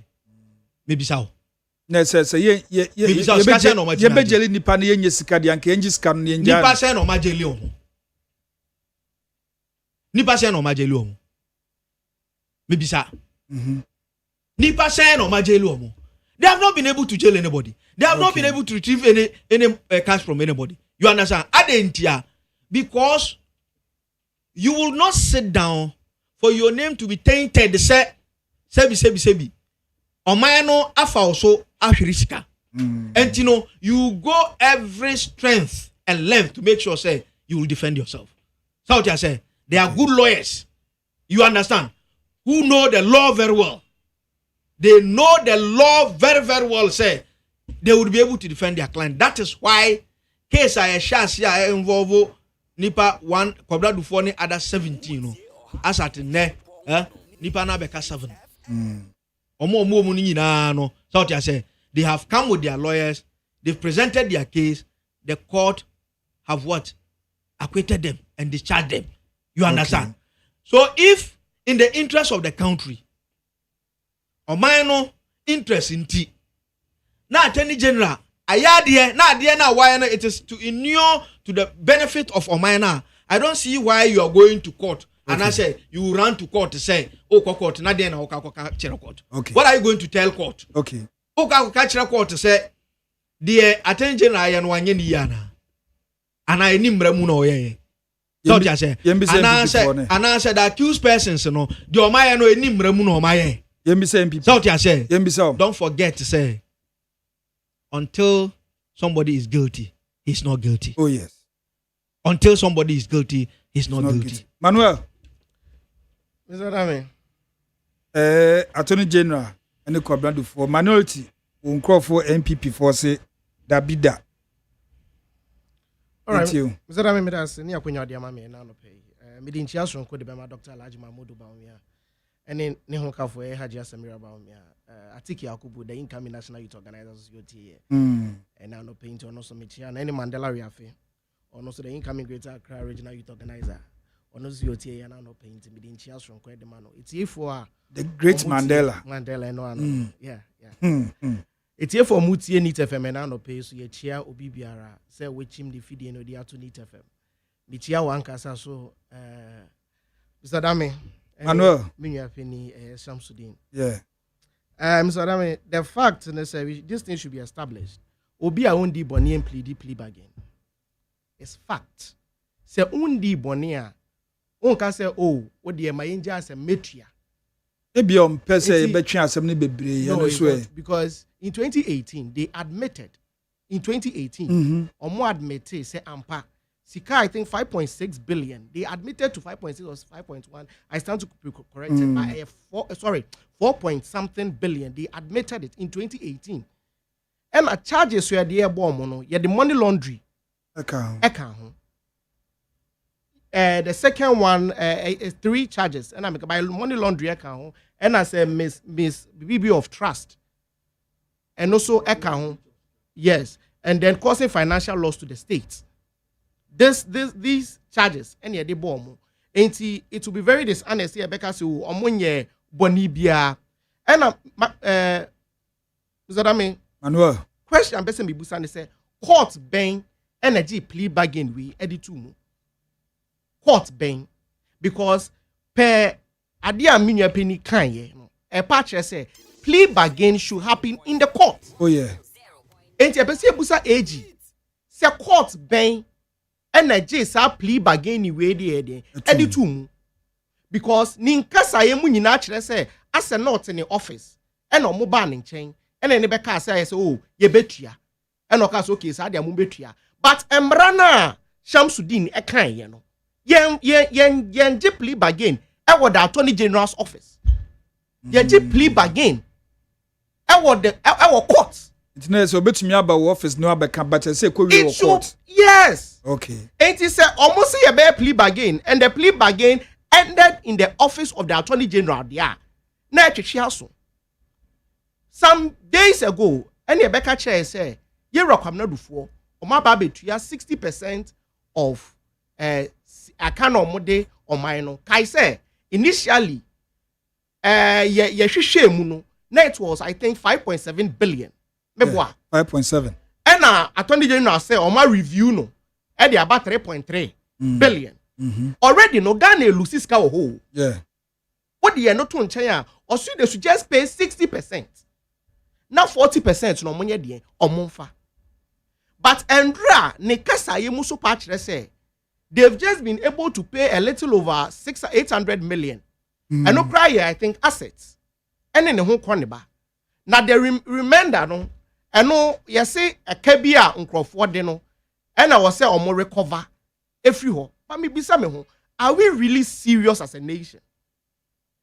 So that mean ye ni abre pan say o man. Say sika na hi o man, yes e be jeli obi na hi an. Now nim say ade papa ya ye.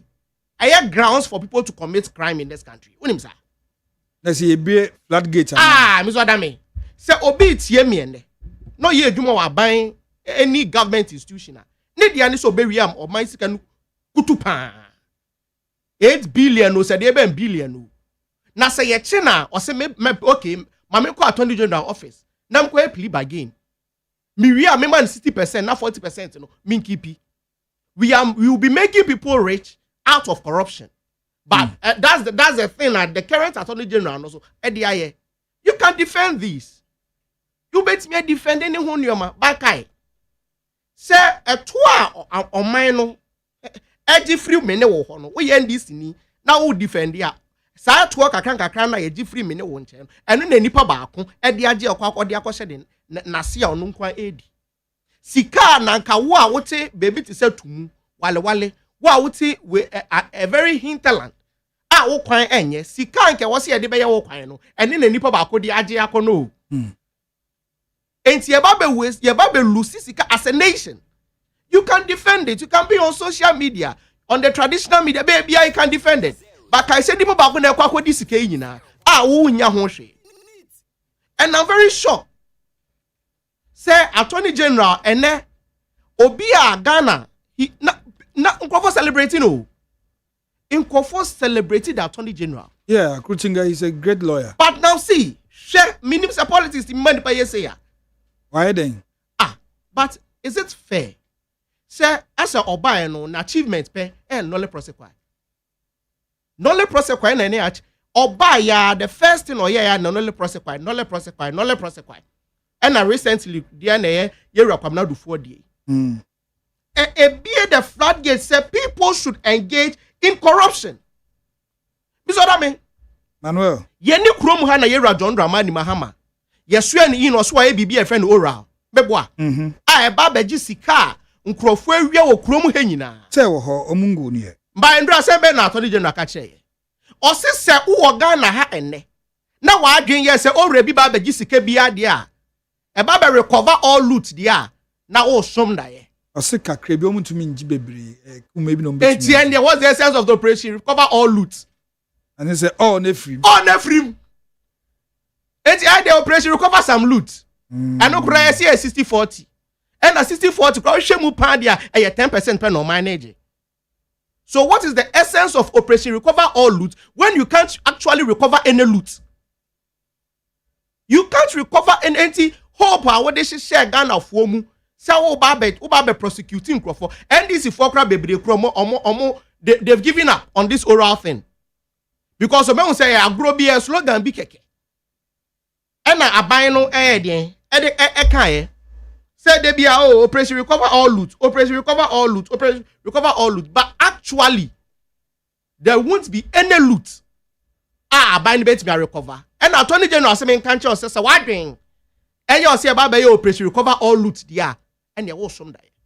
Na abanya chisui no wahwe the crime who say no kasa ye ni sankrofo ye kwabradufo ne ades ne betwe a ese betumi a travel a wahwe kra ye nye sika bi emfi rather because Omankasa admit in 2018 yes na say 2018 o admit ye abanya tinemu a montumi anje sika bi montumi anye ne we criminal case your father bakundi yes and na ukwa no 2018 till 2024 almost 10 years 4 years because I mean 4 years sir cases I travel 10 years yes now your judgment mebwa nti we so they say a baby omutabu justice of or see the wheel of way justice of the wheel of justice grinds slowly yes eti yam pentembu aten and we no who say no you bet now sir because case ohunshi a party for and also the ratio a party agenda 60% now original 60% but 60% 800 million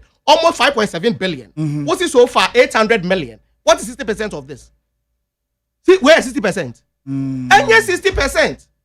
And Branka Utie no problem say whatever he said. And this is so. Ne calculations so. It is so sad. Say that this is the pointer as on mine yedru. Ya man Crawford the opportunity. Say omumbo mine chrono. Na so omumbo mine chrono we are. They should come and they just pay 60%. No cry, actually 60%, 10%. Then we will have people who come out and defend it, which is so sad.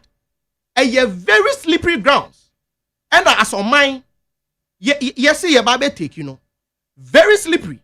They also hear this embra, and that was so many dimrano so. I mean, ya can ye, what kind pepe, but Sambra no can, and yes, Sambra no na, all can was him. Because embrane chirese, Ope plea bargain yenye no Attorney General's office. Yenye plea bargain e wa Attorney General's office. Yenye plea bargain e wa court wa kind But I put it to him. Say on chair your court cry. Attorney General any year recommend for e ya oko plea you can say plea bargain metua. But Mr. Adamo kai cry 2018 same we share here. Na year Attorney General no na year the lawyer for you can say Mr. Kwamnadu for meboa. Yeah. Omoka say he's not guilty. Mewa. Yes. What's he saying? This is your no Attorney General. Thank you. So you can draw the line. It should tell you something. Now on the lawyer in 2018, Ebeka said the man is not guilty. And that year, Oba later so after the ye dibi 4.something billion. It's a billion. So that mean and yes, actual. So you're a lawyer there. Now you are not in the capacity as his lawyer. You are fighting for the state. If a bear crank at in China, say Attorney General. But and young one of it the Lini case, And yet by force say once you are the Attorney General, when there was a Ujina case in we have so many state councils. If truly the country Ghana is serious about this issue. But Yechasa, and people will make use of this. People will steal from the nation at the end of the day. They will come and tell us, say, my baba ye plea bargain in the office of the Attorney General. Now, Attorney General say, Mintria say, go afe na krofobe diskapa wo memuha. Afe na Ghana, we are about sinking to the lowest level because chrono katasheshe dream kankan. Afe na babe kosu because once you are an NDC, now chrono na we have to be you are there uniman say mami ko hu Attorney General Mintria bi na de aka de beche me. Millionaires are coming out of the NDC through corruption. And oh, wait there. And something I hear so funny about the Attorney General. Also, they say when he comes, also this number of people who carry or this case, NSS issue, you know. And so I say, Brina for backdoor. I can tell no one has done anything. Obian for backdoor be cash in Chireno. Attorney General saying Crawford backdoor patches or Obian be panachel. Obian be panachel. MPP for if no kure so obia be panachawa. Enya papa no Gina TV so boy edubu ahidin. Enya na Gina TV so boy edubu ahidin. So abokro no. What's preventing him from mentioning names? What is preventing him? Say, oh, some people in NSS, Abekase saying this. Why? Who are they? Why? Bonnie dear. Are we trying to shield criminals now? Are we shielding criminals now? Is that the new norm? And your name and shame. Because I recover the money. Who be a radio says, I can't Crawford, name and shame, near fan Crawford. Why no more Pambeka some name and shame? Because when you name and shame, you say, we are punishing the person. One year is people keep on stealing, you'll be shielding them, you'll be getting that 10% out of the whole amount. And the nation will keep on sinking. Me, I'm telling you an authority, Obi anyhow. What for Attorney General no? Akache ne say me disike biba. No, or disike biba. Who office the disikaba? Mustafa. Give to Wari. Okache say Mustafa si odeba. You can say Osesibe. Okache say Osesibe. Nanabi. Okache so mo disike biba. So that me Okache so mo edi obo Okache so obi so disike ba.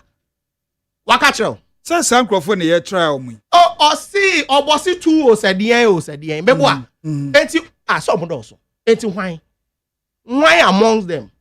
Because when you mention a number, you know number bet me mention say see am so be catch yourself for 10 kura frame me. Say me ni omuko ho Attorney General. No kre. Me na make. Enti wunji Attorney General ni. Oh na nipa no kra be no wakanda. Just tell me since you found as Attorney General. Yeah, dubu ahinde obeka no ne work court. On the work dey na esi. Dey na esi a waba edubu ahinde meboa. And then what is preventing him from mentioning the names? Me party for. Meboa, I dare him to mention the names. If truly, let's name and shame people in this country. We can't continue shielding criminals in this country. We need leaders with balls. Leaders with balls. To make sure that we can't continue like this. We can't continue shielding criminals. We can't continue negotiating with criminals. We can't continue hiding the names of criminals. Once they say we should name, we should prosecute and stop the social media prosecution. Stop the media prosecution. We need real action. You know what I mean? Attorney General say, I say, when someone is charged with causing financial loss to the state, it does not necessarily mean under criminal law that they personally took or benefited from the resources that were lost. Into your office, the obeche it is a me for say bimu NSSD. They charge you they've caused underlining word you see it does not necessarily which means a bit me I say oka a bit me I say on a bit me say wafa and that's what benefit. Thank you. It's way mu na bia ya accuse you say they've caused financial loss to the states but not necessarily so am I ready to pay? If you are ready undi bonia why are you ready to pay? This is not 1 cedi. This is not 2 cities. This is not 100 cities. This who pin 5 points. If it's not 100,000 cities. It's not 100,000. This is a huge amount of money. And to say, oh, on your bonibia, by just of let's say my stretchy case in obetia. I mean, a philanthropist. How can you tell me this story? Because social media was how can you tell me this story? If undi bonibia, you are willing to pay 4 point something billion. Buying the current government so say mateso de aba 3.3 so far 800 million say sa de akane de yen kwagigi free nkrofo omode nika so that mean we are harming the country, we are taking this country backwards na bedroom rebi so that mean ade ayeye bedroom rebi the youth will be angry with political parties. A bedroom rebi Ghana will experience something that we never want to experience. We are put youth for no buffo. Sir? So that mean uni amebunu engage ya. Ube said they are tired of politicians. They are tired of the rhetorics. They are tired of meba meji sikan. At the end of the day, they see nothing. The youth are tired of all these things. Mebunu person action. Mebunu because we are making people rich out of corruption, and the youth are suffering. And see, the first of all, I hear akwa shedi pakoni sim. Yenjima kurono with interest. Because as ikano eni enkede ma mebunu bia na kodi abobra amwenya ho mfaso. Meboa. Yenji sikani nyina with interest. Ye wie so the criminal aspect of it. If say nipa kwani kwa dem, we say nipa kwani kwa dem. If say your friend say ya be omo crime be we can say we be omo says you see you can say community service so said you said we should make sure people face the law. People are panic for the wrongs that they do in this country. Is what I'm just praying. Say my ndru some pempenso no. Because we are put here man mebunu for mebunu to be Ghanaians. Why are we shielding criminals? Why are we shielding people who engage in all these things? And then in Missouri, they lose their respect. They lose their respect. Because when you engage lawyers, now Busomo, lawyer Ben Pan or Kromuhana, like you admire. Obint mean bought the list of lawyers saying Jaira Dominica Indian free. But with these things, like people are so tired of him now. I said, I don't know, but there is so much rhetorics. They are not seeing the real action. Me, I always say this, even in power, ebesi ene, Monsieur Obienu obebo mine chrono. Me babe jina fidie so say me defend ni pa chrono. I will never do that. Because sebi obo mine chrono na wudi bi no. Wa ma me bi say ojibidi. And I me pa ma me chrono sika. So that we should think about the future. We should think about the youth. Ye bibia. Ye hu say ye sell mine no. Ye say mebunu ne dachi. Na mebunu no so ye so mo dachi no. It will come back and haunt us as a nation. Okay. Manuel Darko from the MPP and our ten in Kano. Mohammed Shamsuddin. On so wahano mwa. Mohammed, boku ensensemi who say ya ka. Mamenye correction kakrebi. Correction eh. Because I mean you ano say court bena omakoye plea bargain. Yeah, say we were court. No. Oh, but what what you read? No, it is not done in court. Okay, read it. What I read was section 35 of the Courts Act. Which says so what I say, but the Plea Bargains Act indicates say that is the Criminal and Other Offences Procedure Act 1960 Act 30 is amended by the insertion after section 162 of plea bargaining. So plea bargaining, subject to section 162B, a person charged with a criminal offense may at any time before judgment. May at any time before judgment. Okay. Negotiate with the Attorney General for plea bargaining, for plea agreement. With the Attorney General. You negotiate with the Attorney General. That's what I say. What should be the negotiating? One, to reduce an offense charge to a lesser offense. Two, to withdraw a charge against an accused person. Three, to reduce the punishment for an offense charged within the law that prescribed the punishment. You understand? And you know, enya court and enya court na okwa plea bargain. No. That's what I say. You do the negotiation. That is with the Attorney General. Yes, but it should end in court. It should end in court. So the court should also be because aware. The court, yes. Meba. And then it's a court in I was a court in Meba. You do the agreement. Yes. With the Attorney General. So the Attorney General is telling you that upon the agreement they have had, with the lawyers of the directors and the shareholders, including the receiver, you understand? It is clearly that he has to enter nolli prosequi. You understand? So the plea bargain go to court. In any case, MPP have been in power for 8 years. Yes. Omon Chereme, Sika Oma Jedi Amamaino. Oh. Omon Chereme. The Asian guy. Sika Oma J Edi Amamaino. So I'm Asian. Omon Chereme Sika Oma Jedi Amamaino. Asian, Asian Sika. So what you say?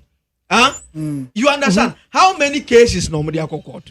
Oh, and you understand? So you are interested in prosecuting people? No, You're not interested in the nation. What do you call it? Achieving something. No, Debbie. Is that what no, you're telling me? No. Me say. Is that what you're telling me? So what kind of country are you living in? Munji Sikano Mamaino with interest. And they make sure send back on so them. That's what I'm saying.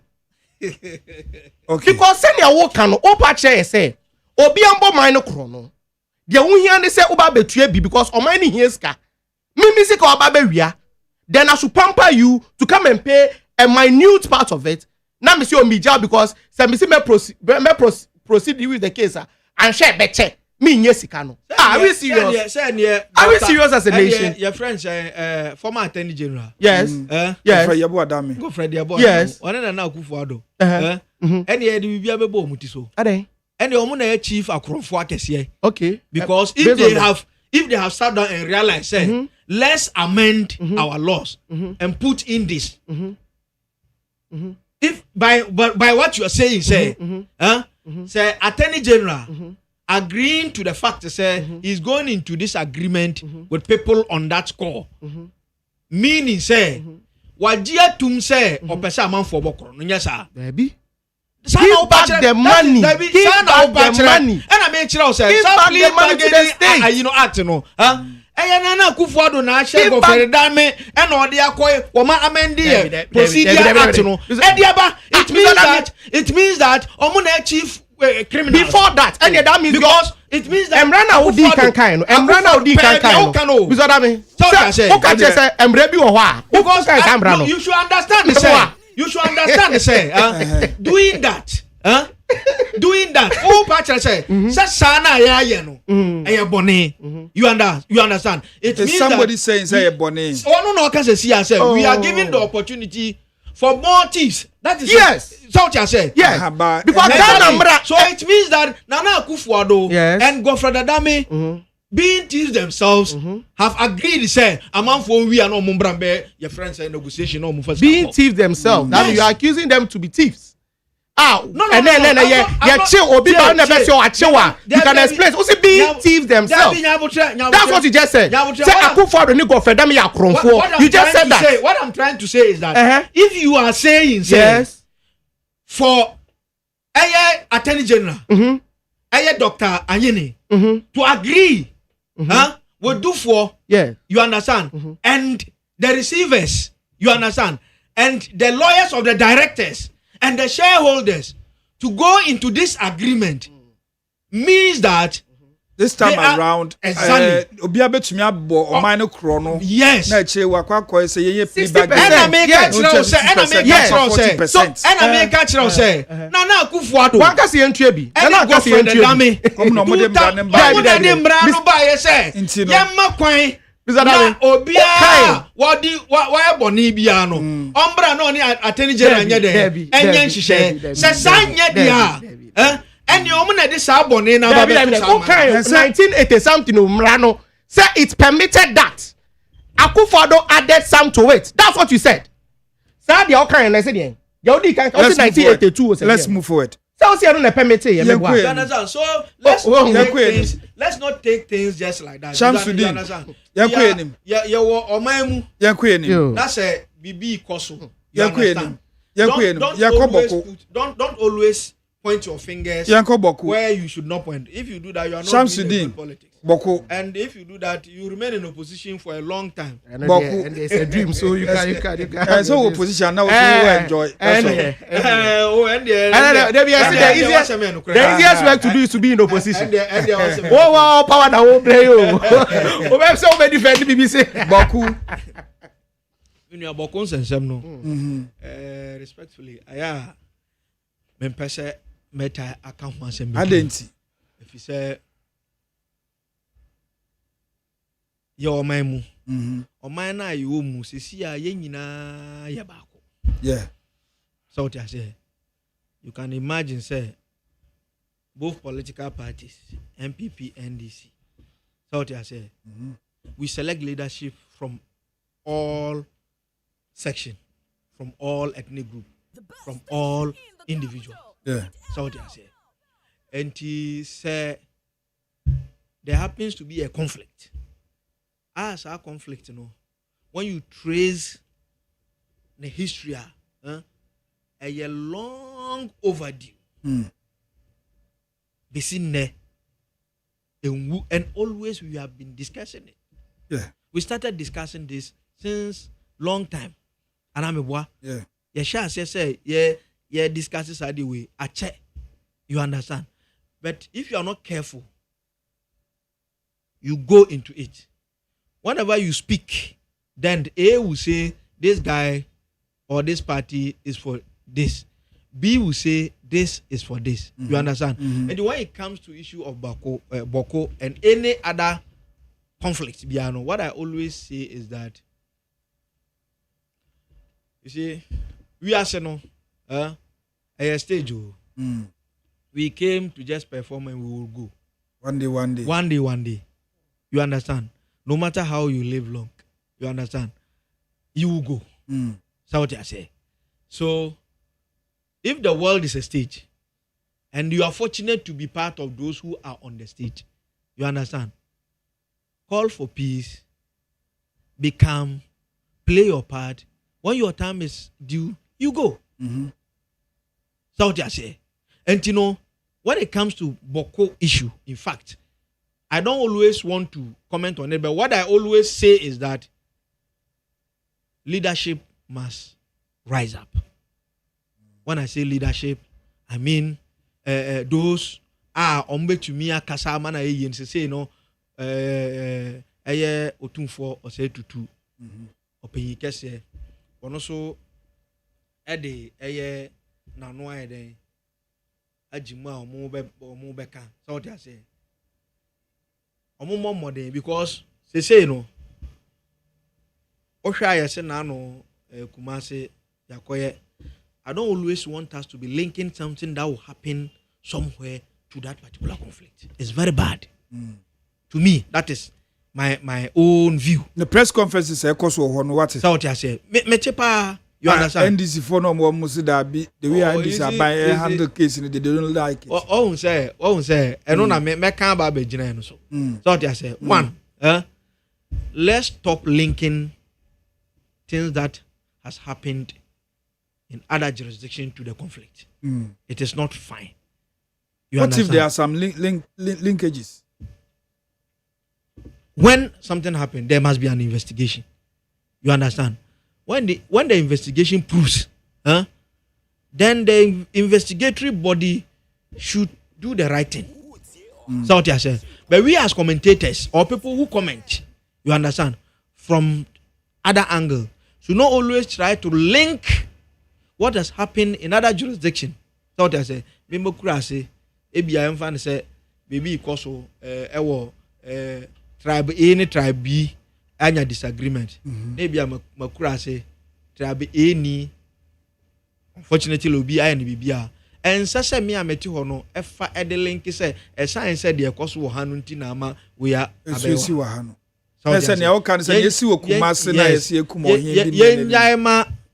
Investigatory bodies no omunya den omunya omu investigation na omunfa de wose omunfa mrabonte no emrabonte. 2 press conferences are some youths no you understand right on say personal interest Udu selfish and personal interest are too much uhwe nsugu uhwe nsugu bibia obi ebia no komwachia obaba be say nipa ba ku mienu miensa bi there was some special interest in it which is to benefit them. So what I say I don't subscribe to those press conferences. Let's lower those things because what is it? Those who have been killed, are we happy? You understand? So you know more press conferences houses are being bent. Are we happy? So what I say, businesses are at a standstill. Schools, you understand, closing down, which is not helping. You understand? So me, I always advise, say leadership must take pragmatic steps. And some people playing politics with those things. Well, I don't want to say some people are playing politics with it. Yeah, maybe because of the youth, you know, on a press conference. Who's almost say we voted 000 for MPP, giving you mass a number of votes. I near san kanunti no mobile, but me about Bobuama problem not solved. But that's a mobile no mono problem worse. And I make a choice. I don't want to go into that realm. Okay. So what I say. Okay. I don't want to do that. Okay. Personally, I don't want to do that. Okay. So what I say. I would advise that those things should stop. Yeah, he has painful should act. Painful should act. Okay. You understand? And I did we actually maybe one mentias senior. Maybe one mentias. You understand? It means that there is something that should be done. Bibi potty wo hwa. E wo say ya yenye. So what I say no money be hwa yen kan be dwam. Na ban ba o hwa bokunse mama handle ni ye wa ban ba. Oh, definitely. His Excellency John Dramani Mahama ba. You understand? But then on say Ghana ha no. Bibia over in politics bia no na wa say no. Unya yen politics pe. Over say no. You understand? And no be na menu e ete he. Is President Mama na ka say MPP for na omo ye the politics. So that mean they fake and say so what you say President Mahama asam na o kan no. O say NDC wa be mu a Boku is at peace. I don't want to. But you see, NPP ba be no pe na Boku sorry. Now NDC is in government. Why is Boku still boiling? According to you, why am I at a press conference? NDC youth. Why am I at a press conference? NDC youth. I then. NDC youth. Yes, yes. And when I also say NDC ba power Boku at peace. When I can. President John Ramon. Where then he? Gunjani. No, not now. He's the president of the Republic of Ghana. Yes. For now. Yes. And he's a member of the NDC. Oh yes. And the leader of the party for now. Yes. Meboa. Yes. And you know, don't go there. I don't want to mean same you understand? I don't want because as you say no, we all have to speak about Asunwe. No, who can some politics? Now make sure we all have to speak. But he didn't do politics. He didn't do politics. Oh, you know. I can say he's making a statement of fact. So what I say. By bringing MPP and DC, he's not doing politics in it. If you want to do politics, are you trying to tell me say I should also say what Dr. Baumia and others say on it? Dr. Baumia said, you understand? No, I'm not going to say that. No, Menka. Because no, Menka. So what I say? Me mati biya David media Menka. Me say me media Menka because I don't want to drive into that realm. Look, peace is a source of development. Oh yes. A nation without peace cannot have a subsequent substantial Boku peace anyway. No businessman development. Go there and so what you say? Establish anything. Meanwhile, when him says Sahaba so very industrious. Yes. And a very huge hub of your friends and business center. But you know, so what you say? And you know, let's preach peace. Let's stop going into where I can say and where I can say. South I say, where I can say and where I can say and NDC forces MPP forces say. Okay, Manuel. Mr. Dame, let's preach peace.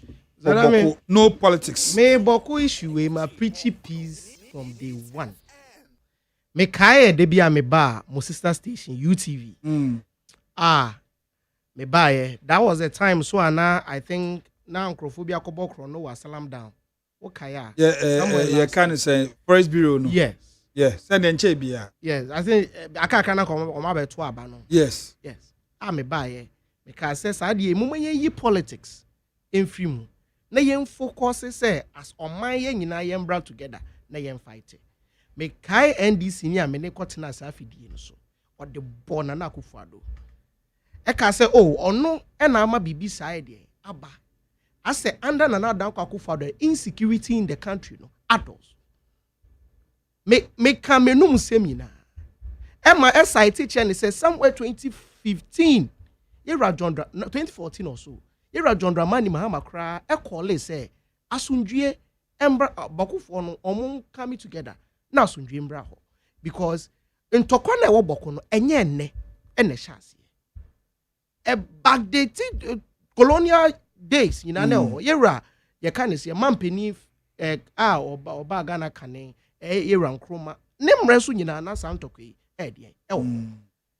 but who say NDC omutimi ye bibia o china no madane omo ase omo de afa omo ye holy ene and na emo se benwie ka chem se ye yi politics enfimu. It's a very good call.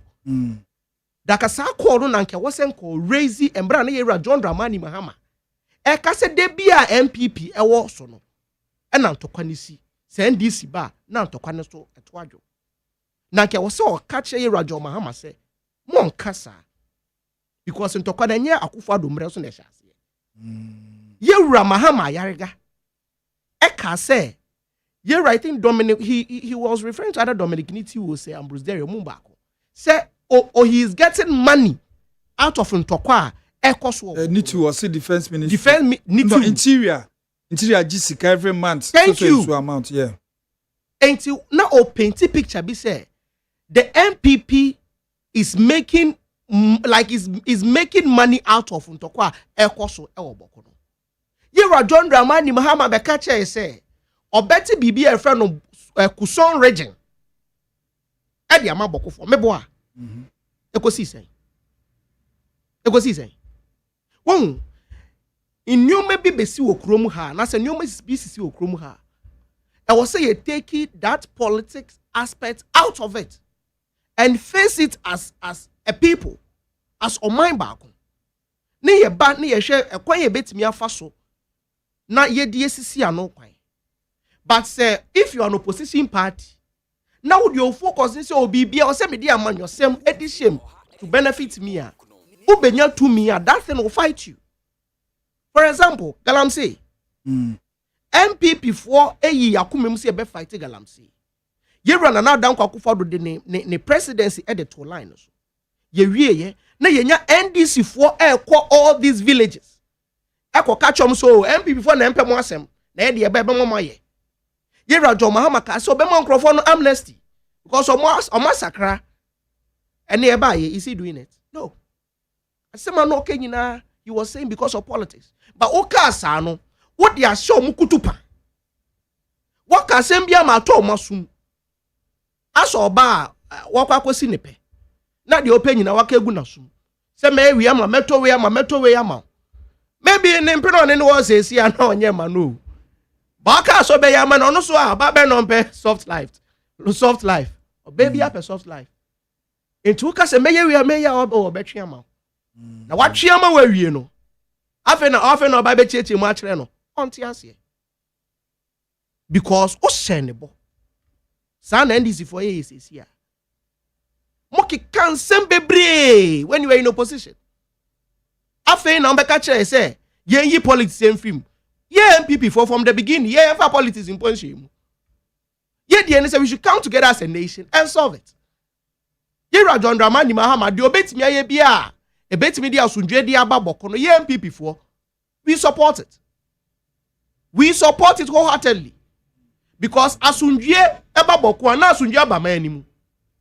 If you say ade bia ese wo boko ene eye mini usika MPP NDC ye nyina sika na edekwa kwa ediye. Ene mpuntujuma nkoso wo boko. Nkrofo odwane afiri kru ni. Teachers omo tumi chade so betia mka. Yes.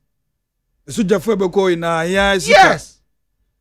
Nurses na say kwa na mete say one of the nurse afre fence chairman general mpo say yembe yi omumfi ho.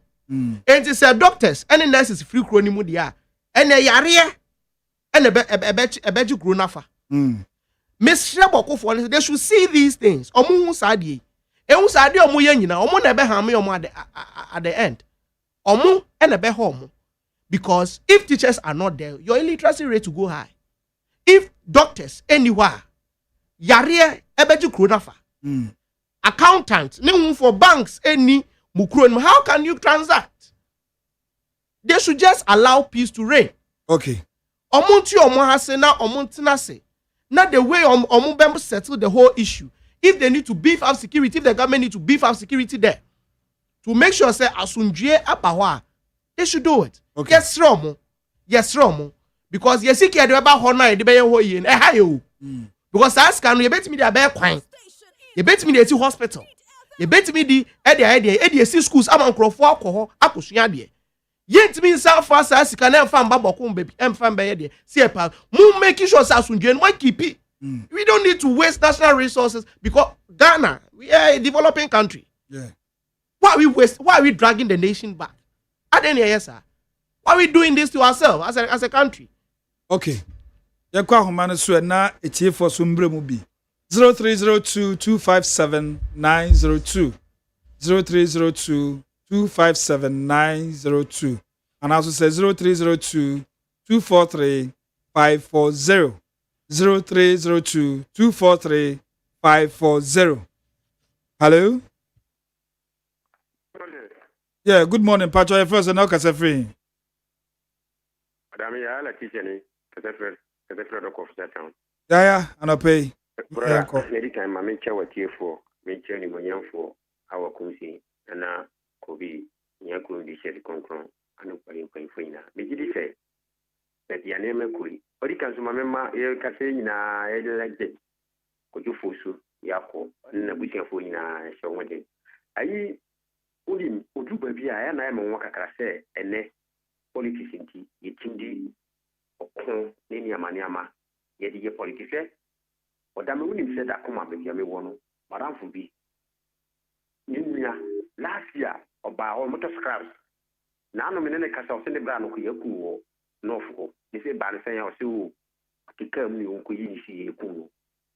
It's all beginning to on our own just here, and so bright ever to about NDC, NPP, and DC for say, and PP back to Conigina, we should say, oh, you best say, ye best say, Omuni man and go.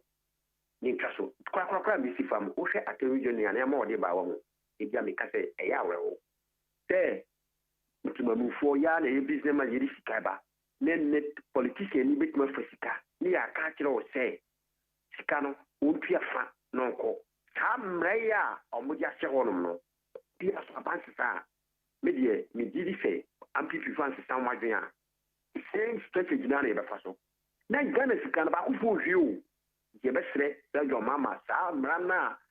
Attorney General, no man coming quite comforting and see from say depi. Okay. Hello? Hello? Yeah, Pacho Frost and Ocas free. Indeed, I can fear phobia because I free cantamanto. The Pacho, I don't pay me into you. More, did it come a memo about so? Namen Paconia can see Dr. Brand, a tampon. Yes, he could have been Paul. Safia Mohammed, and I can come with this Mistiano. Okay. Boko in some similar Abaya. You see, ultimately, as our money, who must be a more vrem. Now, maybe I had a times, baby, our kind of politicians never find could say, come in. On NDC and then or say, Ubusan Boko, Yan can want some or say, Yan can as we or opposition on said another at the yam penisa, but when you are more, you're not before, you're more. What you say? And the opposition now, who near 2 minutes. Now, who near 2 minutes, who can track and say, now the woman and then you say, Yan can ask you, can ask you. You say, or go for NPP for more than Yakumaso, or your Ghana for, and the other level for. Mamundi, any politician will be because someone is a Munkonswa, no one could go to Bunani. On the airport, and the old school crown, you become Nanka first and test and to make free. Mama be armed for now and put to a map of Kodaboko, a Ghana for who did hear a year. Okay. Hello? Nebonsu. Nebonsu. Kuma Pimwa. Apimbeba. And Pimpin said, Pia. Inim Jane. And for 3 years, that's in the Bruno. Oye ba yangu po shako ba so chia na papa mission na ba ona akọ. So de meko. Oh, ubasisi akra my ready. Ndase pan. Incoming national chairman. Adin kese ye wura bia wu amano. Ni se kundi e media. Ona bu sawa kunsin. Jasin kodia na me a me de cha so ngo bia Frank MP. La sami okutuni se nyam parliament pa chia no. Hwe kakra me kan se wo hene ba. Wo hwe de ye kan ye pa se ye better position ya che for sikaton. Emna ne wa ba ye ka ye che se bi nya soku kan sem bi. Wo se no bi en sendi siti ma pa wada. Na so mo ko trase bobo awo mo ene ku mo dia. Enti we dia kan ye bi ni we ne e bi ko da wu bi de nti. Ye to su bi o boko. Ye be samonofo. Ondo nya mitini ye. Emna do kama mood pawumia. Ye be maintain no owo. Ama for ye 30. When you 42 point something. What is saying? So one and so 1%. And when you go, let me find them on the same. The American Simon of Monkey because they are more open to 242. Said the way and the thing if you are Babadu, Matthew. Now, free 7 years from getting Punto Bettiaco. 84 of way, Monkey, Najamuka, and I'm saying the dollar team stabilize. And the dollar young. Kama mudbo ya ambi for me ke humo ya fa ko na dachi ku fo compressor no meka e ku fo ko ben pensia o ma me ko tizukura Ghana for oba Ghana for so san komra now Nebonsu Kanajie wo se chairman ho na ope oh okay all right and then bye bye hello. Yeah, Chief, but your first work as a free. Yeah. Again, when you can step up and go. Jenimo, and I pay. Ain't you? And your man is showing Kia and anybody and I pay. Now, Kia on a bow and a champion. And an incoming dip can come with a word from you. Also, by national care mine. And did. I'm a chair at Yasafia. I'm a general secretary. What I mean? Me pacho u general but mo dia na to fa wa unya ma ne popo ne ko fi evacuation pa den ti bofo fo pa na e tu ku mo na na se mi pa bi na do no e da e kom da mi ni da bofo fo ne ku mo because ku sia ji ni ti ware mampuruti ti ware ko ta se e do mo fa den no mo na na no mo ne wo no mo ta tutuo e no mo ku mo e no mo ti mo de che bontam ejenimo na bokoi mu IGP kura ko ho mom che ne bibi kakra bi e na wo se me ye general se me da mimi kura tuo IGP wanya kusasi ni wanya mampuruti ana me ye kusasi ni baby IGP ejenimo wa mom na se esuma ma woko why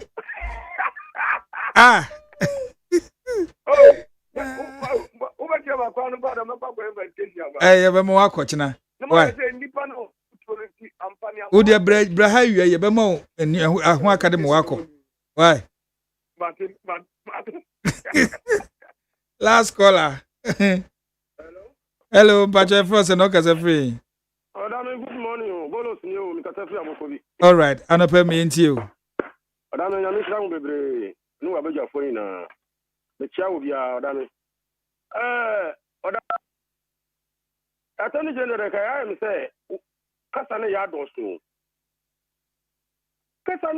Attorney General mo fi NDC fo adiska ti mo ba be hwa ji sika ina amaye kasa na doso mo diska ni na so menye so ba kokra wo man ni mo hwe na mo ti obi mo ngum mo fa sika amaye ni ade mo na avede uka se obi betu 60% na 40% na won na sa na diska Attorney General beni odami Mr. Obokun sensem ti a hwe na yi NDC politics and free mu a ho NDC MPP ya yi o ma free mu a odami Obokun sensem de ntwa yo because Obokun sensem ye wo MPP hini wo ho ene ye wo NDC hini wo ho etimi de me odami me asembisa na me bisa senti ya asase ho manso ena ekoso wo ena ma ahemfo na sori saa odami wonu abedwafo amachia o me bisa sa enti ye chance asini mu a misremu eye ye ana odami nkwantan sensem yi ɛyɛ the same thing ɔda me se ɛkyɛ asase no ɔhene fa wei so fa wei a ɔda me bisa wo mefa kyɛw me nua ɛnyɛ yi ana yɛbɛhwɛ yɛtena hɔ ma nipa ma ewu sei ne de obi yɛsi ka fi ofuro no so 2 o'clock na wada ɔda me nduane so firi hɔ paa bankran yo nduane surprise wɔ da baabi a nduane firi hɔ papa nya asɛm ketewa na de na afɛ de ɛkɔ to a yɛtwa yɛ ho na yɛyɛ sei yɛto baako ne ha na yɛde ɛfrɛ no esie Shamsuddin last words menua Mohammed asɛm a mɛka atwa to no sɛ menua Manuel wɔ yɛbɛhyia akwati hɔ oh yeah ana woma nyame ne hene yɛbɛhyia nyame yɛ adoma sɛ wobɛba nyame yɛ adoma said 21st September na yeah I think so me share date nti my last word deɛ meka ne sɛ ɛyɛ by election na ɛbɛba so wɔ akwatiano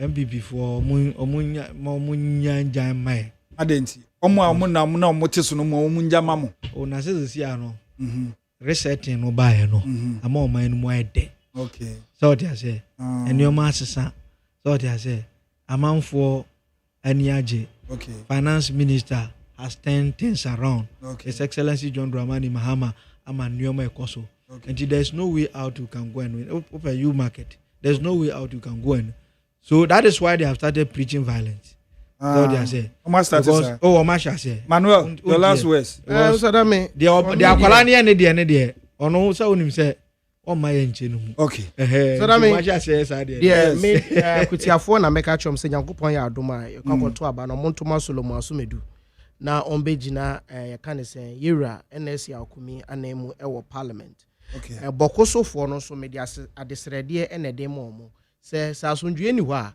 mpumtuo eni hɔ nti ɔmo nhwɛ na de ɛkɔ so nyina ɔmo mfa obi amfa na kadeɛ ɛmfa nto fam ne pursue peace na me di wie kra as bi ni every time ba ha nyina nipa ba ko bi na ya me expect sɛ ɔbɛfrɛ na wanfrɛ ɛyɛ no krasa ɔna nsɛm ɔta kan me de bi amba ha bi na mesere sɛ bebi a ha wakom sin tutu no sɛ mesi ombra mbɛgye bebi a yɛboro no eti Mr. Dame obi ofre yes bia so right. obi biara se asundwe nko obi biara amen